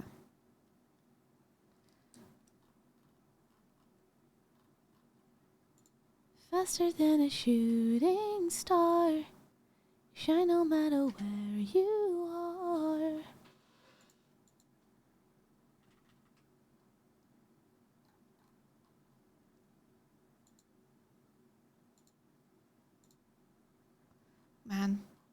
Man, you know, sometimes do you feel like you're bad at drawing sometimes? Because I certainly do. Sometimes I feel like I'm bad at drawing. Whoa. I just need it to look good. I just need it to stop fighting me. Stop fighting me. You know, I'm just gonna make it just a wrist brace where it was before. But we're just gonna put a pattern on it. It still looks lame. Looks lame, man.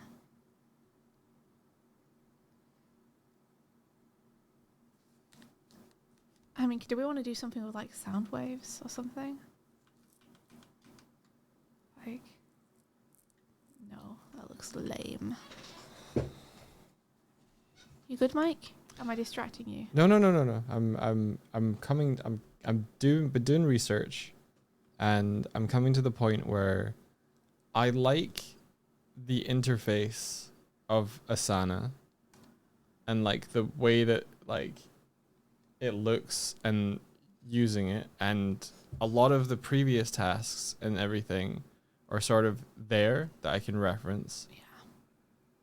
Trello is a little bit more slick and visual and like a little bit more fun on the app to like drag things around. Like it's a little bit more wow. And I think you can share publicly a Trello easier. I think. I haven't managed to fucking do it, which is a bit concerning.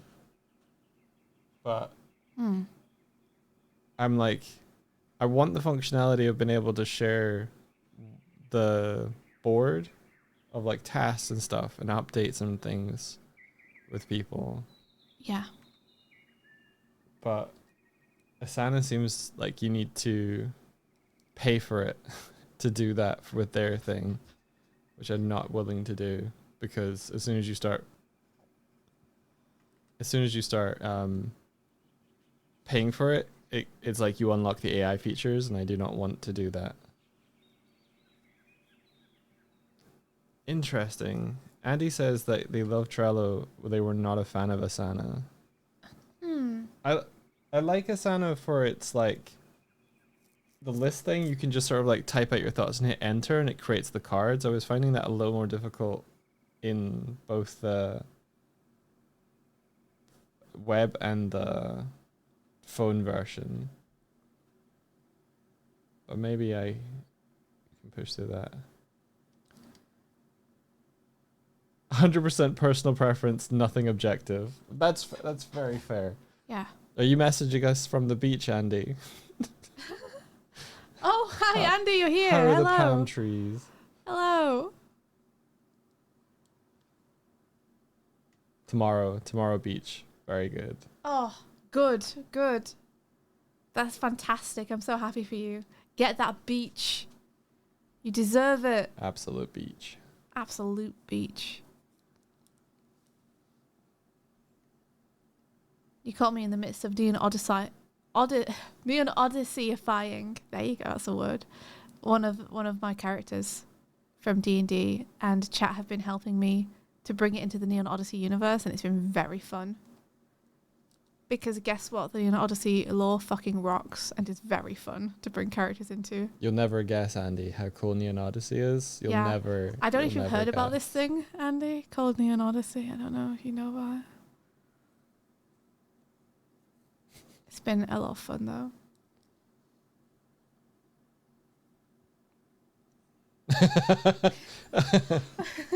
Whoa, Neon Odyssey? Tell me more. Yeah, everyone's very excited in chat to like play it and see it. I'm gonna get my hands on that summer playtest so hard. Let me at him. But anyway, I shouldn't be talking about this. This is work to you also. Forget work, Andy. Chill out. I hope that you're having a nice relax.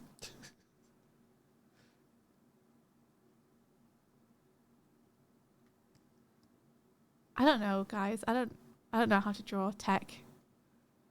Hold on. I'm gonna look at cool wristwatches from my childhood that looked cool. Hold on. Kids, toys, 80s, watch. I hope Spy watch. I hope the TV remote watch comes up, because that thing was dope. Now hold on, guys. We've got some stuff here that we can look at. You see, they have a great asymmetric thing going on with a lot of them. Some of them have little antennae, which is very fun. Has to be said. You see, the chunkiness is, I think, what I might be missing a little bit. Andy says, I wanted to ask you about digital drawing software and tools, but I didn't want to hijack your stream. If the Discord is better for it, let me know. You are so welcome to Both. talk about that stuff. You can talk about whatever you want here in stream. Both. Do it here and on Discord. Both. You're doubling his workload. All day, every day. Yeah, we'd be happy to give you our subjective opinions on softwares and stuff.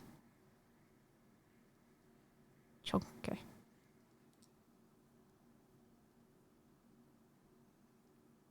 Yeah. Yeah. Also, like our chat here on this on the stream is like really a lot of people here are artists, so they'll be able to give you some really good recommendations too. It's a great place to ask.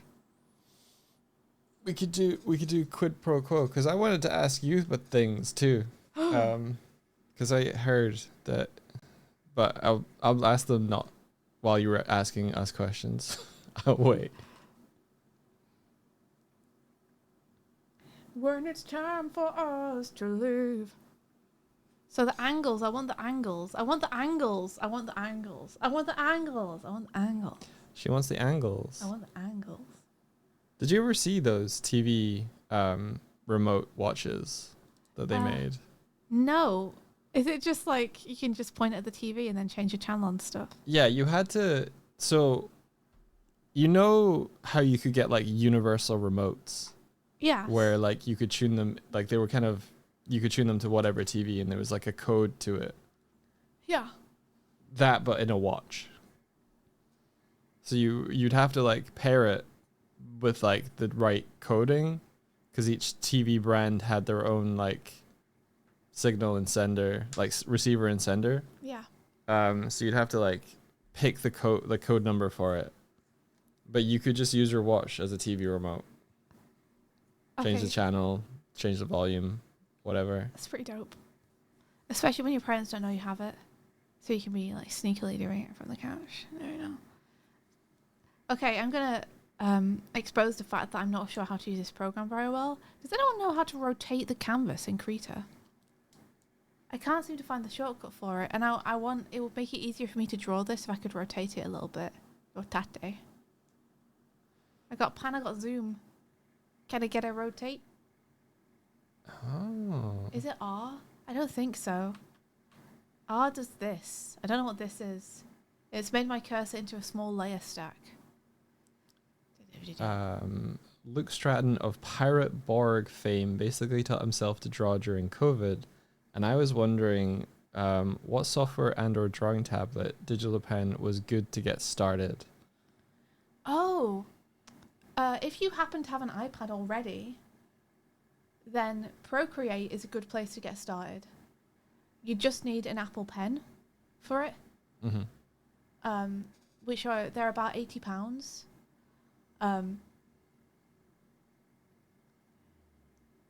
Do you happen to have an Apple iPad, or do you have like a Android iPad? Yeah, would this be for drawing while you're out and about, or you looking for sitting at a desk as well? No tablet. No tablet. Gotcha. Got it. Starting fresh. In that case, I like Krita. I think Krita's really good. That's what I'm using right now. And the best thing about Krita is it's completely free. It's 100% free. You can just download it. And it's genuinely one of the coolest drawing programs I've used. I don't know how user-friendly it is, but all you need to know is the paintbrush tool, which is what I used to draw all the time. It's the only thing I used to draw. You just need to know the paintbrush tool is what you used to draw, and the layer stack is the different layers of your drawing, and you should be good. The most important hurdle to get over when you're a beginner is knowing not to immediately draw in the background, but to make yourself a fresh layer first. And I still make that mistake. I still open up a new drawing and just immediately draw in the background. And then when I come to try and move things around, I can't. And I'm like, no! But Krita's really good. That's Krita. Yeah, Krita is, it's good to take the pressure off when you're just kind of like... noodling and doodling. Noodling and doodling. I would also recommend Clip Studio Paint, because it's a one-time purchase rather than a subscription. So you buy it and you have it. Although they tend to have sales every so often, and that's probably a good time to get them. Clip Studio Paint is what I used for the production of Neon Odyssey. it's a good kind of all rounder. Done it. Not to dismiss Krita or anything. How dare you dismiss Krita? I'm joking. Krita is also very good.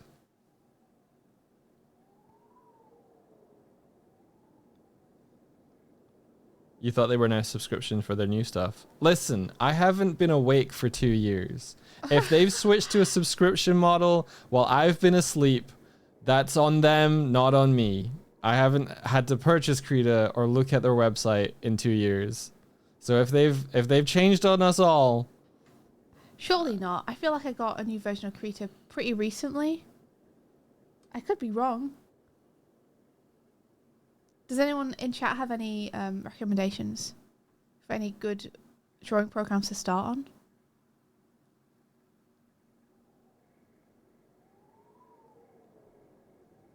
sorry, did I say Krita changed on us? I meant Clip. Okay, Clip. That's fair. I was like, please no, Krita. Please stay No, free. Krita's probably still free. Sorry, Awesome. I misspoke. Yeah, if Clip have changed on us, I think there's maybe both. You can get subscription and one-time purchase.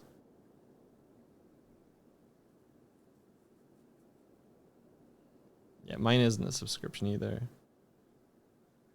Ooh, speaking of, this is an aside, but there's a 2D animation software that is for tablets that is going to have a desktop version coming out at some point this year. That is a one-time purchase of $30, and I'm really interested to see how that stacks up. Because one of the downsides of software we're currently using that I won't name is that it's monthly subscription based, which is for like starting out animating and learning is a hard like slope to climb. I'll name it.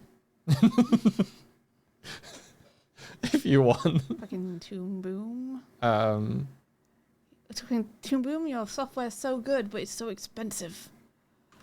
So, the software I found is Callipeg, and I haven't tried it yet, but I'm excited to try it. Callipeg. So I've submitted the form for asking to be a beta tester. One of the cool things they said on Twitter was that they have an export function or feature for Blender as a Blender format, plus a JSON for like TV Paint and JSON, I guess, for perhaps After Effects. JSON. So, yeah, they seem cool. I'm quietly excited. See, this is much more cassette futurism. This is literally a kid's watch that I found. And that I riffed on. What sort of drawing do you want to do, Andy? And it's Onsta. Hello, Onsta. Monster! Good morning! How are you doing? Bad drawing. Good. That's the way. Good, yeah, that is the way. This is the way. I definitely want to chat coding with you at some point. Your entire stream is so fascinating to me. Dude, that was what I was going to ask you about. Is like, I learned not so long ago that before full-timing at Eventris, you were a software developer. And I was like... I didn't know that. Yeah. So I was curious what software. Andy Law. What? Andy Lore. Yeah. Yeah. But yeah, no, I'm very much a from the art side stumbling into coding, so it's way more hobbyist level. I understand a bunch, but I'm I struggle my way through a lot, so yeah, it mainly uses C# coding for the overlay, But I did write a bunch of like Java like plugins and stuff for both the export pipeline for Neon Odyssey and also the import and file structure setup for compositing in After Effects. They're very, very simple scripts, but they're the kind of thing where it's like, this will take me 8 clicks 100 times, or I have the 1 click 1 time and 1 afternoon. And that's Big per time scene. save, So yeah.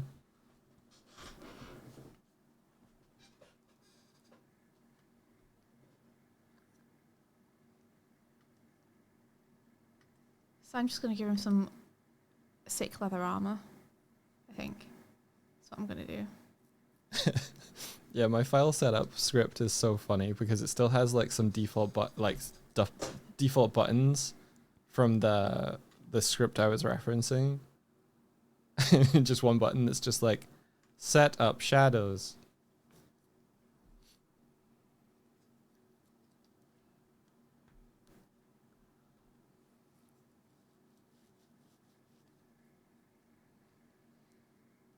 And the other ones are just like button 2, button 3. Big button.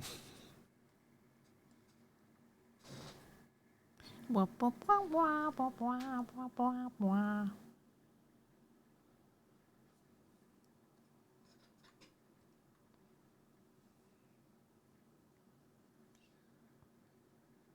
Mostly full stack business applications, React, Angular, etc., front end, Java, C# middle, and SQL backends. Aurora. SQL like database stuff.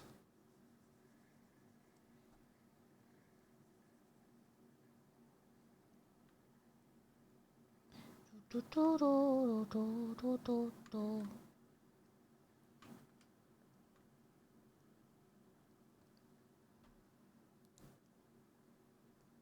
Yeah, no, I could chat all that. Could chat all day. Chat all day. What are the spat colours? Because I'm like, we might want to get that little accent up here. Oh, Doigle, my Yeah. colour wizard. Yeah. What colour should Wowzer's spats be? So I'm liking the neutral gray that you have currently. I think if you make it anything else, it's going to draw more attention than you might like. So I might just recommend what they are now. Okay, so I'm going to make it a little bit darker then, just so I can tell. Yeah. But yeah, I would keep it neutral because you don't want to emphasize his feet all that much. Like this. Yeah, but I do want them to kind of evoke spats a little bit. Yeah, which are usually white Yeah. or gray anyway. So 100p. is Color Wizard a D&D class? If not, it should be. I laugh every time someone yells color spray as I think as a cantrip or a spell. It's something. You chroma made you. Chromaturgy. Chromaturgy, no. Yeah, you know it. Turgy. Turgy. Turgy. Turgy. No. Mm-hmm. Chromancer? Chromancy. Chromancy, yeah. Chromaturgy. Get out of here. You're a chromancer. I'm a what?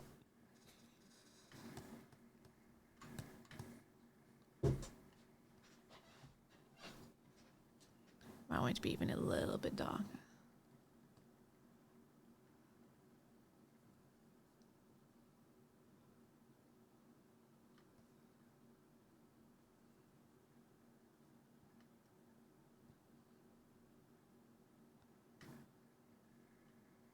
Because we could have this on his forearms here. Which might be nice.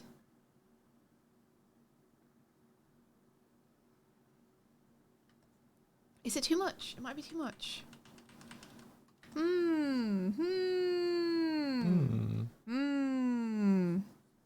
Decisions.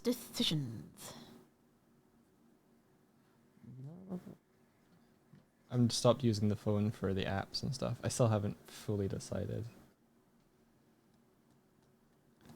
But I should bring back my Yeah, I think phone. it makes it too complicated. Too complicated. Too complicated. Complicated. Why'd you have to go and make Character design so complicated. it's in the way I'm drawing like somebody that helps keep you frustrated? I You're like gonna- it like this to you. You're gonna hate this, but I don't like the red eye.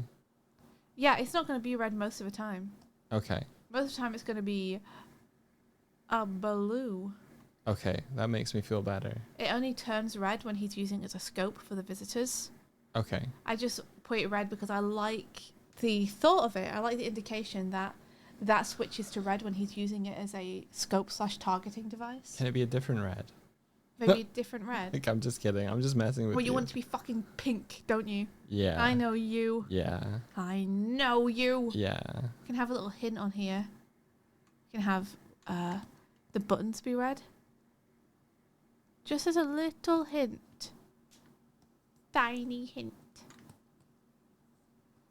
And then we want it to be metal, so I'm going to do it slate grey.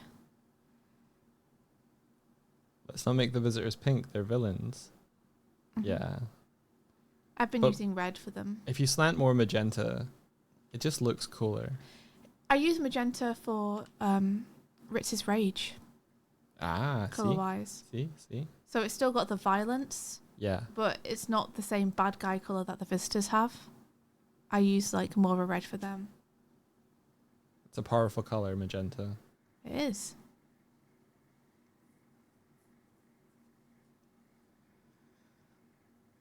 I suppose I don't need to worry about Ritz's Rage in this AU, because in this AU, he is a Soul Jammer Bard. We decided this. Oh, hell yeah. Oh, hell yeah.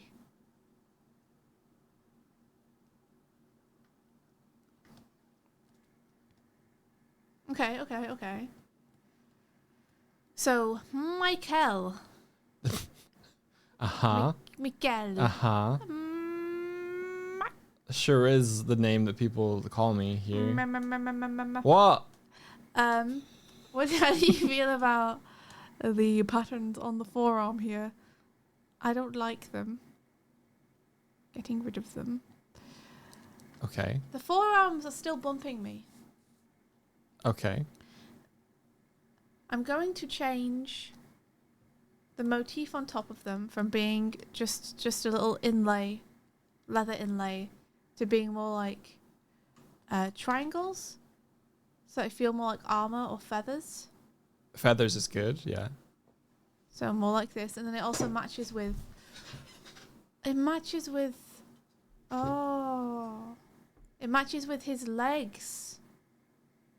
So maybe one of the things that will fix it is that I actually want his forearms here to be the blue, and the armor part on top to not be leather, to be the metal. So it matches with his boots. Thought.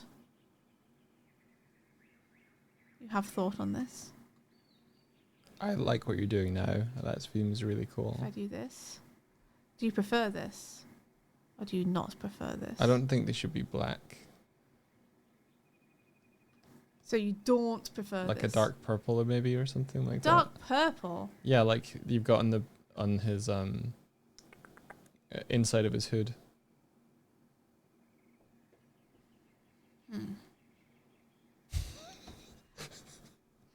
Your thinking noises. I wish I could bottle them. I don't want to overuse purple because I like his hood being a really big part of his design.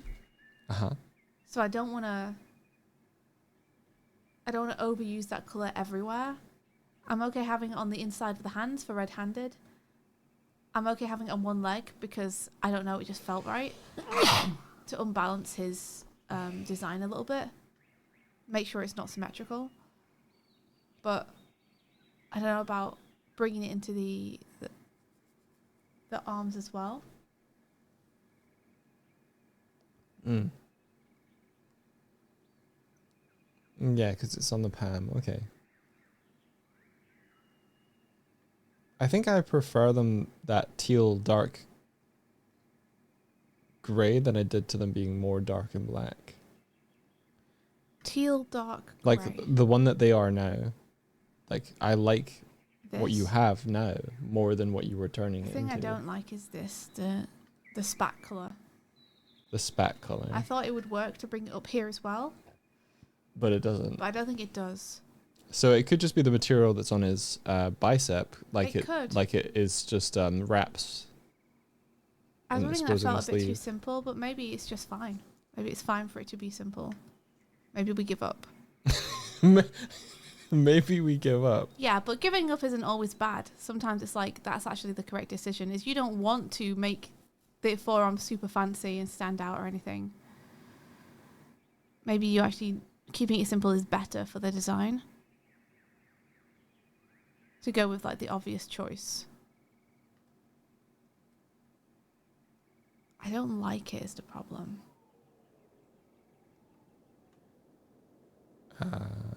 Okay, you got that question. Cool. I was gonna say was like it wasn't me who chose the magenta theming for Pike. Yes, all of the Stardust characters have an assigned color. That's 100% true. Yeah. Yeah, they all have a neon color that they are most associated with. I'm gonna get this tattoo. Do you want the tattoo to be black or do you want it to be a different color? Feels like it should be black, right? Because of the void stuff. It's another obvious choice, but one that feels correct.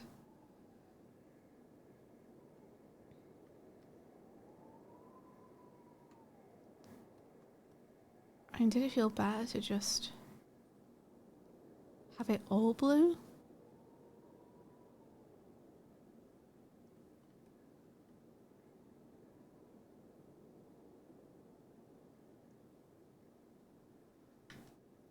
What if it's his skin color?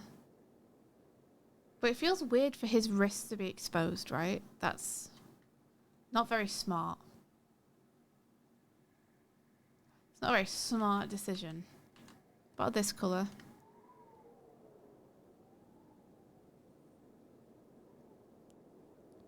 It's with the sorry, I'm talking about something else, but Yeah, with the that's like end of the Kickstarter and like Eventress all taking a break, it's kind of like I'm like I want to message them. I shouldn't message them, they're on a break. They're I on want a to talk to break. them. I should let them have time to them just let them- chill. Let them relax. Instead, I'm I'm tweeting on Twitter and going viral. Yeah, Doug accidentally sparked controversy. I didn't. No, stop it. I didn't. I merely ran through gasoline into the fire and It's out the other side. The bonfire was already made. You simply threw the match into it. Not streaming is the break. I'm always down to talk. Okay. Oh, you've given him permission. Yeah, you have. Oh. That's very cool, though. Yay. I'm trying very hard not to go, Andy, did you see the Pike painting that I did? And so therefore It's I had too to late. I've You've just done lampshaded it. Yeah. You just did it just now. I heard you. Yeah. It isn't done, but I started one.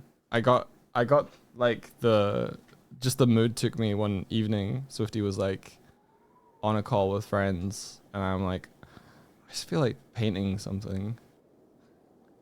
The last one you saw was Pike and Strive. Okay, I'm feeling this more also. Just to. This is the one I was working on Oh. before the weekend. All colours. I didn't get the chance to react to this, Mike, because you were streaming alone. Ah, It's super cool. Yeah. Super duper cool. I was having a bit of fun. It's not the same kind of drawing style from the video. It's just me like riffing. I'm gonna work on it a bit more. He cool. He my favorite. I'm just gonna say it. Ziggy funny, Pike cool. You can't have favourites, Doig. You're not allowed. I can too. Ah, Like I also did a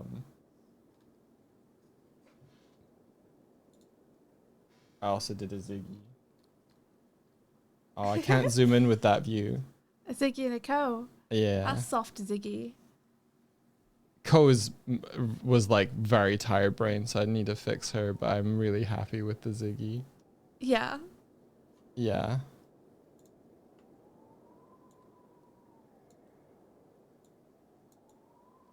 I tried to channel Derek in the drawing as best I could from memory.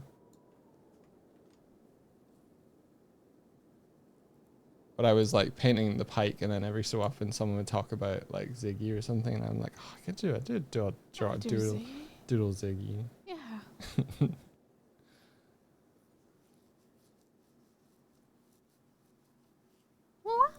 The boy.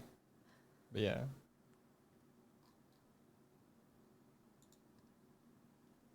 Your colour sense is so gorgeous, Mike. Every time. Aw. Every time it hits. Every time. Every time I'm like, how does he do it?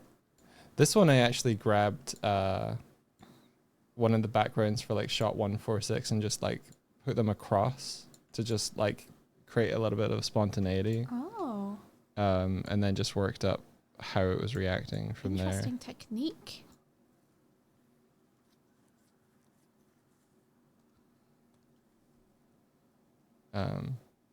I might need some help tightening up some of the like anatomy on the arms and stuff, if you don't mind, Swifty. Me? But yeah. I could try. I get so impatient when I'm drawing. I just run to color way too fast. Same. It's very hard to stop yourself from going to the part of the process you find the most fun. And why should you stop yourself? If you're drawing for fun, then do the part that you find the most fun. Feels like a nebula. Yeah, what I threw behind him was like painting I did of space that you don't see because it's covered by a big laser. So, haha. Because I anticipated that the laser would be slightly additive, so you would see through it. But by the time everything was in, it was too noisy, so I made it opaque. And I was like, I painted the background though. But I think it gets you get elements. That one was painted first, and then I pulled those elements from that one into other shots in the sequence. So you see a kind of reuse of it elsewhere. Yeah, it was not for naught.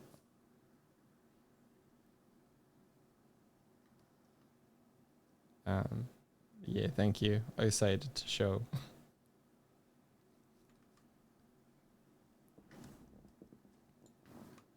Okay, and now I hide it again.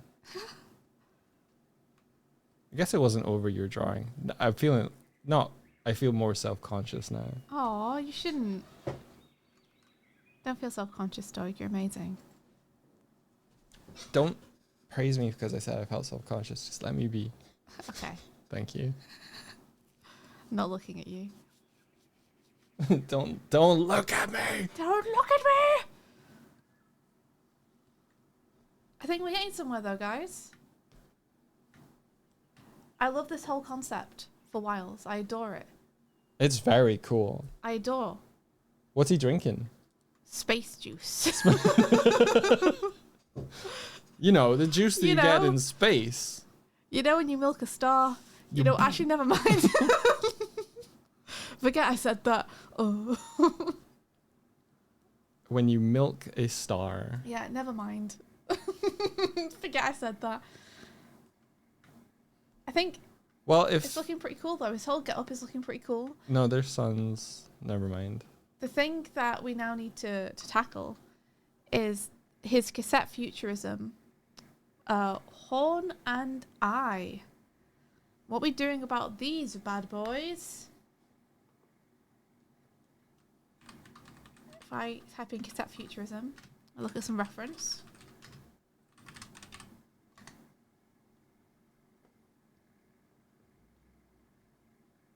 Let me find.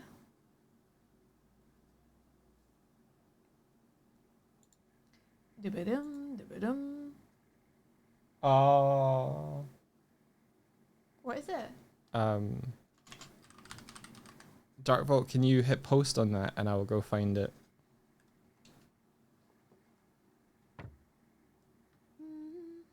Also, we got a bunch of people Whoa! subbing and stuff. Yeah. Thank you. Thank you guys. I think I shouted them out at the time, but we should definitely That's like. 2 whole years. There we go. It's following you around, but I can't see it properly. Ah! I'm trying to grab it. There we go. I got I it. can't see it. You Sorry, my are. face tracking died. Oh, it's cute. It's so cute. God damn. God damn, I love it. Oh. I might have to give him a little bit of a redesign now that we've clarified even more what's going on with him. Because I think if we're going with hearing instead of sight as being his connection to those beyond, then I might do something special with his ears and turn his eyes back to a regular colour. Oh.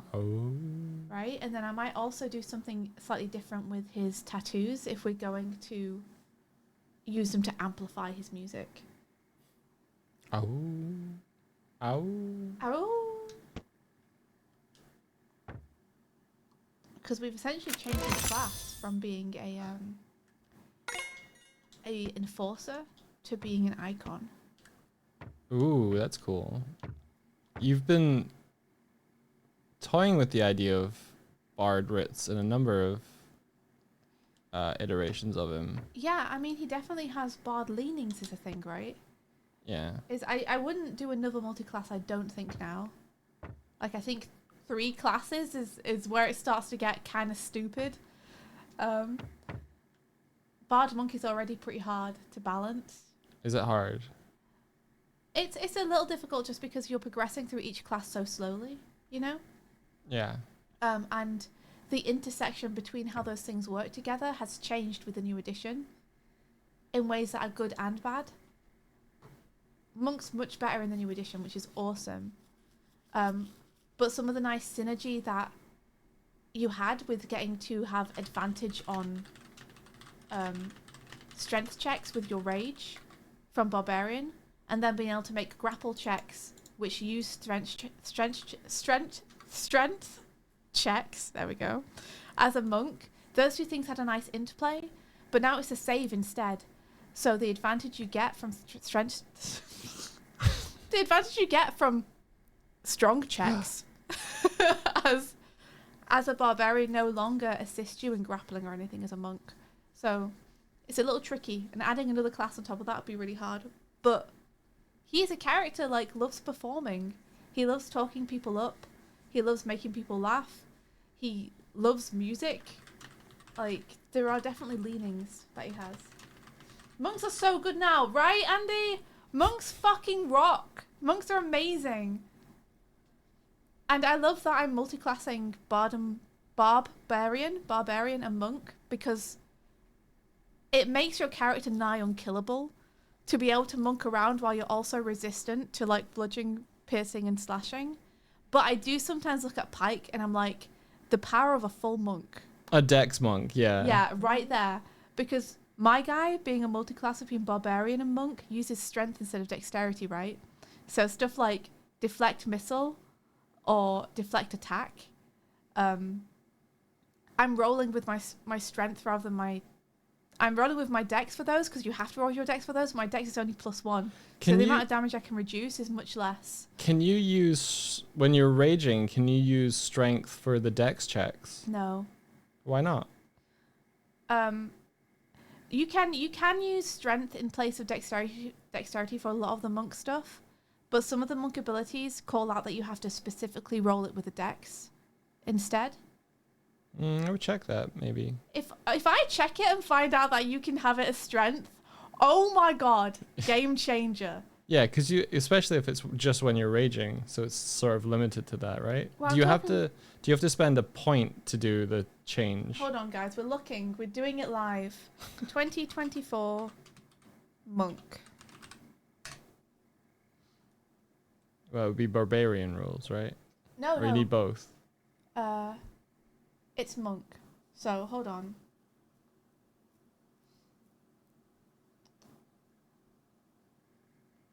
So, what monk has that makes you able to use dexterity is dexterous attacks. Yeah. You can use your dexterity modifier instead of your strength modifier for the attack and damage rolls of your unarmed strikes and monk weapons. In addition, when you use the grapple or shove option of your unarmed strike, you can use your dexterity modifier instead of your strength modifier to determine the save DC. Okay. So I've just opted to not do that. So my monk is strength based.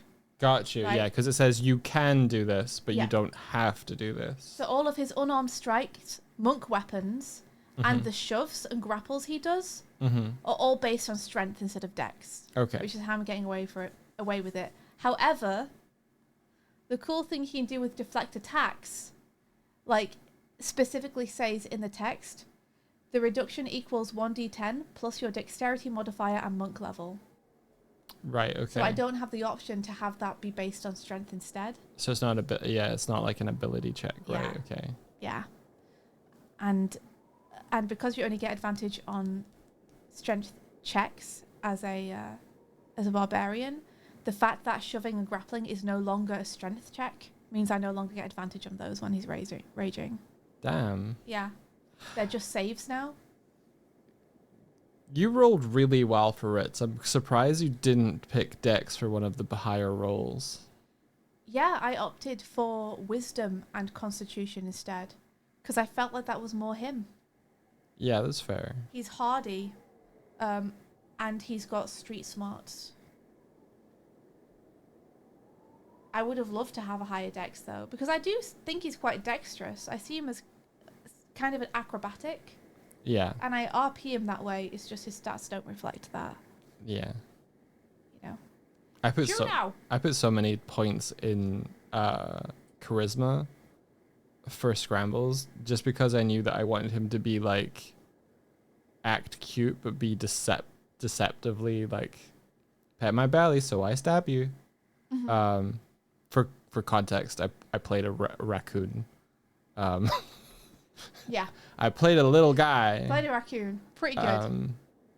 But that ended up turning out really well because I laughably was like, and he can play a lute for whatever reason,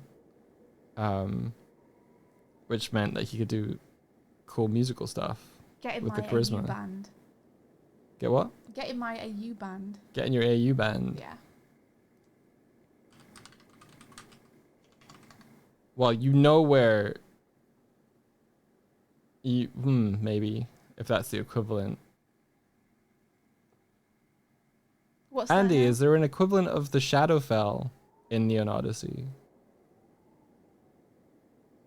Good question. Because I know Arcadia is the equivalent of the Fey Realm, Mm-hmm.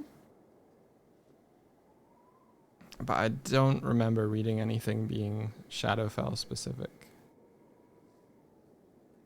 Because the Void is maybe that adjacent. But all that was to say, I look at what Andy does with Pike as a monk, and I'm like, oh my gosh, the power of a full dex monk. He's out here like recovering 17 HP or like deflecting 17 worth of damage, and I'm like, holy shit. It's so good. Oh, monks fucking rock. They're so fun to play.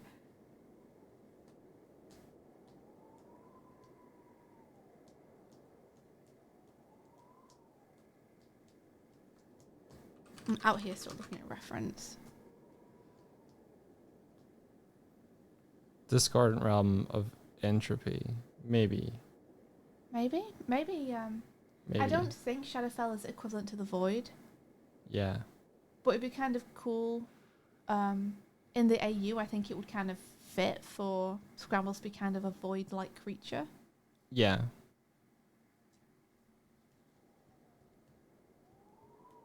With what we've got going on with the rest of the characters. I Or think maybe that would kind of something fit. that's like come from beyond the stars or something. Beyond the stars, that's where you'll find him. With void gunk in his eyes. Void gunk in his eyes. Would Scrambles be a bitling? No. I don't think so. Yeah, I also don't think so. He would probably be based on... I would probably base him on the little guys, little anglerfish guys. Oh, Benthos. Yeah, he might be a benthos. He might be a Benthos. He might be a Benthos. Then yeah, Void. Yeah. I haven't looked at the benthos' stats or anything, so I'm unsure. But in terms of like story flavor, that might be the overlap, because he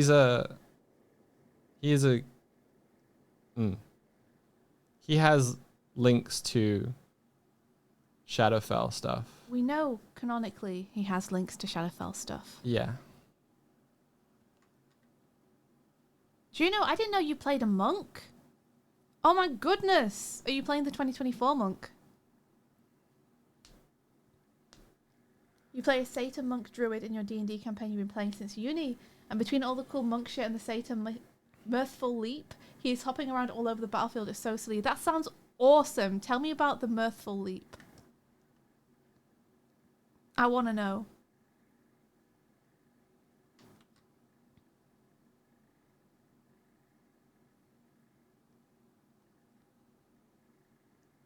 Okay, I'm just kind of going to riff a little bit.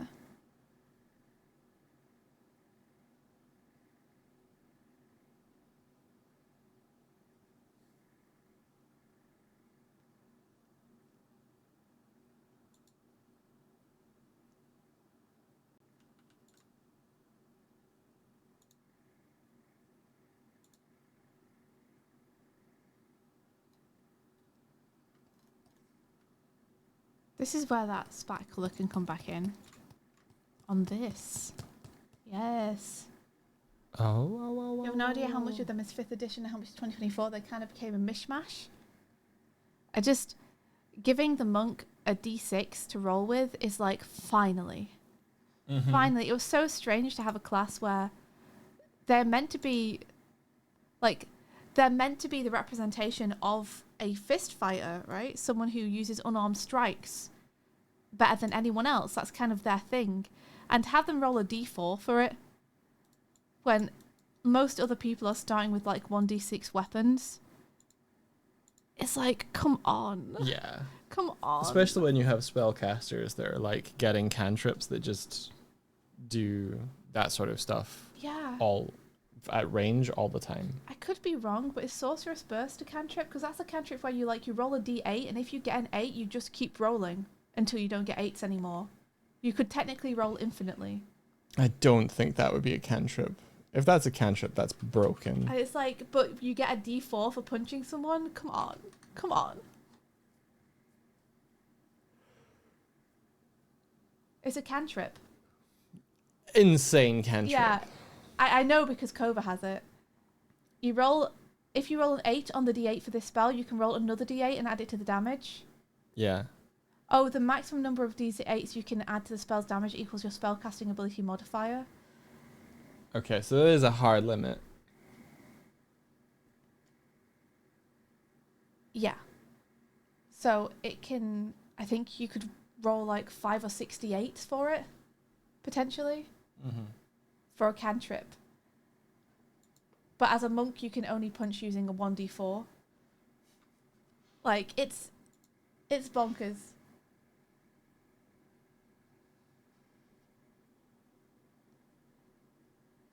Yeah, Dark Vault's right. Barbarians can use strength checks in place of acrobatics, intimidation, perception, stealth, or survival checks, but not for flat-out dex checks. Gotcha. Yeah. So Mirthful Leap, Juno says, whenever you make a long jump or a high jump, you can roll a d8 and add the number rolled to the number of feet you cover, even when making a standing jump. This extra distance costs movement as normal. Incredible. So you're just jumping around everywhere. That's what I'm hearing. That's very cool. Leaping all over the place. I love little niche rules like that because you never normally see those. Like, I don't see people jump very often in D&D. So it's nice to have a character where that's like an integral part of the way they move and fight. That's their whole thing. Yeah. I love finding like little niches like that where people are doing things I don't normally see done. It's delicious. Delicious. Delicious. Explorer.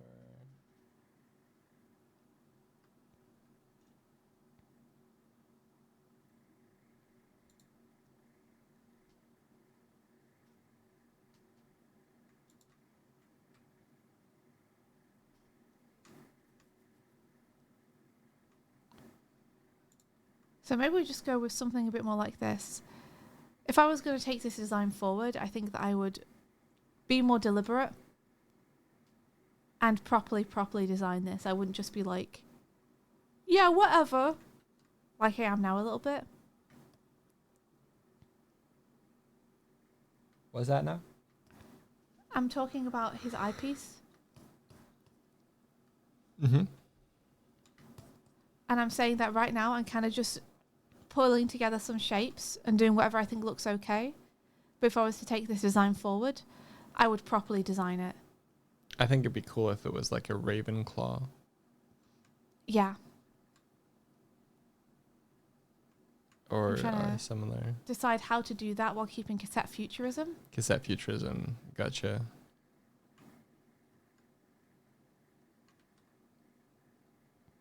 Yeah, with the kind of blockier shapes. Yeah. Yeah, gotcha.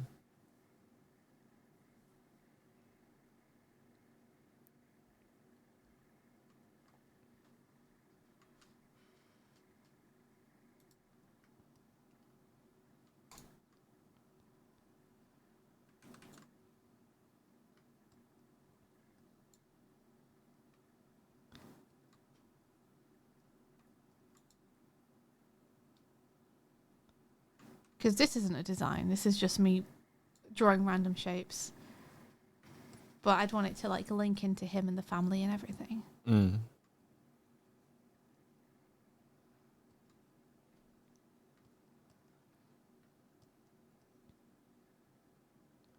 I'm getting ideas. You're getting ideas. Go Yeah. on. So like, if it was like the three prongs of like a raven claw, Yeah. and like they'd be being emitted out of the claw parts of it, but like when he wanted to like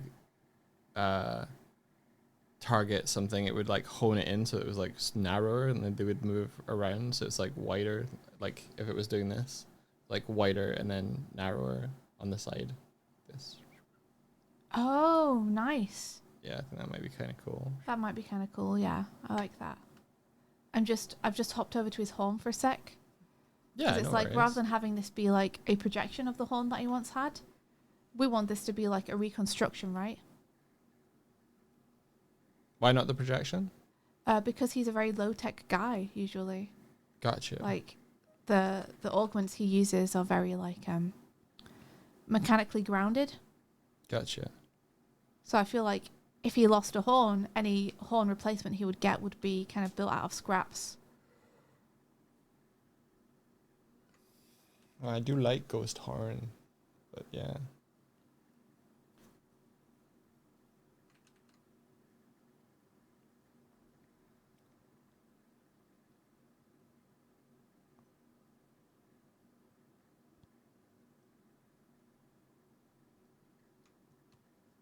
Let's see.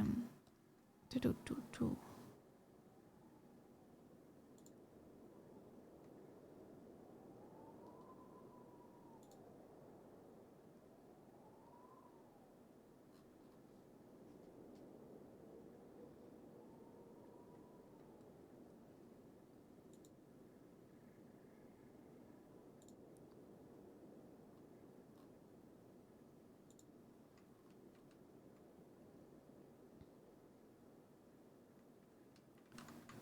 A little bit more like this kind of thing.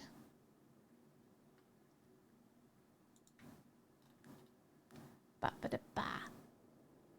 Hello, Merkrim. Let's see. Gina says there was a fight we were in with all these big elevated platforms, and Mothwing, my guy, Managed to jump a massive gap and take 2 attacks on an enemy in the same turn. It was so sick. That sounds sick as hell! Ah! That's so cool! Yes. Yes, yes, yes, yes, yes.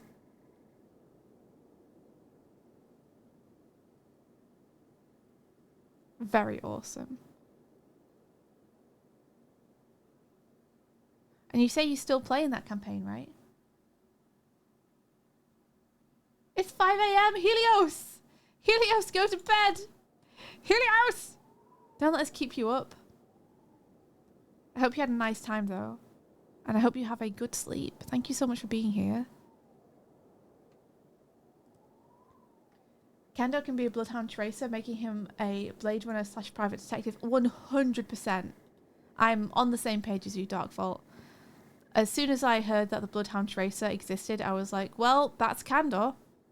He's sorted. That's him. It's gotta be.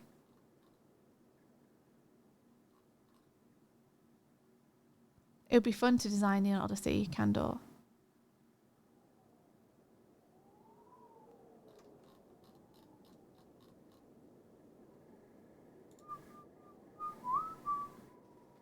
I found the texture file that has has the lines on the screen on it. Huzzah.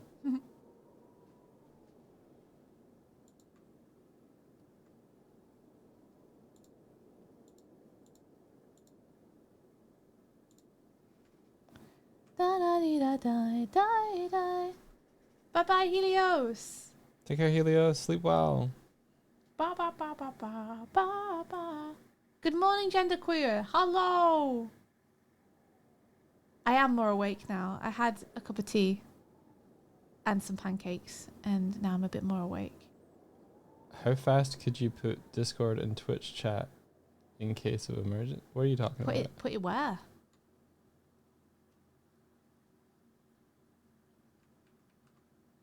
How fast would we put Twitch and Discord chat where? Oh, put on lockdown. Can you do Why? that? Is that a thing you can do? Discord very easily is on lockdown.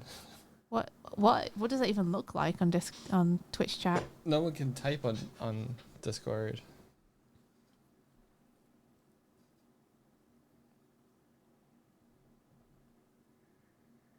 I don't know. I know not. And Martina just has to drop her keyboard and it's done. Wow. Calling her out.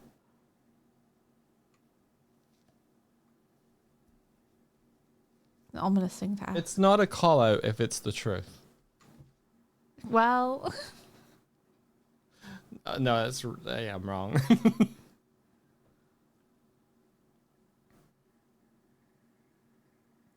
It was very funny. it was very funny. What? What is the definition of a call out?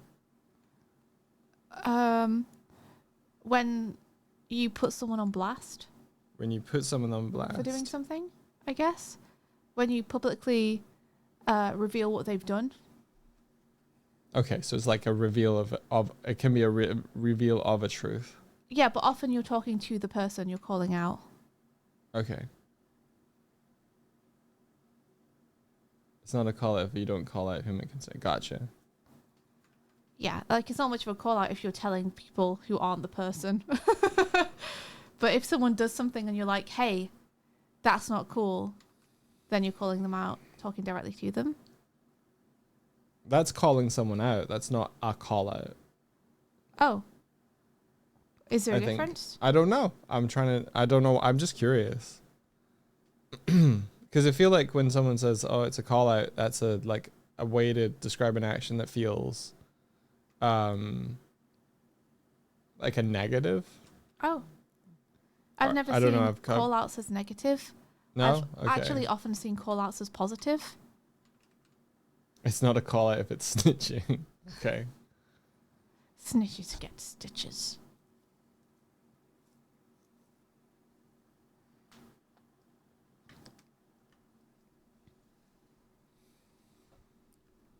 a call out and shout out are kind of like positive and negative inverse from one another.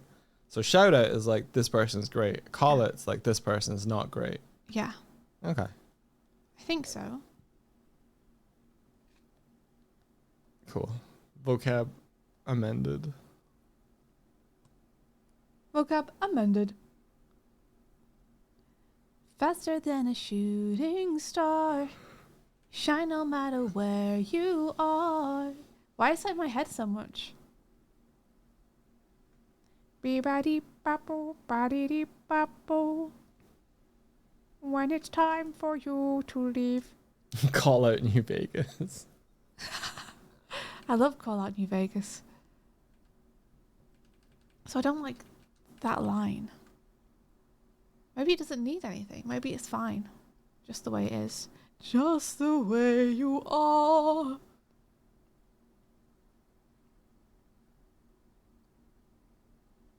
I'm gonna make the frame of the screen smaller. Maybe. I'm definitely gonna fix this thing on the left-hand side. Okay, so you didn't like the red on the eye. What if I now make it blue? So we're looking at friendly wiles. Friendly wild. So friendly. So friendly.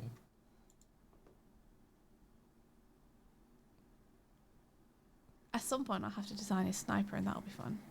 Design is what? Sniper? Sniper rifle.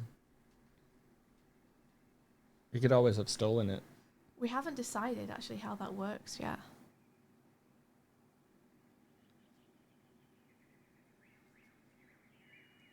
What? How he Summons it. summons it. I thought it was. Well, I pitched that it was like his two wrists Yeah, connect together. exactly. If we want that to be the case, then I'm going to have to design it slightly differently, right? I'm going to have to like pop that on as being something. Casio sniper rifle.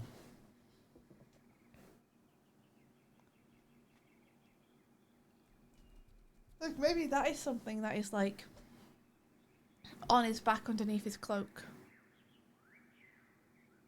and can like expand outwards or something. Maybe he just has like the handle of it, and it can build The rest out of it from is that. void. Could be void. Could be void.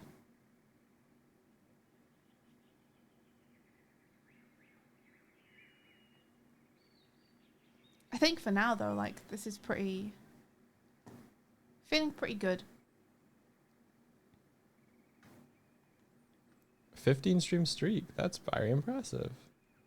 Thanks for joining us so often.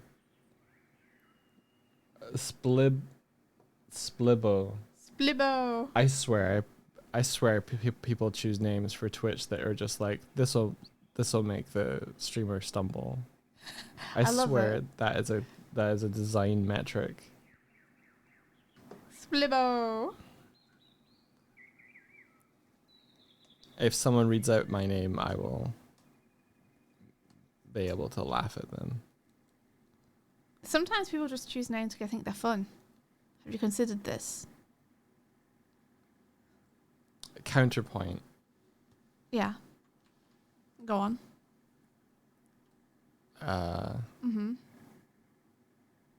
No, never Yeah? mind. No, because That's your counterpoint. No. my counterpoint would require me naming someone in chat and then having to say their name again, which I don't want to do. What, Splibbo? No. Like, it would be easier to say their name if it was Sibiblio, but it's Bliblo. And I just... Sibiblio. You have a problem with that. I find it hard. I like it. Sblibbo. I think it's a very fun name. Zblibbo. It's the S and the B that fucks me up. Splibbo says I actually switched my name to try and make it easier. Well, you've destroyed Mike. Like, Zbiblo is easier than Zblib. Fuck you. Wow. Wow. Now, I'd say this is more your problem than their problem. It's easy to read in your head, but my actual tongue and mouth. not designed. Okay, where is this perspective that I've drawn? Where are you, perspective? On which layer? Ha! Why does it seem like it has so many things on it, but then it's only got one thing on it? What do you actually have on you? What is only that? Swifty, try and read what Rennie just wrote. Okay. Splibbo splabimbs of the splire. Splibbo splabimbs of the splire. I love it.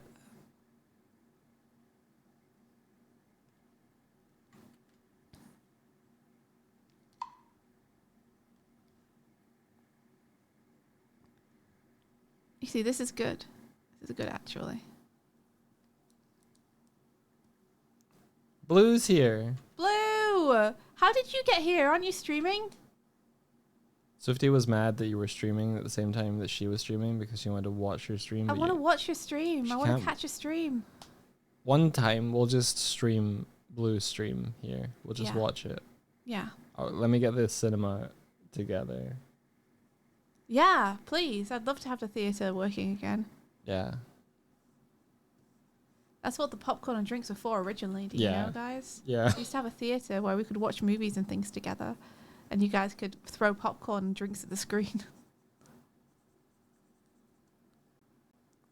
Space bar, space bar. It's a space bar. How do you know it's a space bar? Because it probably has light somewhere. That'd make it look futuristic.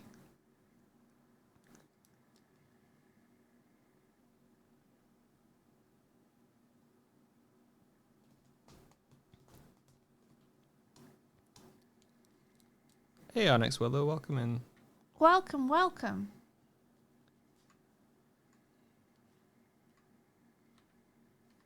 This is Yeah, this the- is The Dog Swift stream. The secret ingredient is insomnia. always has been. Listen, I streamed on Friday night at a very, very like nice US time, and we got less people watching than now. So Maybe the problem was that you were streaming silently. that's not a problem. That's no problem. No. Why are you saying it like that? Not to you, maybe, but maybe to the people watching. They wanted to a streamer they could chat with. Probably.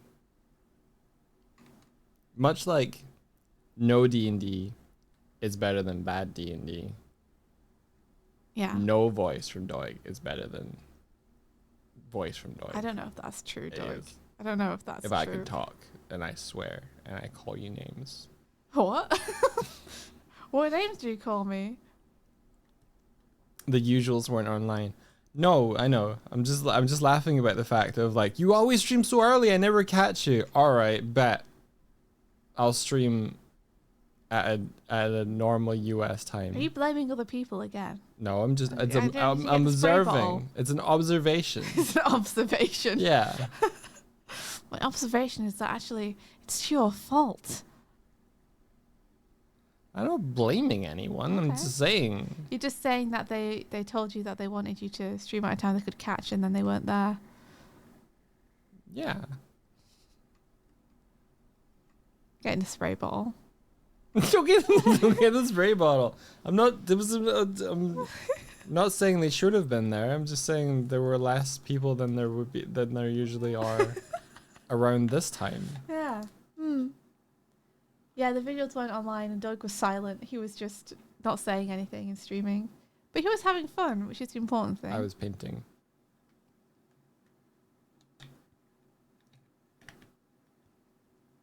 I was painting. You work at 4 a.m. EST. Holy Moses. Yeah, holy guacamole. You are strong. Are you like an EMT or something? What? An EMT. Oh, I thought you meant EMP. I knew you thought I meant an electromagnetic pulse. I was like, you're calling them an electromagnetic bomb? Interesting. Pulse. I know, but it's like a bomb. No. It's like a bomb for No. only your electronics. No. Yes. Yes, I No. know because I used to use it. It's in not a no, but it's I not a used to- bomb. but I used to use it in Rainbow Six Vegas all the time. Yeah, it causes a spherical wave of energy to do stuff. or Yeah, like whatever. a pulse. bomb. A pulse. Like, A bomb is an incendiary thing that causes things to explode outwards. not always. Yeah, it is. Love bomb. A love bomb. Yeah. Okay. Now you're just changing the nature of fine. Fine. But love bomb is a love explosion. Uh-huh.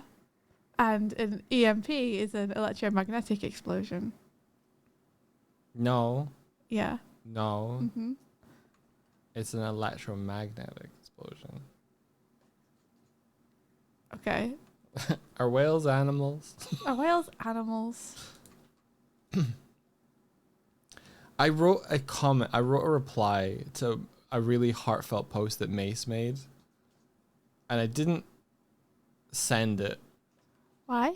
because it was, Mace, how can you write something so heartfelt and poetic and hit me in the heart, like punch me in the heart, and also not know whales are animals? I see. And I was like, I can't send this. no. He would probably laugh at it, but it's not the time. So I wrote something just nice and instead. You were just nice. I was just nice. Wow. I wanted to post the other one though. Yeah. Doig, we've done it. No, you've done it. Do you want to see? No. I'm the same colors as him. Look. You I've are. got the dark grays. You are. Welcome in, Raiders. Oh! Who's raiding? Insanity. Insanity? Insanity. Insanity! Welcome! Thank you so much for the raid. You're just in time for the celebration of one of our mods. That'll happen after I've looked at Swifty's drawing. Oh, what's the celebration of our mods? We should do that first. If you're okay with it, I don't want to interrupt of you to course. show them the drawing. Of course, that's more important. So today, Swifty, Yeah? today is the anniversary of Martina for being our mod What? for 5 years. Oh my gosh! And so we're going to bestow upon her Oh. Yeah? a lead moderator position that comes Whoa. with a cool new icon. Instead of a sword, she's going to get a hammer. Hasn't she already got a hammer? She's got a hammer in the overlay, so now it'll match. Oh! Are we going to give her anything in the overlay too? A little badge or a party hat or a crown maybe. Maybe we can knight her. We're gonna give her a hammer in the chat. You can give her whatever you want. Okay. That's not what this is about. Okay. Alright. That's scope creep. You're a scope creep.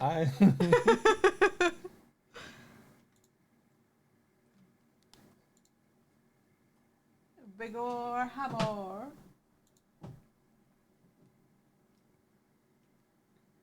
I don't know if I have to hit save, but 3, 2. Why'd the song end? Everything's ended. There's no music. There we go.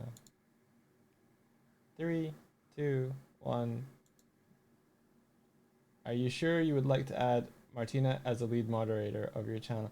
What other abilities does this come with, Who Martina? cares? Let's find out. I think she can mod the other mods now. Whoa. Yes. It's time. Done. It's Martina era. Let's go. So much power. Happy anniversary, Martina. Happy anniversary, Thank you so Martina. much for being our mod. I don't know how we would survive without you. You are incredible and amazing, and we really appreciate all the work you do to keep us in line and on track and help facilitate making the streams cool. Thank you so much. Hang on. I'm gonna Gonna stand here. Martina, everybody. Martina, everybody. everybody. And Kaz. Let's give it up for Martina. I'm clapping. All I don't know if you can hear it. rise. All rise for Martina. Do the salute. Everybody do the salute. You do the salute too, Mike. do the salute. What's the loot? With your arm. Martina salute. Martina Well- salute. I'll let you all decide what that is.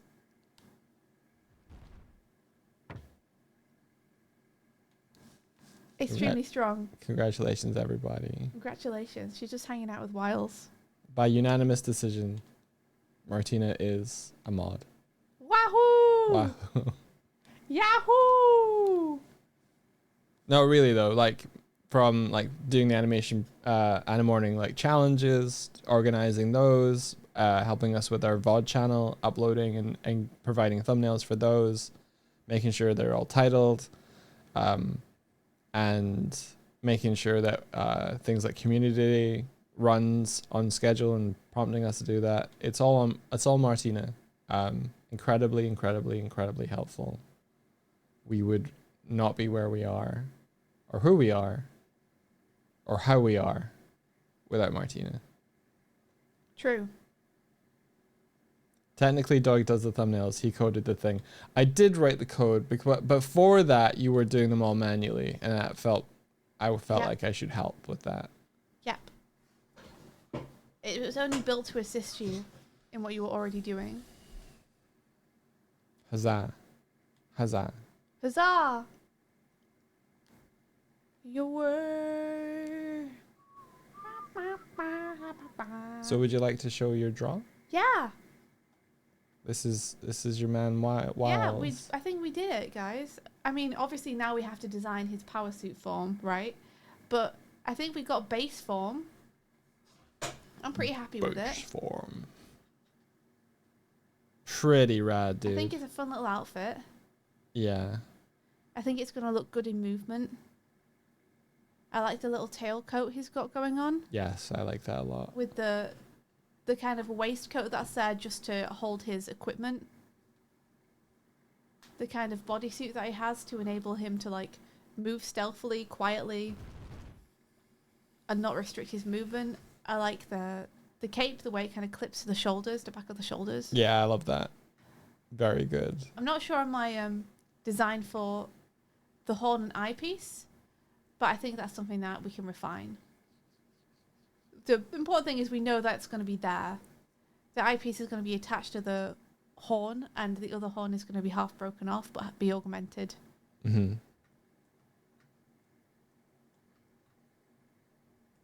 And then he's got his little communication device Thank you. that he uses for jobs and for family. Yeah. So, what were you thinking power suit wise for him? Is it sort of still kind of sleek and streamlined like he is? Yeah. Yeah. We're thinking at the minute it's going to be, it's going to come out of the pendant he has around his neck, Nana's pendant, Mm-hmm. which is like a little silver urn in the shape of a raven, inside which there is either void crystals or void materials. Gotcha. And when he cracks that open, that's what activates the suit that takes over his body, kind of like Venom. Oh. So we have a sleek black ferrofluid-like suit Oh. that looks like raven feathers, and his daggers are feathers that he shoots out. Very cool. But it disguises his identity. I like that a lot. That's cool. And when we design the suit, we'll probably do a few nods to this design in the suit, so that if you're eagle-eyed and you didn't know, you would be able to look at the suit and be like, now that's interesting that shares that design element. Yeah. That's very cool. Like the tail here might be really good to have as tail feathers. Mm-hmm. So we're hinting to that shape. Nanomachine, son. Do you mean nanomachines? Nanomachines. I do mean nanomachines.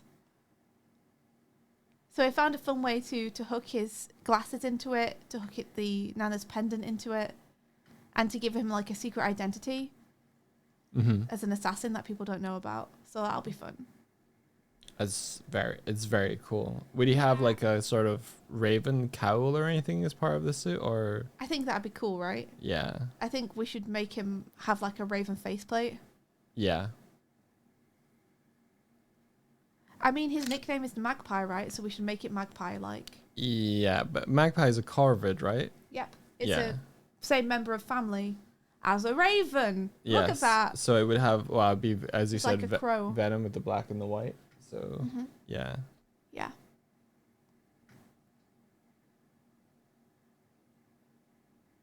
Excellent work, dude. Yeah, so then the Magpie name will fit really well as well. Give him a Space Plague Doctor mask. Yes. That's also something I was briefly looking at for Ritz. Yeah, because part of his monk subclass gives him a mask. Yeah, his monk subclass, Monk of Mercy, actually gives him a mask. One of the options is Raven, because Plague Doctors, because Doctor and Medic. Yeah. But it didn't feel right for him at the time when I got the subclass, so I haven't done anything with it yet. Juno says, in Neon Odyssey setting, would Nana still be a zombie, as in a silent? Yes. Because if so, I think Ritz singing The Ravens Embraced Her would kill me dead on a whole other level. Yeah, that's exactly what we've got going on, Juno.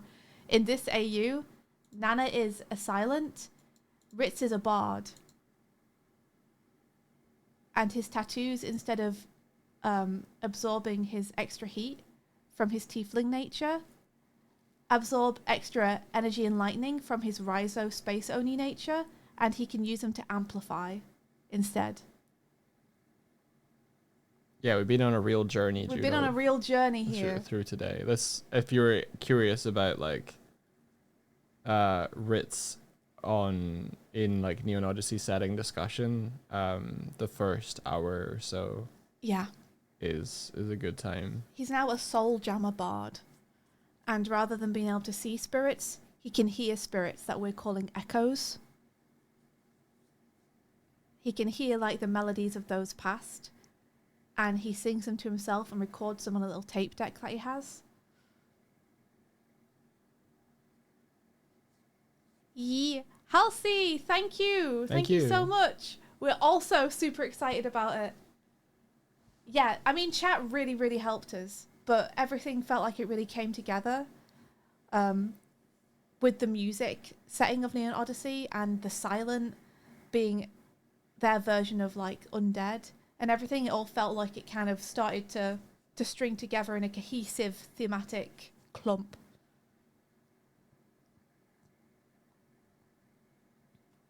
So now I have to do a slight redesign on Ritz, because the initial design I had for him with Neon Odyssey, I was thinking Enforcer, which is essentially Paladin. Mm-hmm. But now Soul Jammer Bard, I think, is the way we're going, because everything is so centered around music and hearing and silence and song. What if he were a mix of those two? What, multi-class? Yeah. Could be. I'm going to go with just one for now, Okay. because I know that the Neon Odyssey setting, so I think multi-classing is encouraged and homebrew is encouraged. Hasn't necessarily been designed thinking about multi-classing, but we have to check with Avantris on that. Gotta chat to Dan. Gotta chat to Dan. And his team. I don't know the full details. Yeah. That's my guess. I want such a look at the Echo Scoundrel. Mm-hmm. I need to watch Uprooted because they have a Soul Jammer Bard. And I need to watch you need to watch Voidbound. Voidbound because they have an Echo Scoundrel. And they're both Andy's characters. And they're both Andy's characters. You were trying to figure out if Jimmy Splash was going to be a Soul Jammer or a Holostar icon. Honestly, I think he might just be a Holostar. Holostar would be pretty dope. Both of them would work really well for Jimmy Splash. I think we have to do a thing where, like, each day we spend, like, 2 hours or something just getting up to date with Neon Odyssey campaigns or something. Yeah, we could do that today. Spend some time. Do you know, imagine Jimmy Splash Bard giving young Ritz Bard some sage advice and wisdom. I'd love that, like Soul Jammer to Soul Jammer. I have an idea. Yeah? So I've been tending, and you said this morning that you woke up around 7. Yeah.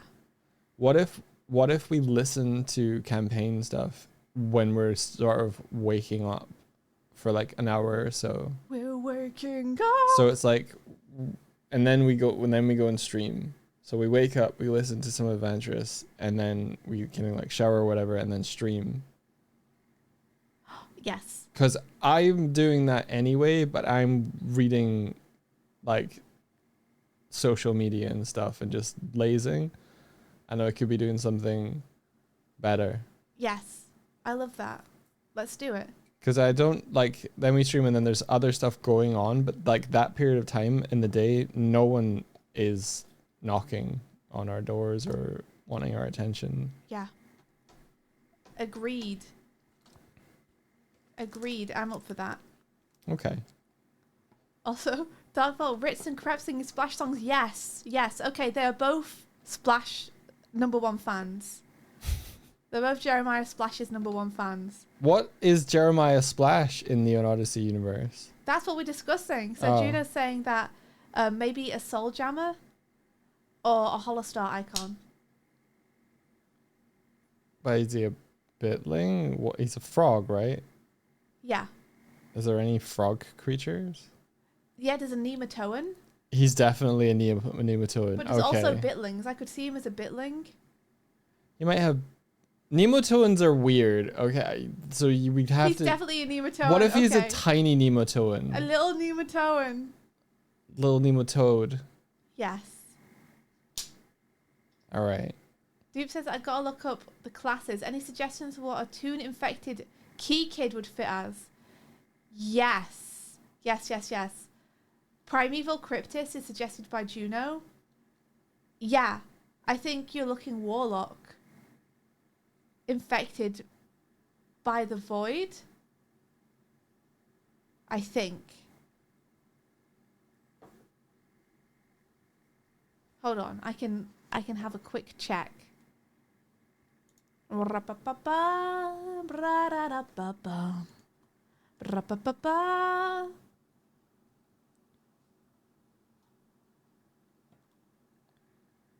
I'm pretty sure there are some classes where they can alter the shape of their form.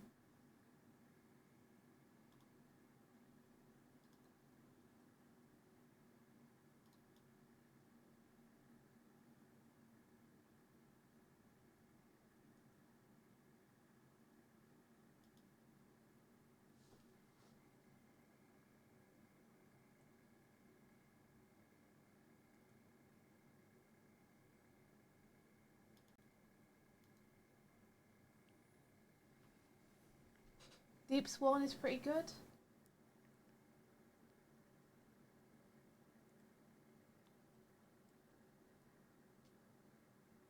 I'm trying to look for the ones where there's some where they can augment the way they look. It's really cool to see so many people that are familiar names and faces. Well, more names, not faces.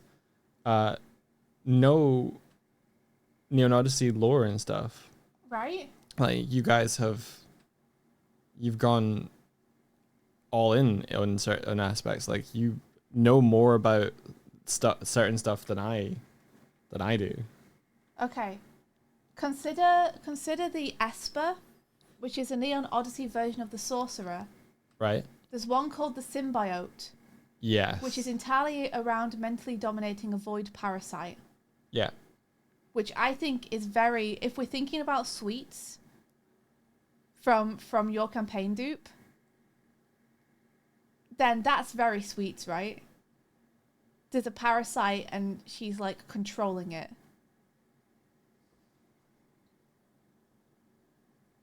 You've watched all the class videos. See, I have not watched all the class videos. So that might be the one. I think there'll be a class video on it. The Symbiote. I think that would be what suites would be.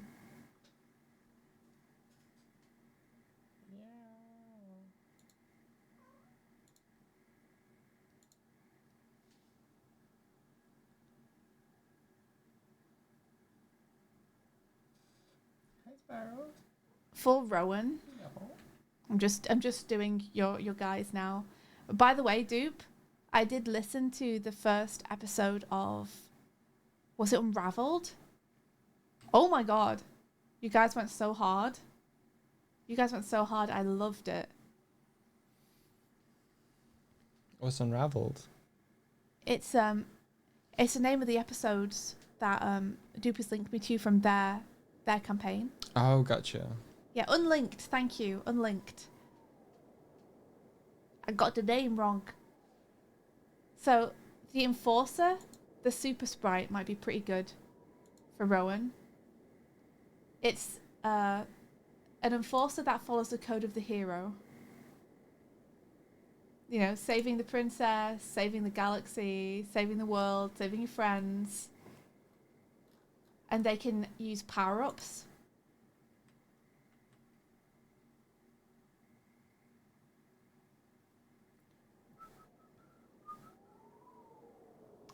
But also, I think another good one for Rowan, if you want to go Barbarian instead, I can find it.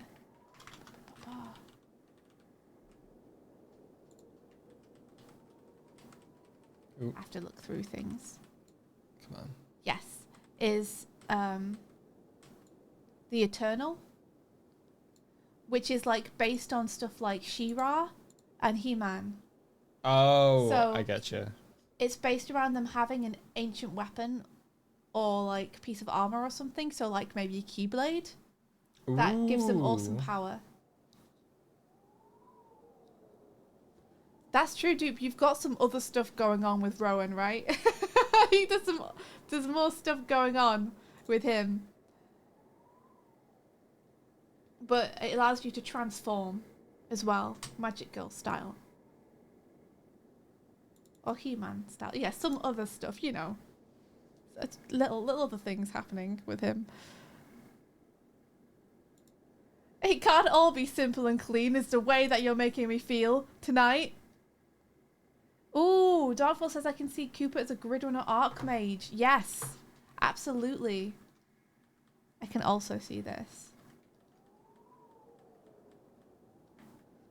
Or even maybe an Oracle Dreamer. Bringing dreams into reality. Let's see. What's Mog? What's Mog? I mean, they literally have Muggles, kind of the like equivalent of Muggles in this setting, as playable character species. What are they called? Gosh, can anyone remember? Poggles. Yeah, they have Poggles, so I feel like Mog would be a Poggle.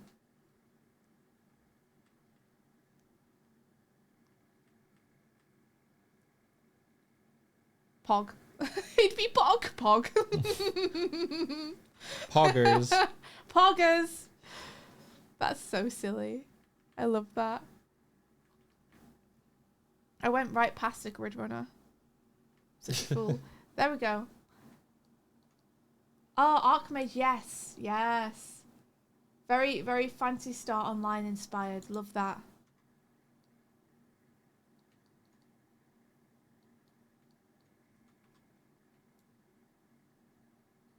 Yeah, very, very video game wizard. Perfect. It's perfect. Big flashy spells. Yeah, Archmage is really good for that. Lots of ice, fire, and lightning magic. Oh no, this is fun. Yeah, now you gotta figure out what your lore would be as well. Because there are certain things between Kingdom Hearts and Neon Odyssey that feel like they're very easily transferable. So Neon Odyssey also has like, what would you call them? Like world hearts or cores? World Soul. World souls that each world has that people like druids, primevalists, can like tap into. Sorry, primalists. So you could slot your cannon in there and see what happens. See what happens to it. where is Rowan pulling his power from in the Odyssey universe? Is it from the Void? Is it from Cacophony? Is he going to be corrupted by the Discordant? And if he's going to be corrupted by the Discordant, what kind of Discordant is it going to be that he's corrupted by? Because there are different flavors.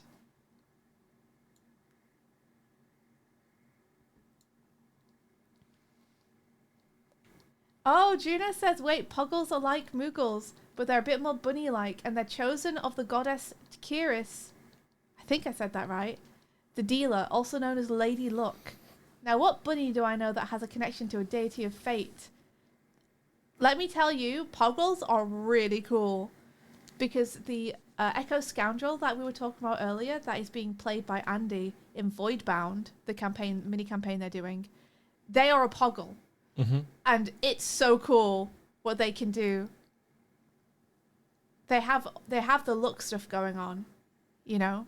It's very awesome. Thrill for Rowan, I could see it. Instinct as well. Instinct is good. As far as I remember, Thrill has like the Jester Carnival feel. They're all about just every second has to be enjoyed. We're not going to think about the bad stuff. We're just going to push it away. Everything's great. Everything's fun all the time. It has to be. And Instinct is like pure anger, hot rage. And I believe, am I correct in thinking that Instinct is the one which is more kind of predator coded? Like In what? alien bug-like in the way they look.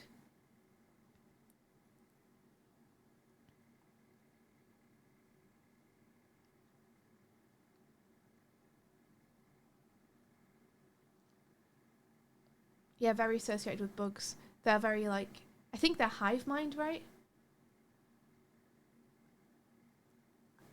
It is Sweetest Circus. These are her monkeys. Yes.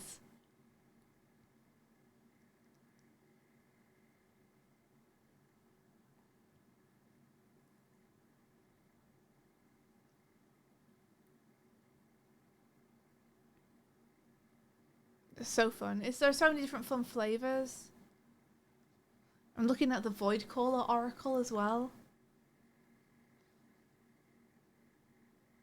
Very fun. Which one's Oracle? Is that... Oracle is like cleric. Gotcha. Voidcaller Ooh. is very like Victor from Arcane. Yeah. Like, oh, he's tampering with things that he probably shouldn't be tampering with.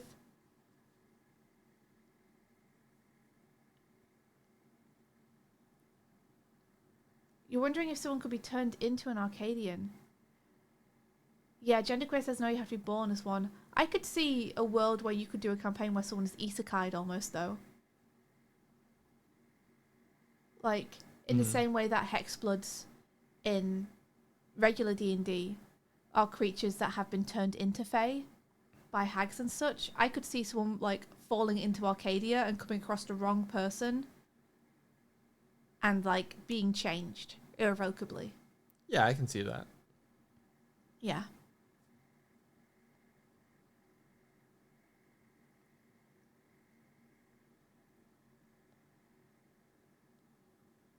I don't know what the sort of like what differs an Arcadian from like more material yet to understand what the transition would be, but it seems like it'd be possible. Yeah, I think it's just that their species would originate from Arcadia. Yeah. Even if they're living elsewhere in the galaxy, you know, the species that they are is Arcadian. So you could have a Bitling probably born and raised not in Arcadia, but they would still be considered Fae. Yeah. Because they are a Bitling. Yeah. Yeah, because there's denizens of Arcadia that are like more like sprite-based things, like you would see in old arcade machine type stuff. They're the more the fauna of that world as well. So Arcadia is basically their world soul. I'm not 100% sure. I think Arcadia might have its own world soul, but I'm also not sure how the Fae realm works Indian Odyssey. I'd Yeah. assume there's multiple worlds in multiple Arcadia. worlds in Arcadia, because it's much more like a blanket, like an alternative plane, right? I believe so.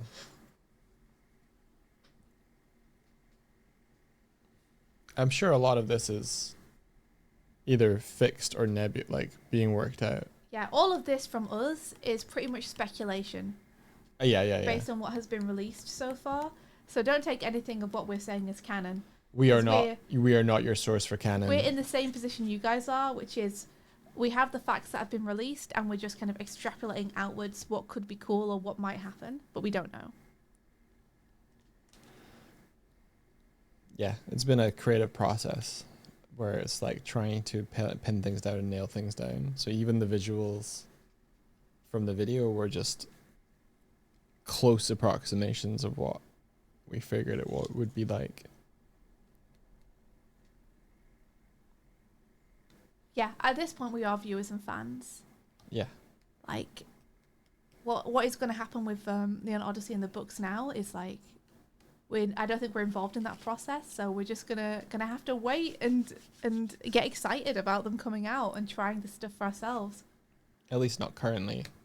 I'm very excited for the summer playtest to see how some of these different classes and species play and feel. Gonna be really fun. I'm also so excited for the Starlight crossover. It's gonna be so good. Yeah, this is hype.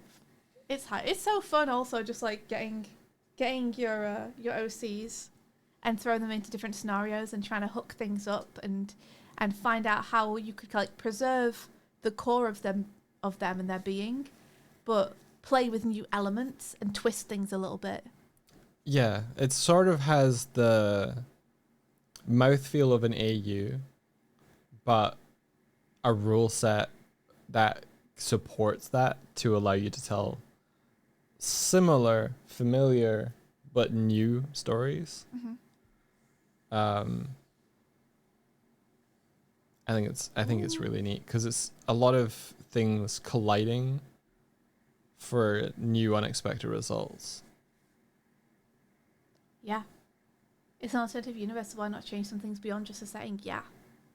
I mean, we can kind of do whatever we want with it, can't we? It's the fun. And the Adventures crew has said, like, they love homebrew. They want you to make it your own. Malcolm says, I think if I get my hands on the books, I might try my hand at writing my own campaign. Heck yes, you should. That would be awesome.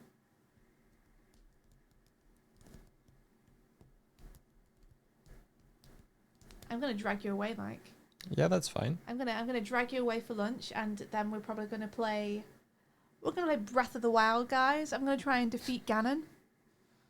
That's my plan for today. The funny thing is I'm sitting over here doing nothing. I saw. So that's why I was like, it's time. He's stopped researching whatever he's researching. Yeah. Breath of the Wild. Breath of the what? Breath of the Wild. I'm just gonna put you to go fight Ganon. Done. 20 minutes.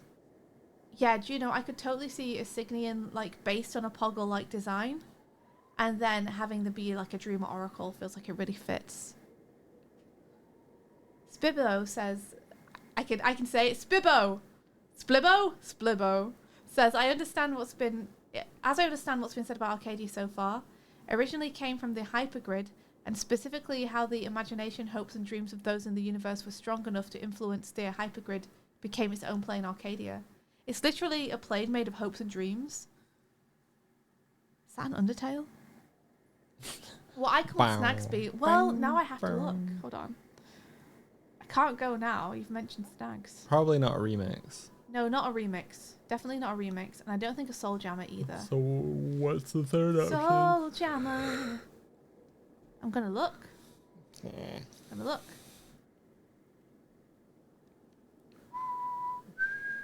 Okay, we have Headbanger as an option.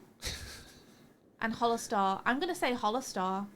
Wait, how many different types of icon are there? 4. Okay. I thought there were 3.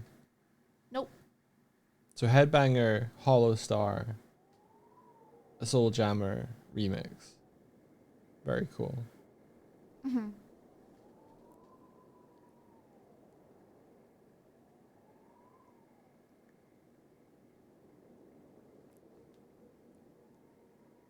Wanna raid Moon, bitch? That's up to Swifty. Yeah. Do I know Moon, bitch? It sounds familiar. They were friends with Spatula. They have like a very kind of black purple color scheme. They're very lively. Possibly. I don't know actually. They like Starlight Brigade and Neon Odyssey. From what I know. That's awesome. Well, yeah, we should definitely raid them.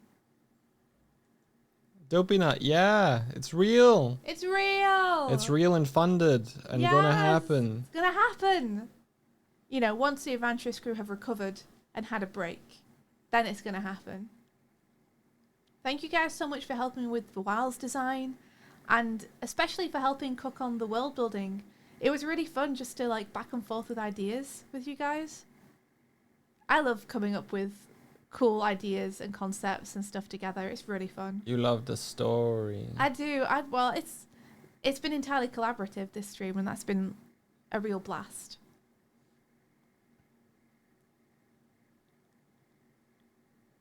Yeah, thank you for all the cool ideas, guys. It is fun to collaborate. When you find people that are collaborative, it's fun to collaborate. Yeah, we For can bounce sure. off one another. Come up with some really cool stuff.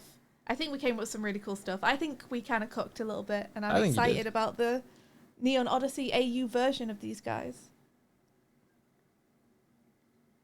Dopinut says, did you all have a plan to add a scrunkly little guy? What do you mean? What do you mean? A scrunkly little guy. To what?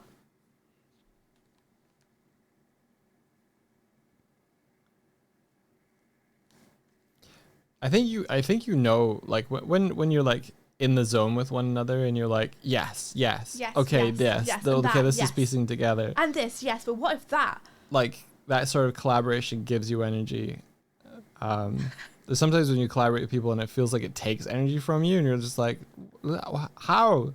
This should be fun. I loved overhearing all of what you got going on today. I know I wasn't like You weren't tuned into a lot of it, tuned but in that's okay. earlier. Don't worry. I was I listening. can bend your ear off about Yeah, it no. later. I caught a lot of it. I was just like trying to figure something out. So Yeah, no worries at all. Absolutely. You don't know everything. In that case, yes, we do have a plan to add a scrunky little guy to everything. Probably, yes. It's always good to add a scrunky little guy. yeah, it's kind of the communal. Everybody brings a piece of furniture or wood for the bonfire, Yes, that's Rather than- true. and a big water balloon Huh? rather than a big water balloon. Yeah. Yeah, you'll bring your bit of wood and then the fire's like, whoa-ha! And you're like, yes, the ideas! Benthos, a scrunkly. I love Benthos. I would love to play a Benthos. It would be so silly. I want to know specifics about Benthos Me too. because like I hope they're in the summer playtest. Tabaxi was a good like go-to for the raccoon, so I kind of based scrambles on that. But I loved the like feline agility, the like double your movement speed thing. Yeah. And it's like if I'd had to lose that, what would I gain from being a Benthos? Yeah. Like, I think you'd be looking Claudaren for the agility stuff, but I think Benthos feels like it fits a bit better. Yeah, I don't know if you can be like a tiny Cloudaren. I think Benthos might, like, from the flavor, it would be cool if they could do something like disappear into shadows or something. Right? Yeah. I don't know, though. But I'd be excited if they could. Bah. Because they're meant to be, like, shadowy figures, right? Yeah. Anyway, you can feel free to raid, Martina. I'm sorry, we just got sidelined constantly by talking about stuff. And now lunchtime. I have a pastry left over from yesterday that I can eat. Nice. I'm gonna So go do get you. stuff. I do. Oh, we're going out, right? If you want to go on a walk, we can go on a walk. That's what I thought we were going to do. Okay. Let's do it. You were waiting. Thank you, Martina. You have a fantastic day. And everyone in chat also have an amazing time over at Moonbitch's place. Have a great time. Thank you so much for hanging out with us. We'll be back tomorrow. Maybe we'll play something. Maybe we'll draw something. Maybe we'll just hang out. I don't know. But if you want to hang out, then it'll be great to see you. We'll be here. As usual. We'll be here. We'll be here. We'll be here. Right here. Right here. Right here. Right here. Oh, right there. Right there. Right there. Nice. All right, Vodders. Take Thank care. you. Thank you very much for being here. Have a Appreciate great day you. yourselves. Have a great day. Take care.